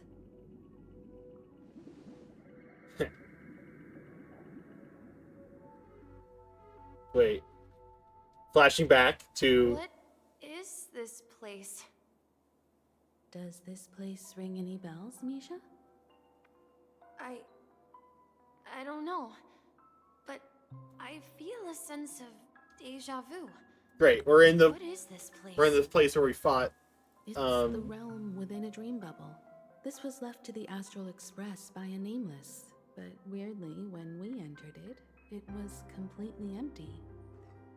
Dr. Edward from the Dreamscape sales store told me that dreams are formed from memories, and a dream bubble can't take shape if it's core. Oh, so this is what we're up to for those couple hours. So I thought you might be able to help us in unraveling this mystery, Misha. As a hotel doorman, you know Penacony best among us. I don't know much about dream bubbles, but if you want to figure out what this mansion is, I'll do my best. I'm counting on you then. Himeko, I still don't get it. Why were you so sure that Misha had a connection with this dream bubble? Oh boy. I wasn't sure. It was just a hunch. But since Misha feels familiar with this place, my hunch might be correct. This looks familiar. Exactly. This is where you and Firefly encountered death, which we now know as dormancy. Considering its connection to Dreamflux Reef, it's not surprising it appeared here. The question now is, who brought you here? Based on the clues we have so far, it's unlikely to be that masked fool. So identifying them is crucial to us. We're drawing closer to the truth once more. Let's give Misha some time, as I believe he'll unveil the secret of this dream bubble.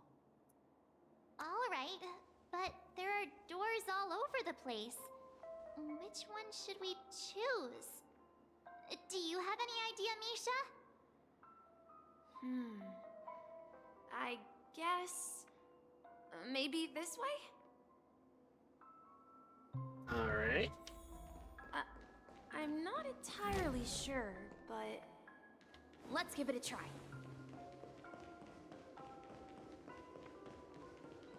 Wait, you managed to choose the right door on... Weird. This place is quite different from the hotel. Oh. I feel like I've been here before, and even lived here for a while. So that's where this is going. If I remember correctly, there should be a fireplace down that hallway. Yep. Clocky and I used to sit by the fire, listening to the crackling of firewood. Yep. And the room on the other side was a toy room. I loved spreading out all the toys from the box on the floor and making up stories for each of them. Hold on. This doesn't make sense. Didn't I grow up in Dreamflux Reef? So, what is this place? This could be a case of amnesia. Don't worry, Misha. It's common for everyone to forget certain aspects of the past. Those memories haven't vanished. They're just lying in the depths of your mind. We can surely get them back. Since this place seems familiar to you, why don't we explore a few more rooms and see if you can recall anything more? Yeah, then let's check out the rooms I just mentioned.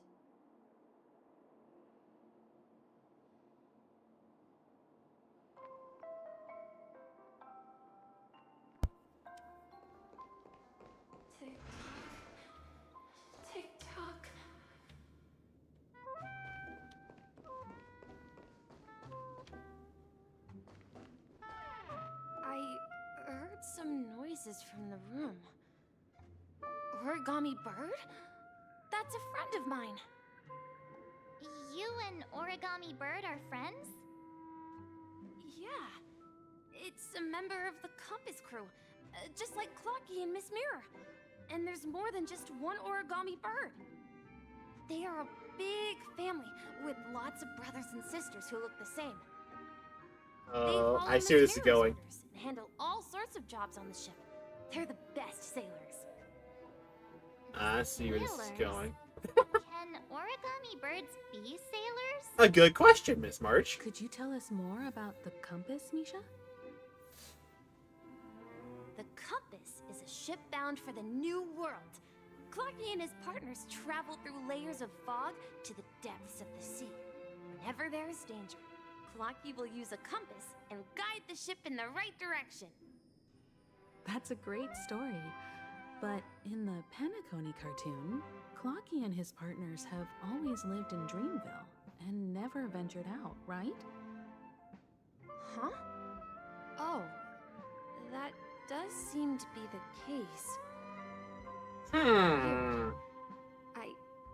I clearly remember Clocky arrived in the New World in the end. Perhaps Clocky has a hidden past.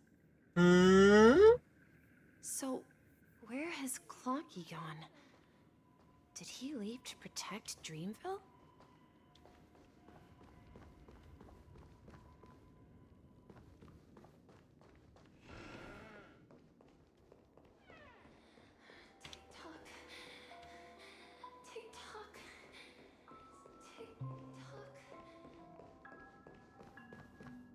Mikhail, that's the name. Now we all know him as the Watchmaker. So, who is he talking to? Do you know anything about it, Misha? I'm sorry, I don't know much about the Watchmaker. But, Mikhail... Anything special about that name? Mikhail is Grandpa's name. Grandpa? Do you mean you're the Watchmaker's grandson? Okay. But we haven't heard anything about the Watchmaker having descendants. And the name Mikhail is not rare. Perhaps it's merely a coincidence. God damn it. Could you tell us more about your grandpa, Mikhail? Yeah, sure.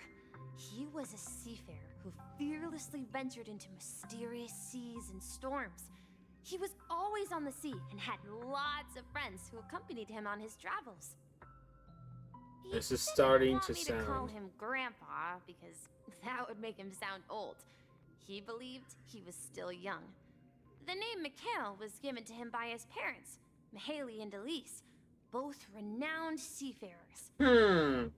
Every time he came back, he'd share his logbook with me and tell me about his adventures at sea. I want to become a great adventurer, just like him. It appears that the Seafarer has nothing to do with the Watchmaker. So, perhaps it's just a coincidence? So, where is your grandpa now? He went off on a new journey, and it's been quite a while since I last saw him. I think I hear the sound of water. You once mentioned there's a magnificent fountain up ahead. Yep, to the fountain. Look, there it is! The water resembles a precious jewel embedded in the dreams of all seafarers. Every time I gaze at the shimmering lights beneath the waves, it feels as though I'm back in this place, standing by your side. Have you recalled anything, Misha? Yeah, I saw these sentences in Grandpa's logbook. He used to say that despite the perils of the sea, whenever he stood on the deck in the afternoon, overlooking the sparkling waves, he would think of this fountain in front of his house. He often said that those moments felt like returning to his family's side, and the difficulties at sea didn't seem quite as challenging. You know, I quite understand such sentiments.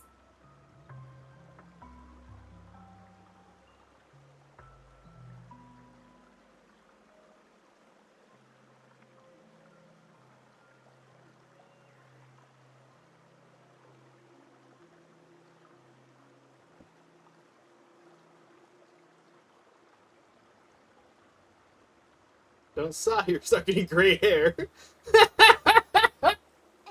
don't tease. I was just being a bit sentimental. About what? Perhaps every adventurer far from home carries a fountain within their soul. Okay, Even though Himiko's the playing other devil's side of the advocate sea here. remains shrouded in the unknown. The fountain in front of his house serves as a compass, leading him back to his cherished ones. Yeah. While Grandpa was at home, we would stand by the fountain and place the compass, a toy boat that I made, into the pool. Wait a second. Back then, I would ask him when I could go on adventures like him, and he would always laugh and say I was still too young. It seems this Mikhail is truly a seafarer and has nothing to do with the watchmaker. Are you sure? Yeah. Based on Misha's recollections, the scenes in the dream bubble appear to be his childhood memories. But this raises more questions. According to Misha, he was clearly born on an oceanic planet and led an ordinary life, with no connection to Penacony at all. Yeah. Could this be some sort of metaphor? Perhaps the sea refers to the memory zone. I'm sorry. I don't know, but my memories keep pouring out uncontrollably, like water flowing from a fountain. Perhaps I'll remember more things if we go further. All right.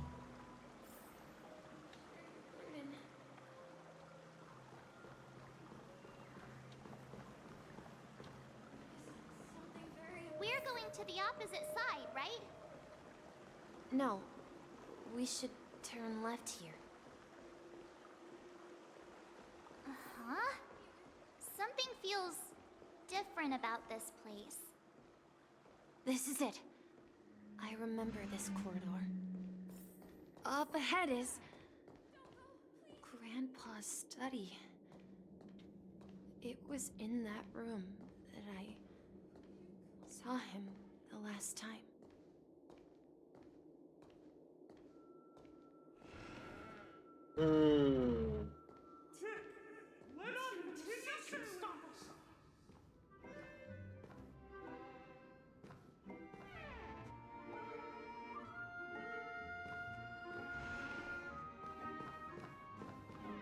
What the hell? The atmosphere in this room feels totally different. Misha! You finally come! Clocky, you're here! Yeah. This is the room where we first met each other. Are those books on the bookshelf logbooks left behind by that seafarer? Yeah. Whenever he came back, he placed a logbook on the bookshelf in his room. They contain records of his expeditions to every corner of the world. He described our world as a fountain. At some point, the sea started to gradually swallow up the land where people lived. Hey, global warming. If everyone had land to settle on, he had to continue exploring the sea and search for the source of the rising seawater. On that day, he called me to his study, telling me that he was embarking on another journey. However, I could sense the gravity in his expression. It was the same look I had seen on my father's face before his final voyage. I asked him if I could go with him, but he said that my adventure lay elsewhere, and told me to stay home, and patiently await a certain sound at the door. What sound? He told me about a vast ocean in the sky, an ocean of stars. He spoke of a train that transports children with a desire to venture far away, traversing the sea of stars without ever stopping. He said that he knew the crew on the train, and that he had asked them to take me along. He said the journey I had always dreamed of would start there. A train? Could it be? It's the Astral Express. I remember now. Grandpa's friends Yeah. were nameless who came to this world to resolve a disaster caused by And a storm. that's Then the he watchmaker. gave his pocket watch to me. It was his cherished treasure, appearing in every one of his adventure tales. He explained that difficult times were ahead, but assured me that the watch would guide me. He said, as long as I kept moving forward, I'd eventually reach my desired destination. And then, it was as if I heard the distant sound of a train whistle, echoing throughout the room. Exactly, Misha! And then we followed that whistle, didn't we? Yeah. I think I can still find the way we took back then.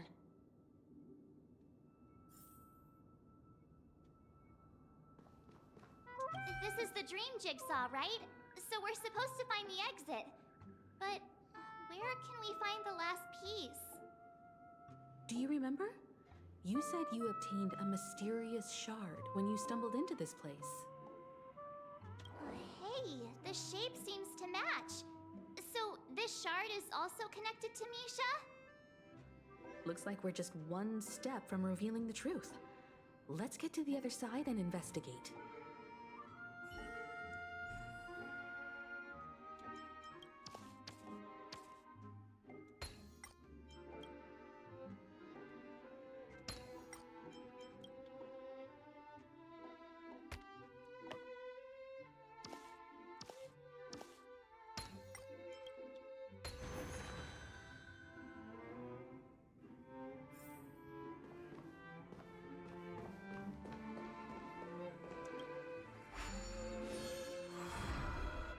This is it.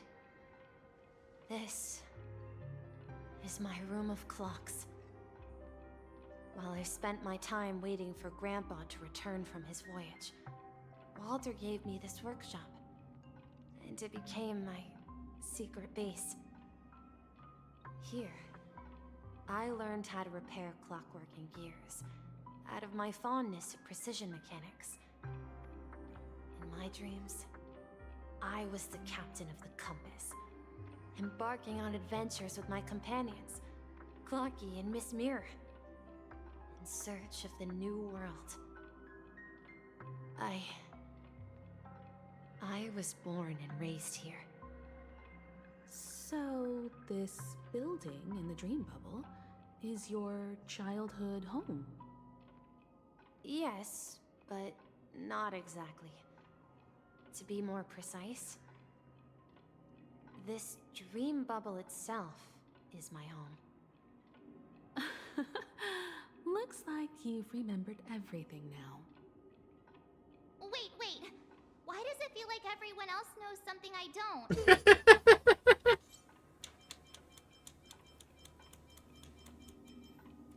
Dude, I'm dumb as fuck too. Marge, do you remember when she mentioned a clocky that only she could see? Yeah, the little guy here, right? But we all saw him in Dreamflux Reef, right? And Mr. Yang even greeted him. Looks like everyone on the Astral Express has a childlike spirit. The answer lies in the Astral Express. Her experience shows that neither Firefly nor Acheron can see this clocky. And when we were in Dreamflux Reef, you may have noticed that for some reason, nobody outside of the crew had ever talked with Clocky. Wait, really? A mimetic life that can only be seen by a select few? It's just like a hidden message, left by someone for the nameless. But Misha can see Clocky too, right? They even grew up together. But Misha hasn't started the way of the Trailblaze yet. That's the key to the mystery, March. Now, take a moment to recall. Have you ever seen anyone outside of the crew interact with Misha? Wait. No way! That's the answer, March 7th.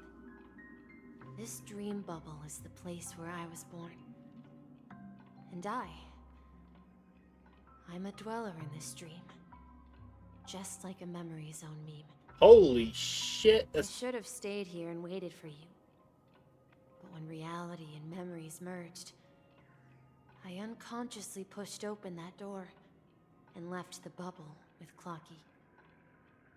So it's not that the Watchmaker's dream bubble is empty, but rather the stuff inside ran away? And the whistle you heard was the sound of the express arriving at Penacony? That's one way to see it, but I believe there's a longer story behind all this. It's best for Misha himself to explain all the details. How about we start with your name? Now, should we call you Misha, or...? Thank you all for helping me rediscover my true self. Now, please allow me to reintroduce myself. I was born on Lushaka, in the Presmere system, adopted by seafarers Mikhail and Char. They gave me a treasure, a name that carried their hopes. Mikhail Char Legwork, or simply Misha. If you prefer, you can call me by a more familiar name. Oh. The Watchmaker. My god. So, you're the Watchmaker himself? Unfortunately, that legendary figure is no more. I am only a reflection of his life. God damn! As for the child who has been with you, he's the innocent protagonist of Misha's childhood dream. A friend of Clocky, a young apprentice, and a future mechanic on the Express. And this also marks the beginning of his journey, devoted to the Trailblaze. At the end of the journey, I left this little flame, which I so cherished, in my deepest dreams, hoping to pass it on to the nameless of future generations. However, he somehow left the dream bubble and forgot all about his task. I apologize for all the confusion this caused. Because he was born with a desire to trailblaze, wasn't he? I don't think Misha has forgotten his role as a guide. He remembered it, and that's why he mistakenly appeared as a hotel doorman in her dream from the very beginning. The one who brought very the unconscious beginning. friend here must have been Misha. If that's the case, we encountered the Watchmaker's legacy from the beginning, didn't we? Well, I have a sarcastic friend who says I always take big detours and end up back where I started. Perhaps that's what every nameless has to go through. But in the end, you found me. I'm sure you're all wondering what my legacy is. I believe my hound has mentioned the Stellaron and my wealth. If I may apologize, the Stellaron part is real. As for my wealth, however, it's nothing more than a baseless rumor. I left my homeland as a child and embarked on the journey of Trailblaze. I traveled to various planets until finally reaching Esdana, where my friends and I built the original Penacony and fought for its future ever since. I've been moving forward all my life, doing what I could to overcome the obstacles in my path. But ultimately, my journey reached its end, and I left behind no possessions worth entrusting. So, if you ask what's left within this worn-out train engine that can be called a legacy, I suppose it's the things that are still burning in the engine's furnace. Now that you're well aware of the current situation of Penacony, I certainly hope that you'll help me get this world back on track. But I'll leave that decision to you, for the path of Trailblaze is never paved by others. All I have for you is a story and 2 gifts. I want to give you my pocket watch.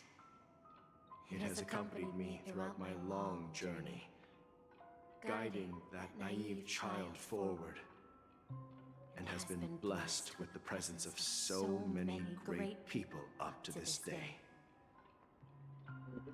And my hat, too. The one who navigated for me placed it on my head and planted a fanciful thought in my mind. The trailblazing expedition will never end.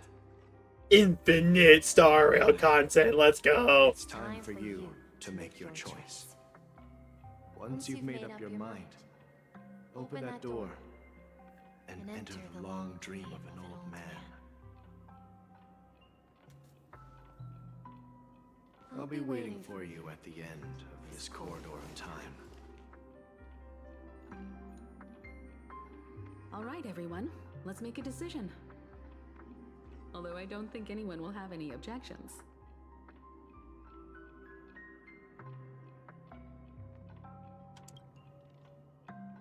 Of course. We've come this far. Surely there's no other option than moving forward. In that case, it's unanimous. All right. Let's proceed together to the end of this dream and tell Mikhail our decision.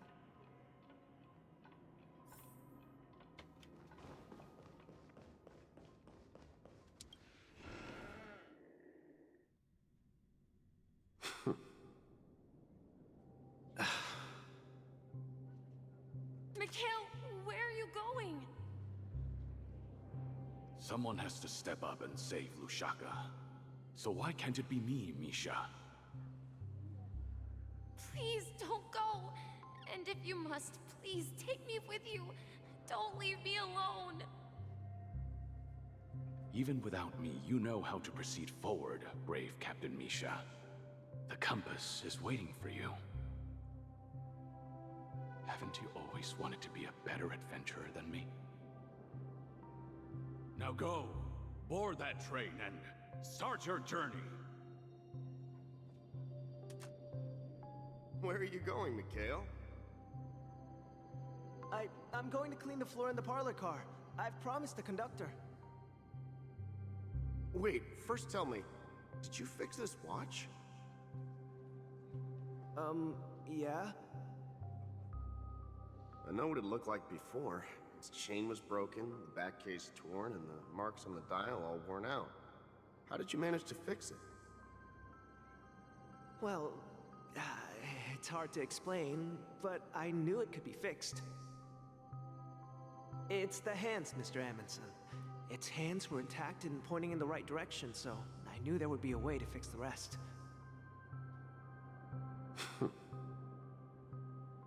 I see. You'll work with me from now on. Haven't you always wanted to tinker with this train? You're its mechanic now. As for the conductor, I'll do the talking.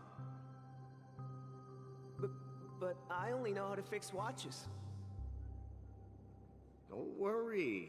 You've got what it takes. I'll teach you what you need to know. Where are you going, legwork? It's time to head to our next stop.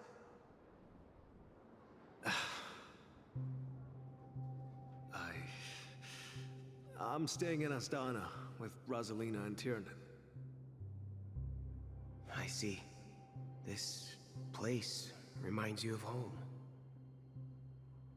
The people of Astana have only achieved a tiny victory, and still have a long way to go towards true freedom. Hanunu needs us. Don't worry, not all journeys lead to the stars. Even if I leave the Express, our path of Trailblaze will continue. Yeah. I knew you wouldn't stay on the Express forever. Leave in peace, my friend. And, take this with you. This is Mr. Amundsen's hat. But why? When he departed, he said he would leave it to his best student. Well, I suppose the time has come. Farewell, legwork. Take care of Tiernan and Rosalina. And don't forget to write to us.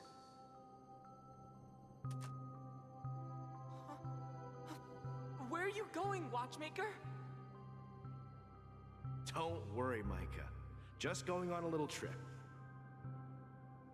Someone has to be at the forefront of the interstellar frontier, and I'm the only former nameless in Penacony. So why can't it be me? Because you're all we have. Have you forgotten about Tiernan? The cosmos is way more dangerous now. What will happen to Penacony if we lose you too? But what will happen to Penacony if we don't find a way out? Tiernan. How could I ever forget him?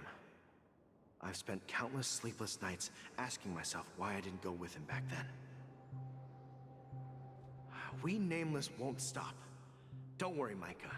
It's just a matter of getting back to my old profession. Just wait for me to come back. But if, and it's a big if I don't come back in one piece, then you'll become the next Watchmaker. Where are you going, old man? Oh, you're here. Answer my question. What are you up to? Relax, Gallagher. I just came up with a great idea. Wanna hear it?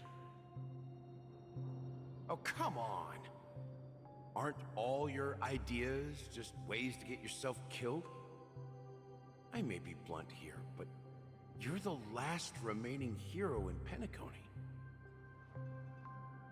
If you die too, the secret of the Stellaron will go to the grave with you. Yes, I'm afraid there's no way out in Penacony, so I'll have to consider alternatives beyond Astana. We'll organize a festival using the Watchmaker's legacy as a facade, and send invitations to the entire cosmos to gather people here. So, a desperate struggle against the family? Desperate? Don't we have you here, my friend? This task is challenging, but what hasn't been challenging for us along the way? Well, whatever you do, remember, make sure to send an invitation to the Astral Express. Misha! Where are you going? Oh, it's you, Clocky. Take me to Dreamflux Reef.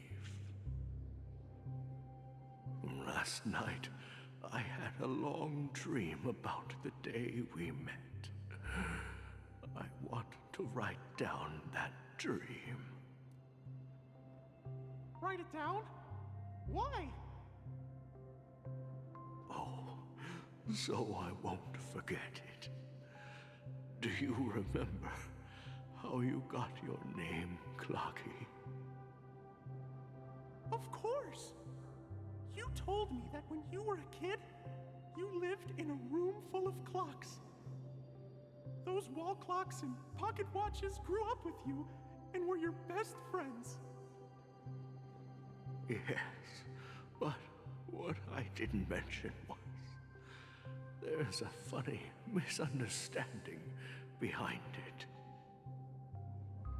I was a kid, and there was always a special pocket watch in my memories.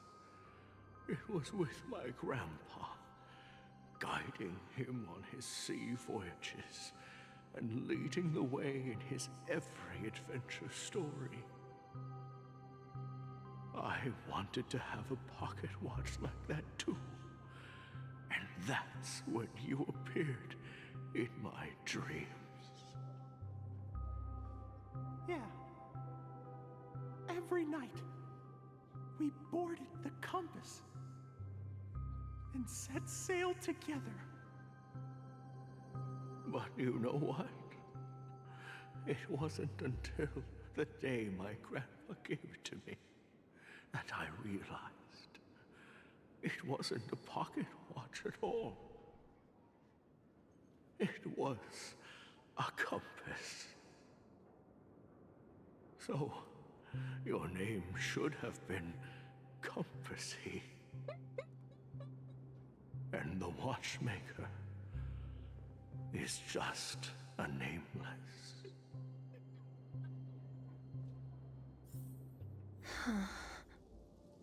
We've arrived at Dreamflux Reef. So, where to next? You know, Clocky, I don't think I'll be going anywhere else.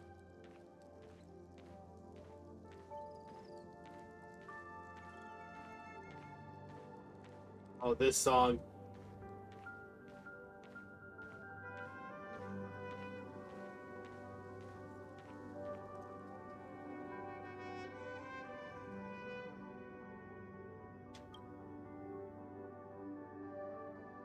I've traveled far enough, and it's time for a little break. Oh. So, we'll set out again. When you're rested? No, I'll stay here. And then, this is where it ends. This is... where it ends? What do you mean, Misha? You told me that the trailblazing expedition would never end. Yeah, that's what I said. So now, it's up to you to decide your next destination. My next destination? What's that supposed to be? I've been following you. Misha? You're acting weird today.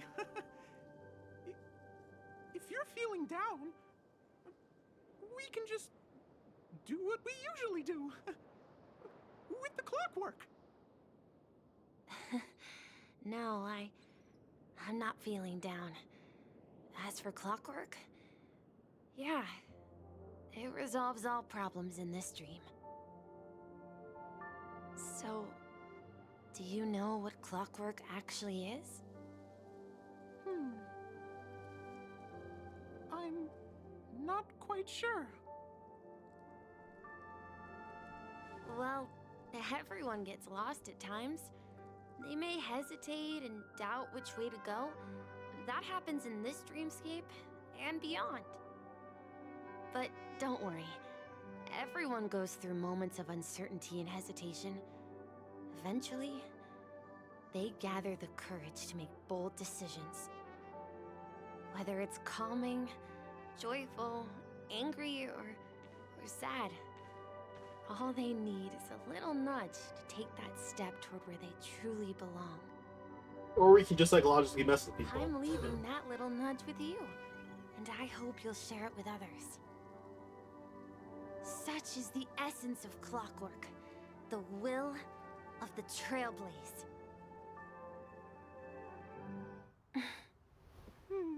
Clocky's hands spin around non-stop, indicating confusion, frustration, and weakness. But ultimately, people still need to move forward. Just like your hands, always pointing ahead. Oh.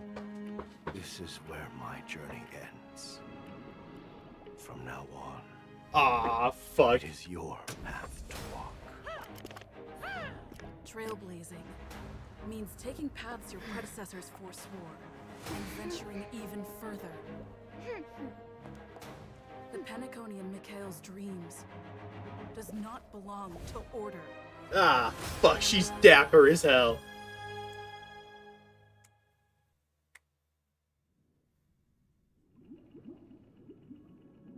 Ah, fuck. I can't believe that Eon would cast a glance at Penacony at a time like this.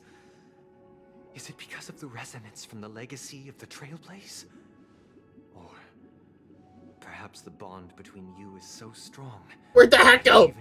Put your hat back on. Well, there might be another possibility. Perhaps they want to witness, on behalf of the fallen Eons, who will hold the future of Penacony. If that's the case, on behalf of the Dream Master of Penacony and the 107,336 members of the Oak family, I'm extending a formal invitation to all of you. I'm cordially inviting you all to the Penacony Grand Theater to participate in the upcoming Charmony Festival. And, of course, you won't be in the audience, but on center stage. Since the future of the Stellaron, Penacony, and even the entire cosmos is at stake, let's draw a conclusion there, in all fairness. If you truly believe in Akavili's path, then show me their courage and determination.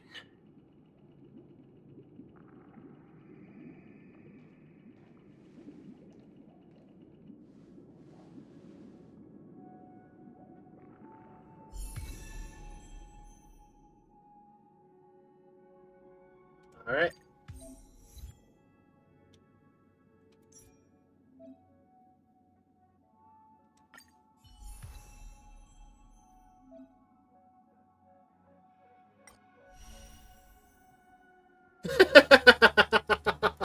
God, she's such a smug little shit. Anyways. Increase break effect, additional break damage. Now let's attack enemies that are weakness broken.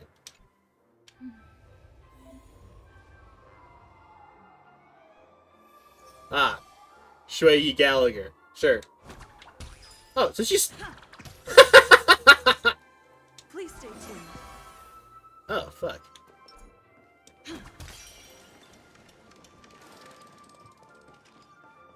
Please stay tuned. We need a strategy. Throw a cap at him.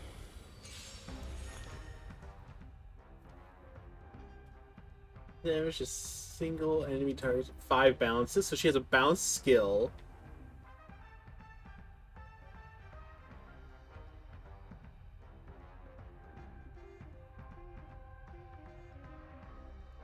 Regenerates energy when enemy's target's weakness broken. Increase break effect. Time to test our rapport.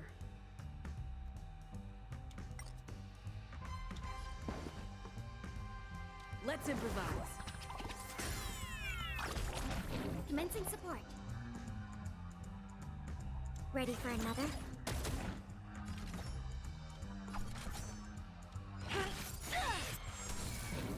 You've arrived, huh?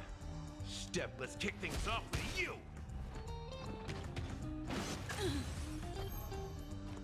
It's just her just smugly holding a hat. Stay in step. Dreams do come true. The mood is set just right. Oh my god, she's suave as hell. Show begins. Oh my god.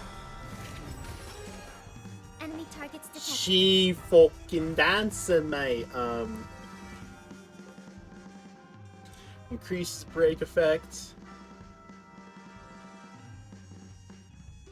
And first and just super break damage. What the fuck does that mean?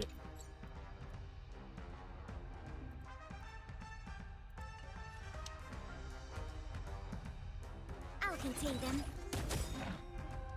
Enemy data secured. Net markers activated. Time for good old counterattack. It's time. That's all you've got?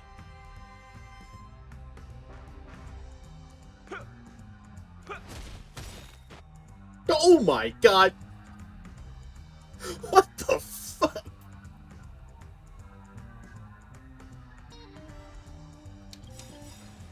Nice like a good brew, full-bodied and sweet. My friends, indulge yourself. Bro. The 10 lords. Execute the Marastruck. Okay. I like this too. This ought to be good. 136k. In the mood for another beating? Oh my god. Let's improvise. Dude, how long does that buff last? Doesn't matter. It's fucking dead. Holy shit. Okay. How the fuck do I build you? Because I was not trying to figure out how to build you.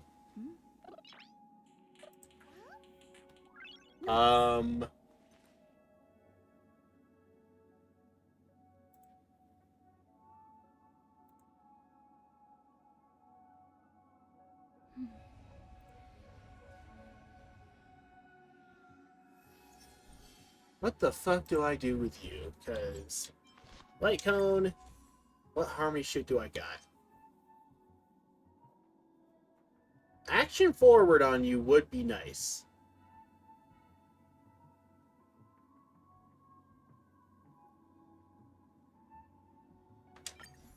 Yeah, we'll go with the action forward.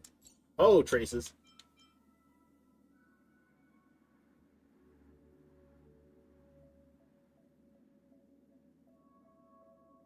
Before our paths diverge, savor the shared journey.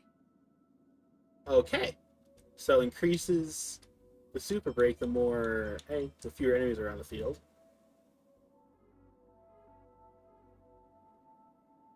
Increases toughness reduction, nice. Savor the shared journey.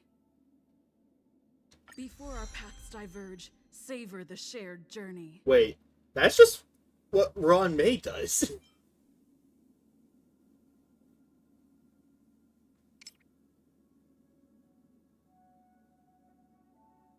I love how they give nice little things here.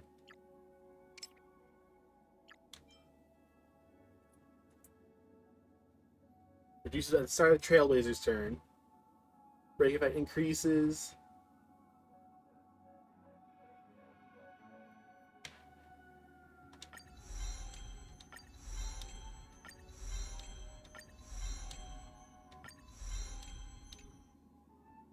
Damn. I didn't realize that Trailblazer and Robin would be competing for materials.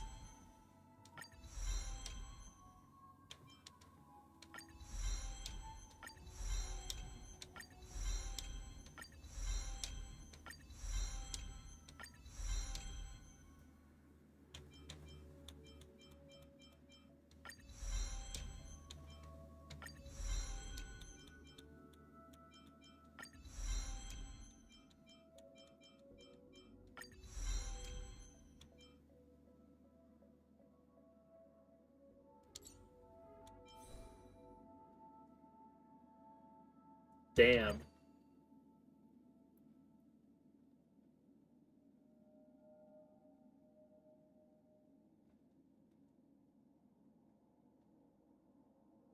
Oh, so just increase the break. So this set is pretty much designed for her. Okay.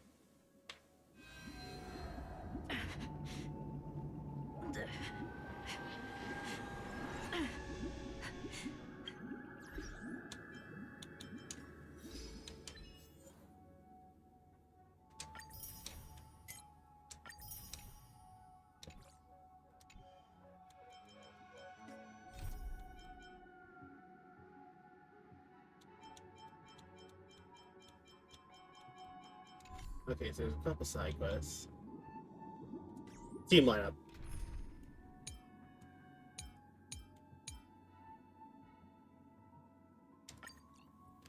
Alright, so.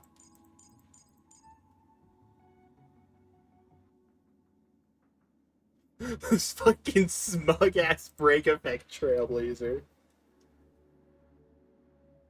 Harmony Trailblazer. Characters who scale well with break. I don't know if I have any. Because, like, Shui wants to break, Himiko wants to break. Ron May helps with breaking.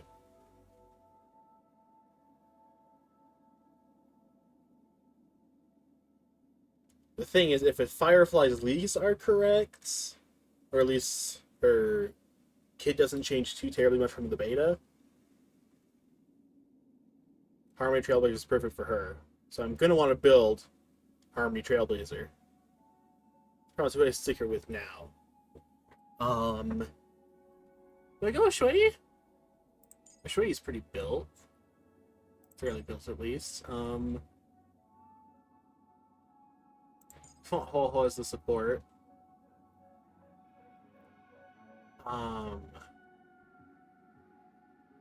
Who else do I want?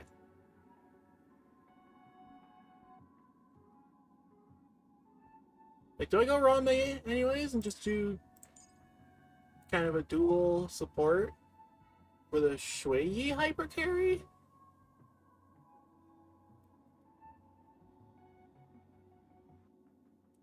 Because, like, my other Harmony options are Ting Yoon. Actually, Ting Yoon might be better. I could go Ting Yoon.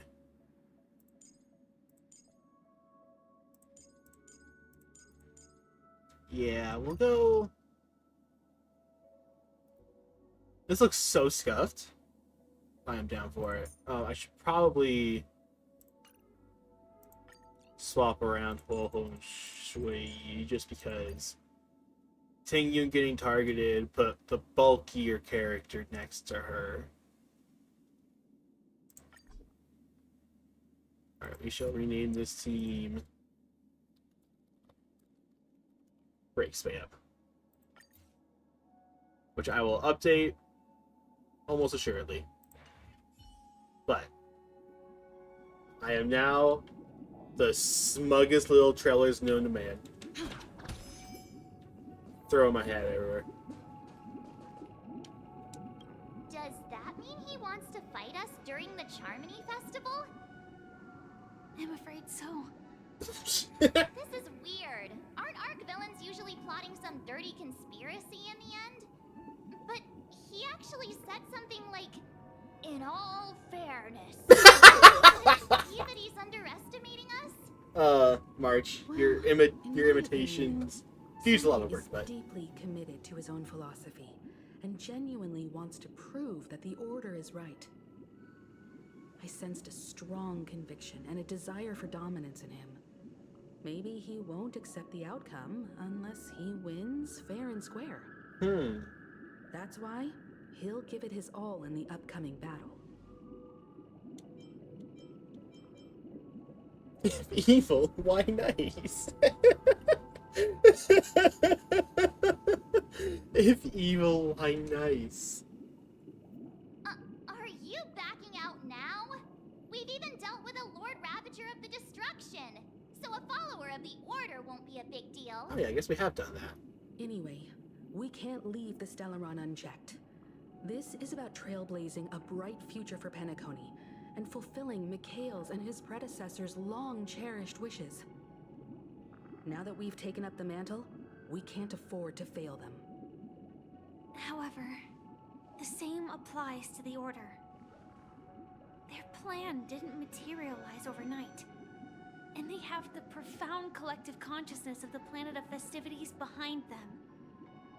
A desire to dream, to slumber and escape reality. All those hidden emotions have given birth to the sweet dream of the Order.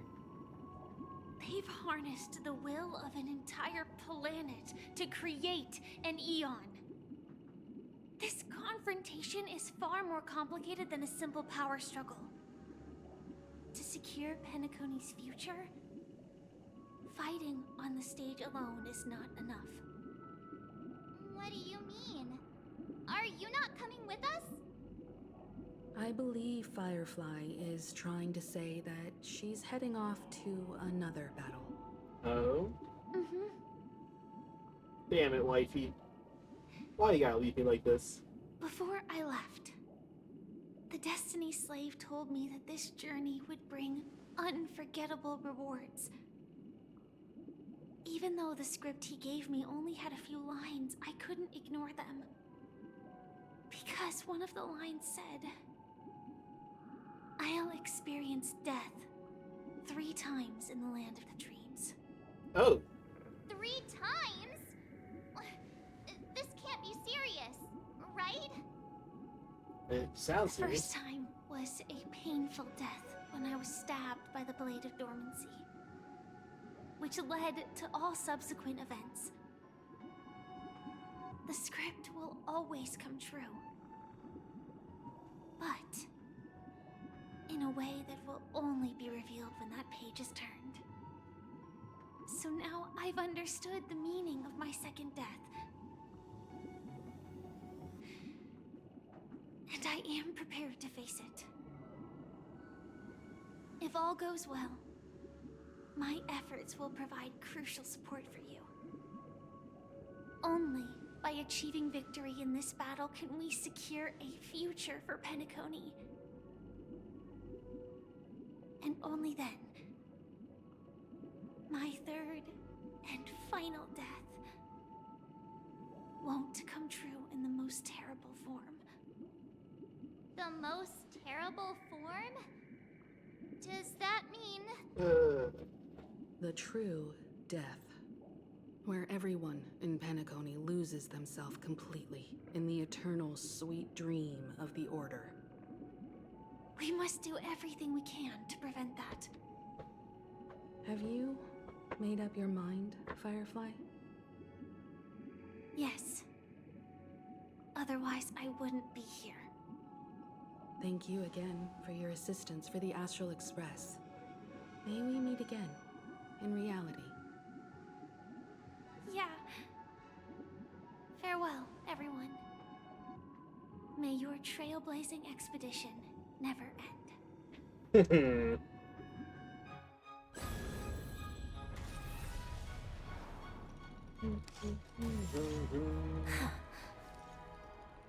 I dreamed of a scorched earth. Everyone, are you ready?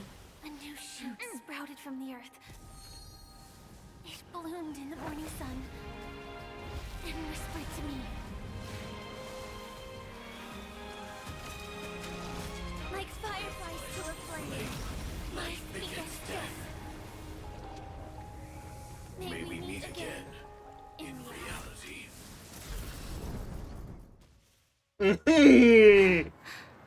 After today, Japella's name will disappear from the cosmos history. The Everflame Mansion will take its place. In the future, you'll receive an invitation.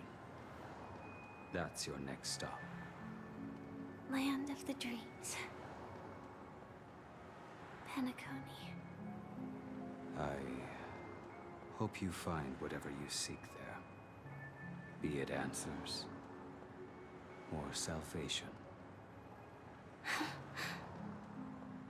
You mean my 3 deaths? Silverwolf told me about it. It's such a shame that it's not part of my script. Well, I want to live. I'm never afraid of death. The opposite of death is eternal life, and that's something I'll never desire. People die, and I am no exception. Death is like a script, a fate that cannot be defied. But that's exactly why we have to choose where we want to rest forever. Do you exist just to perish? Are you not the same, Blade? The end you desire is not one dictated by others. If I were to die now, I would only be a weapon. I believe I should die as a human. Though its definition escapes me, isn't this the answer that ordinary people look for their whole lives? A name that can be carved onto their tombstone. The tombstone that belongs to me once bore the inscription, Glamoth's Iron Cavalry. Then it changed to Stellaron Hunter. But one day, it will bear the name Firefly. And all the brilliance she showed at the end of her life.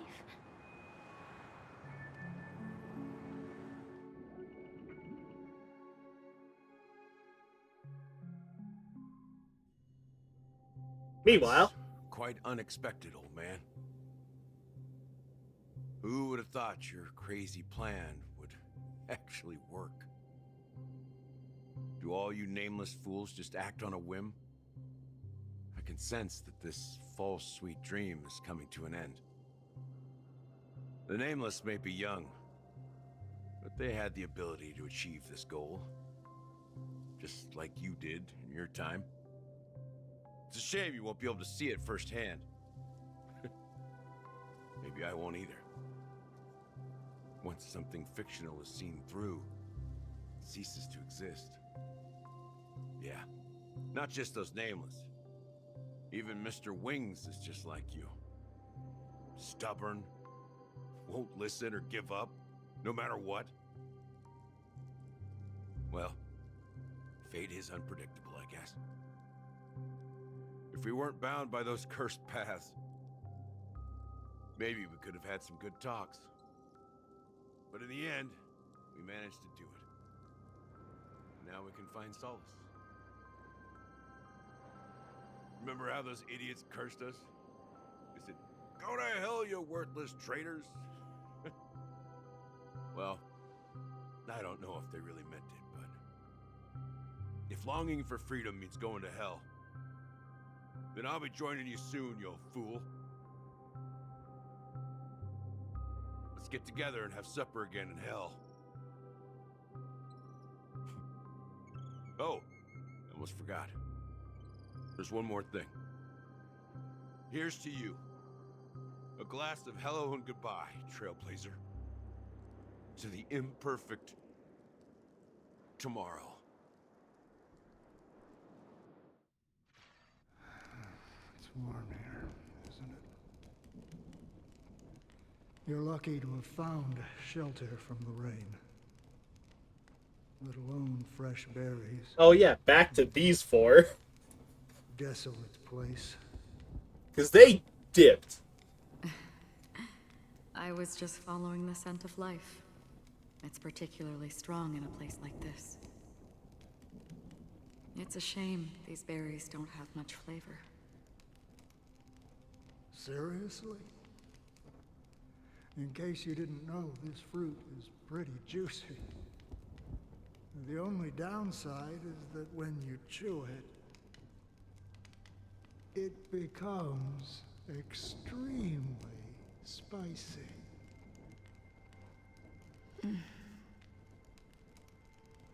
Have you Lost your sense of taste? I can still taste certain things, like a faint sweetness. Before coming here, I stopped by a place called Orkron. It had barren cliffs and nights lit by bonfires.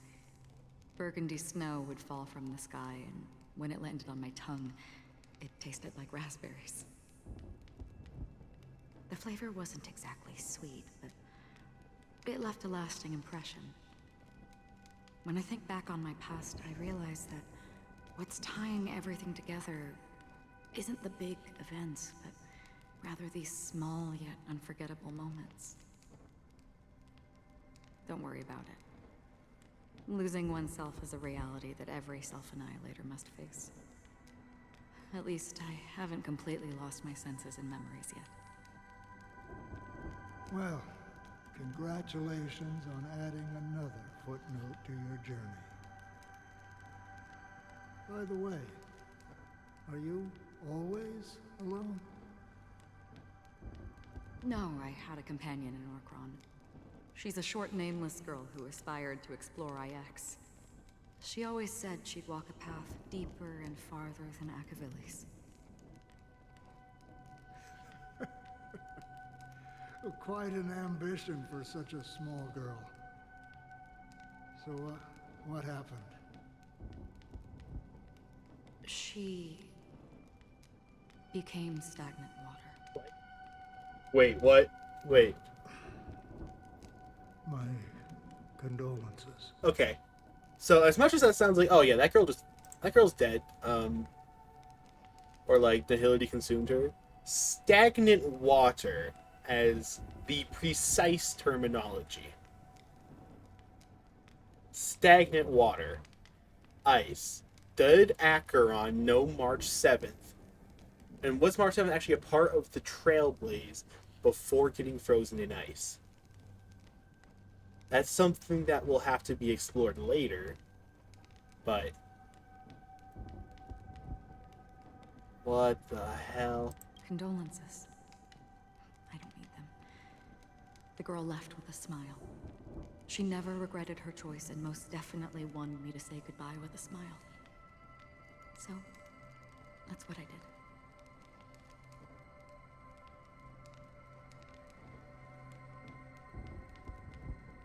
That's proof that you're grieving for her. Or perhaps I'm just afraid. Afraid? I rarely sense that emotion from you. What do you fear?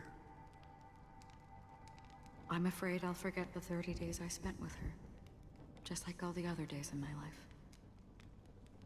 Most of them have already washed away with the rain, disappearing into an unseen realm. I fear that those vivid red memories will fade away too. There isn't much color left. And besides this faint, warm red, there's almost nothing. Hard to imagine. A ranger accustomed to bloodshed, destruction, and chaos finding warmth in the red color. Because I have experienced this warmth many times. Long ago, I promised someone that I'd bring it to more people. And that for every remaining moment of my life, I'd strive for a better ending for all. As long as this red color still lingers, I have a chance to fulfill that promise. It represents a burning fire, a blooming flower, the berries in this cave, and life itself, fleeting yet still dazzling. In the end, it will lead me beyond the horizon of existence. And on the other side, I will cut off nihility. Sounds concerning.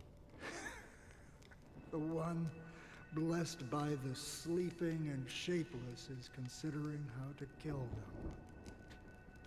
That's truly pure nihility. But you're right about one thing.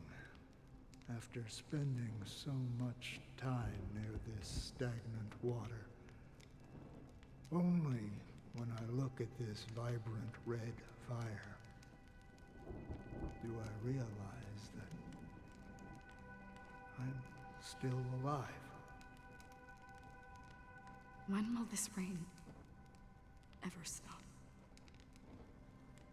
Perhaps when the sorrows of the departed have finally quieted down, the sky will clear up.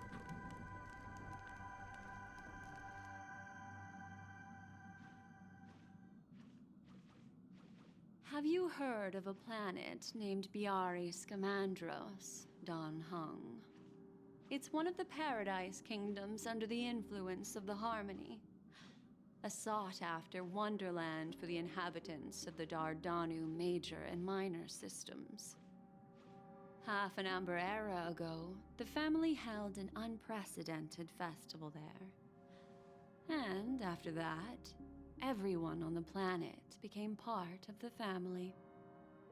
Do you think the same thing will happen on Penacony? Yes. Or how else can we explain it? The family deliberately used the Watchmaker's invitation to keep all the Pathstriders here, but banished the Emanator of the Nihility. Because of the Nihility, I'm rarely affected by the power of other paths, but somehow I can unconsciously infiltrate them. Maybe that's the risk they're trying to avoid. I would disagree. Biaris Scamandros is not part of the credit system or connected to the Silver Rail. It's nothing more than a remote civilization sheltered by the Harmony. But Penacony is different.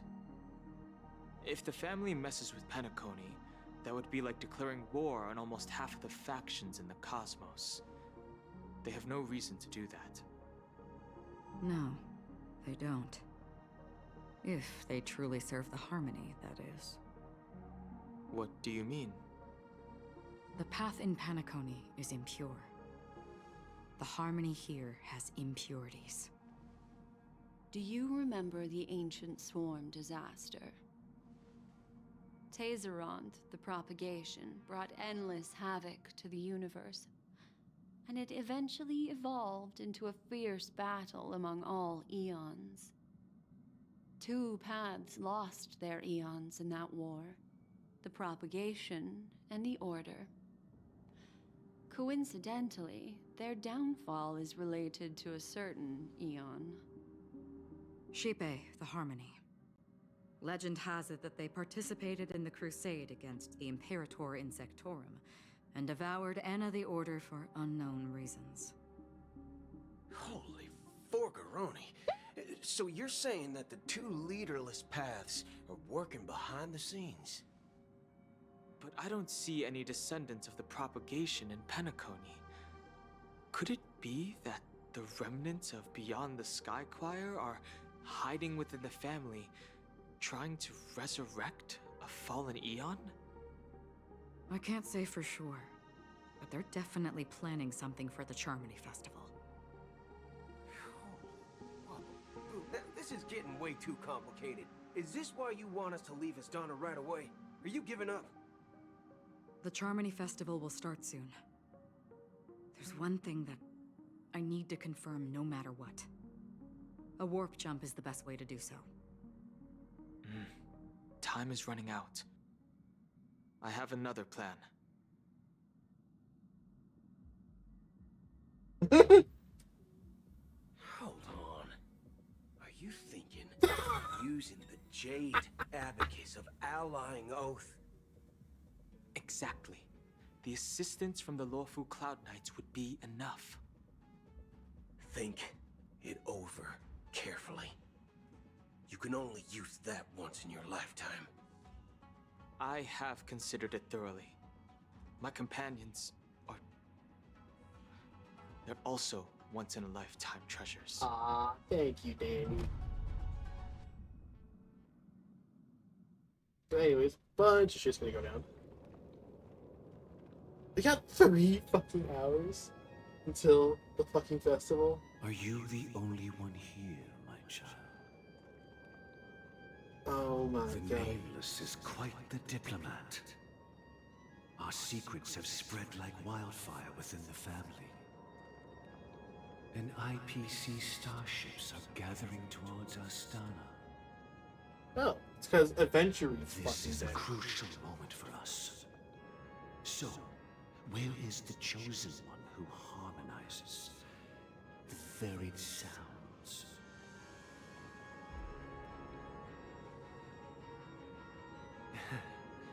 What do you mean, Master?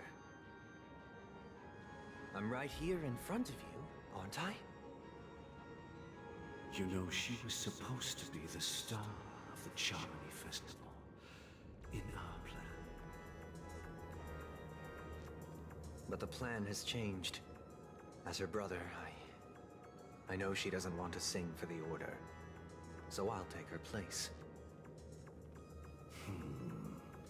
You've always been wise beyond your years.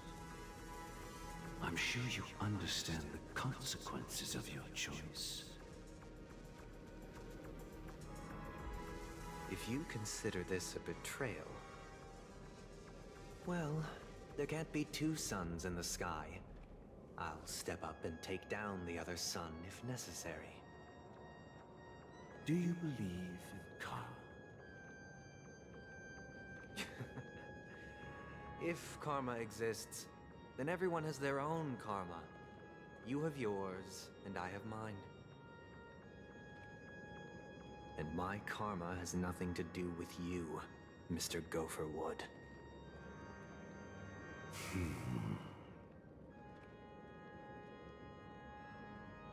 All right. Since you're willing to sacrifice yourself for her, I'll grant your wish. Well, the compromise came sooner than expected. Why? You and your sister were born as twins of the Order. And one of you is destined to follow this path to the end.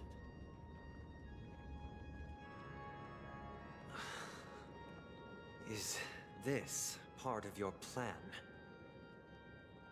Of course.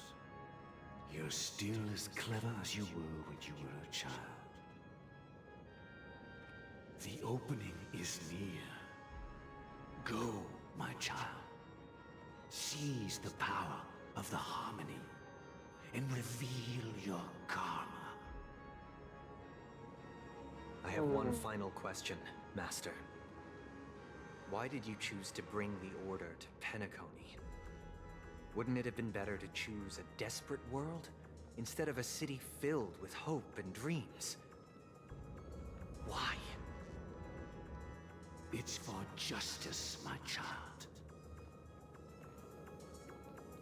If we lose justice in our hearts, we'll make the same mistake as the Harmony did. So, it's not you who manipulates the dreamscape with the Stellaron, but... Well, that's where our conversation ends.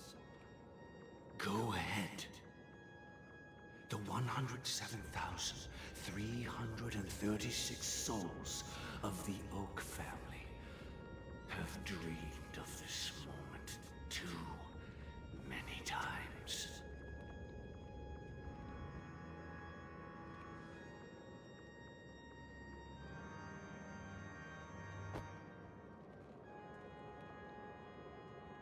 Damn.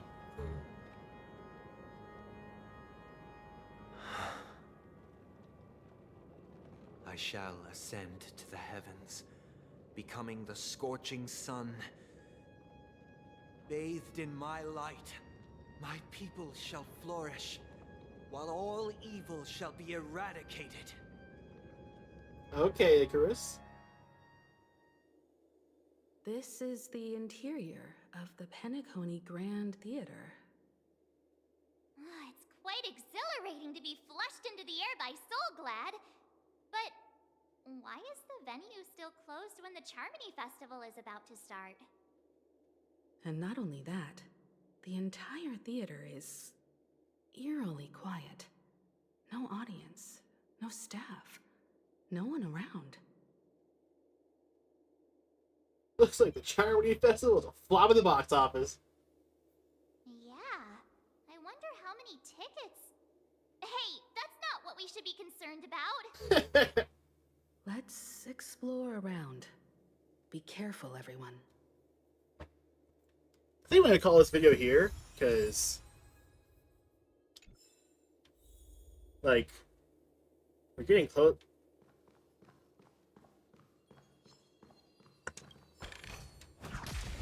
We're getting close to the end.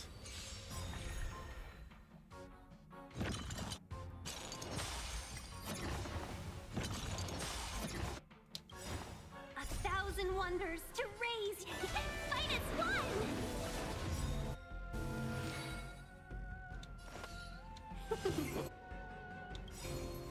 By the order of the Ten Lords, execute the Murderstruck! Good lord. That break effect sent it so far back. The mood is set just right. Let the show begin. Damn. She got moves. Hold everyone back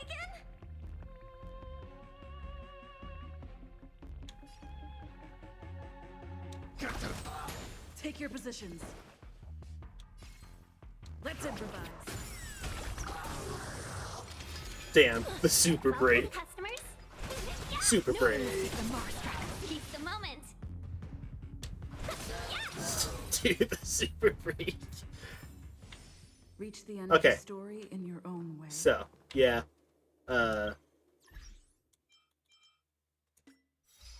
We'll continue this tomorrow. For next video. I don't know how quickly that'll be for that one. I don't even know how long that'll be because I have no idea. Oh, hey.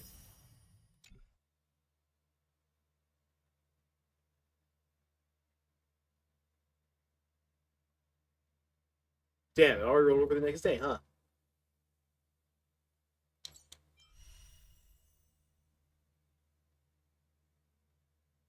Oh, man.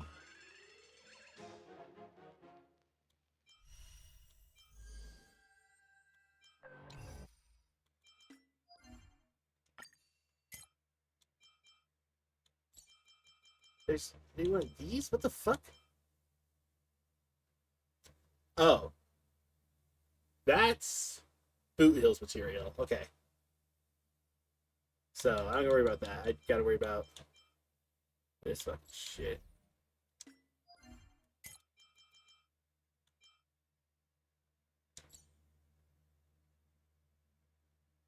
Oh, it's in the theme park? Where the fuck did it come from in the theme park?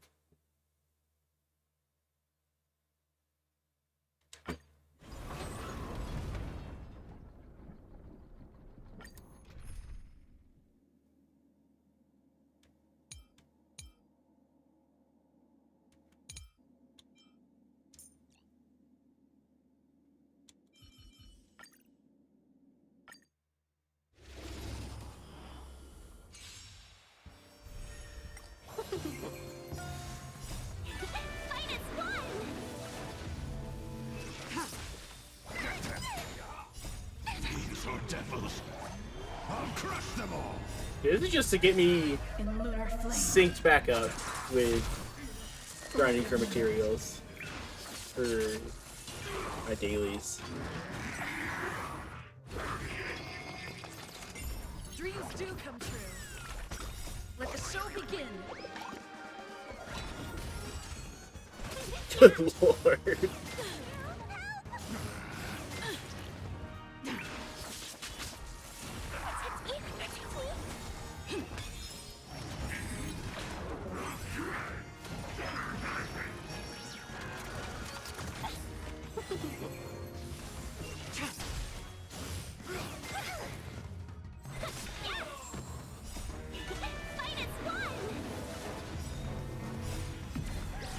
In lunar flame.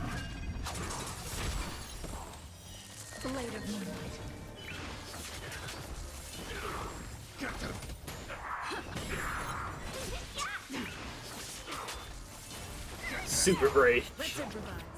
I think it looks like it just about doubles the damage. Holy shit.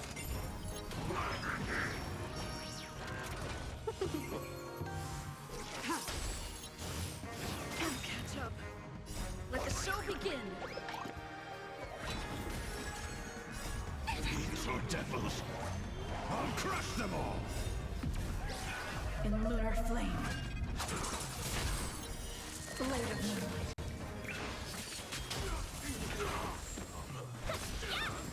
Give me strength!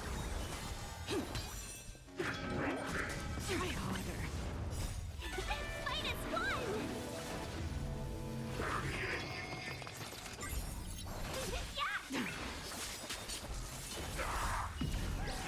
In lunar flame.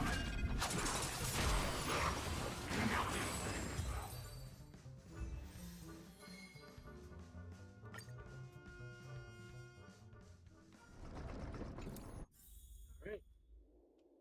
But yeah, see you next video for the conclusion of this part of the story. See you guys then.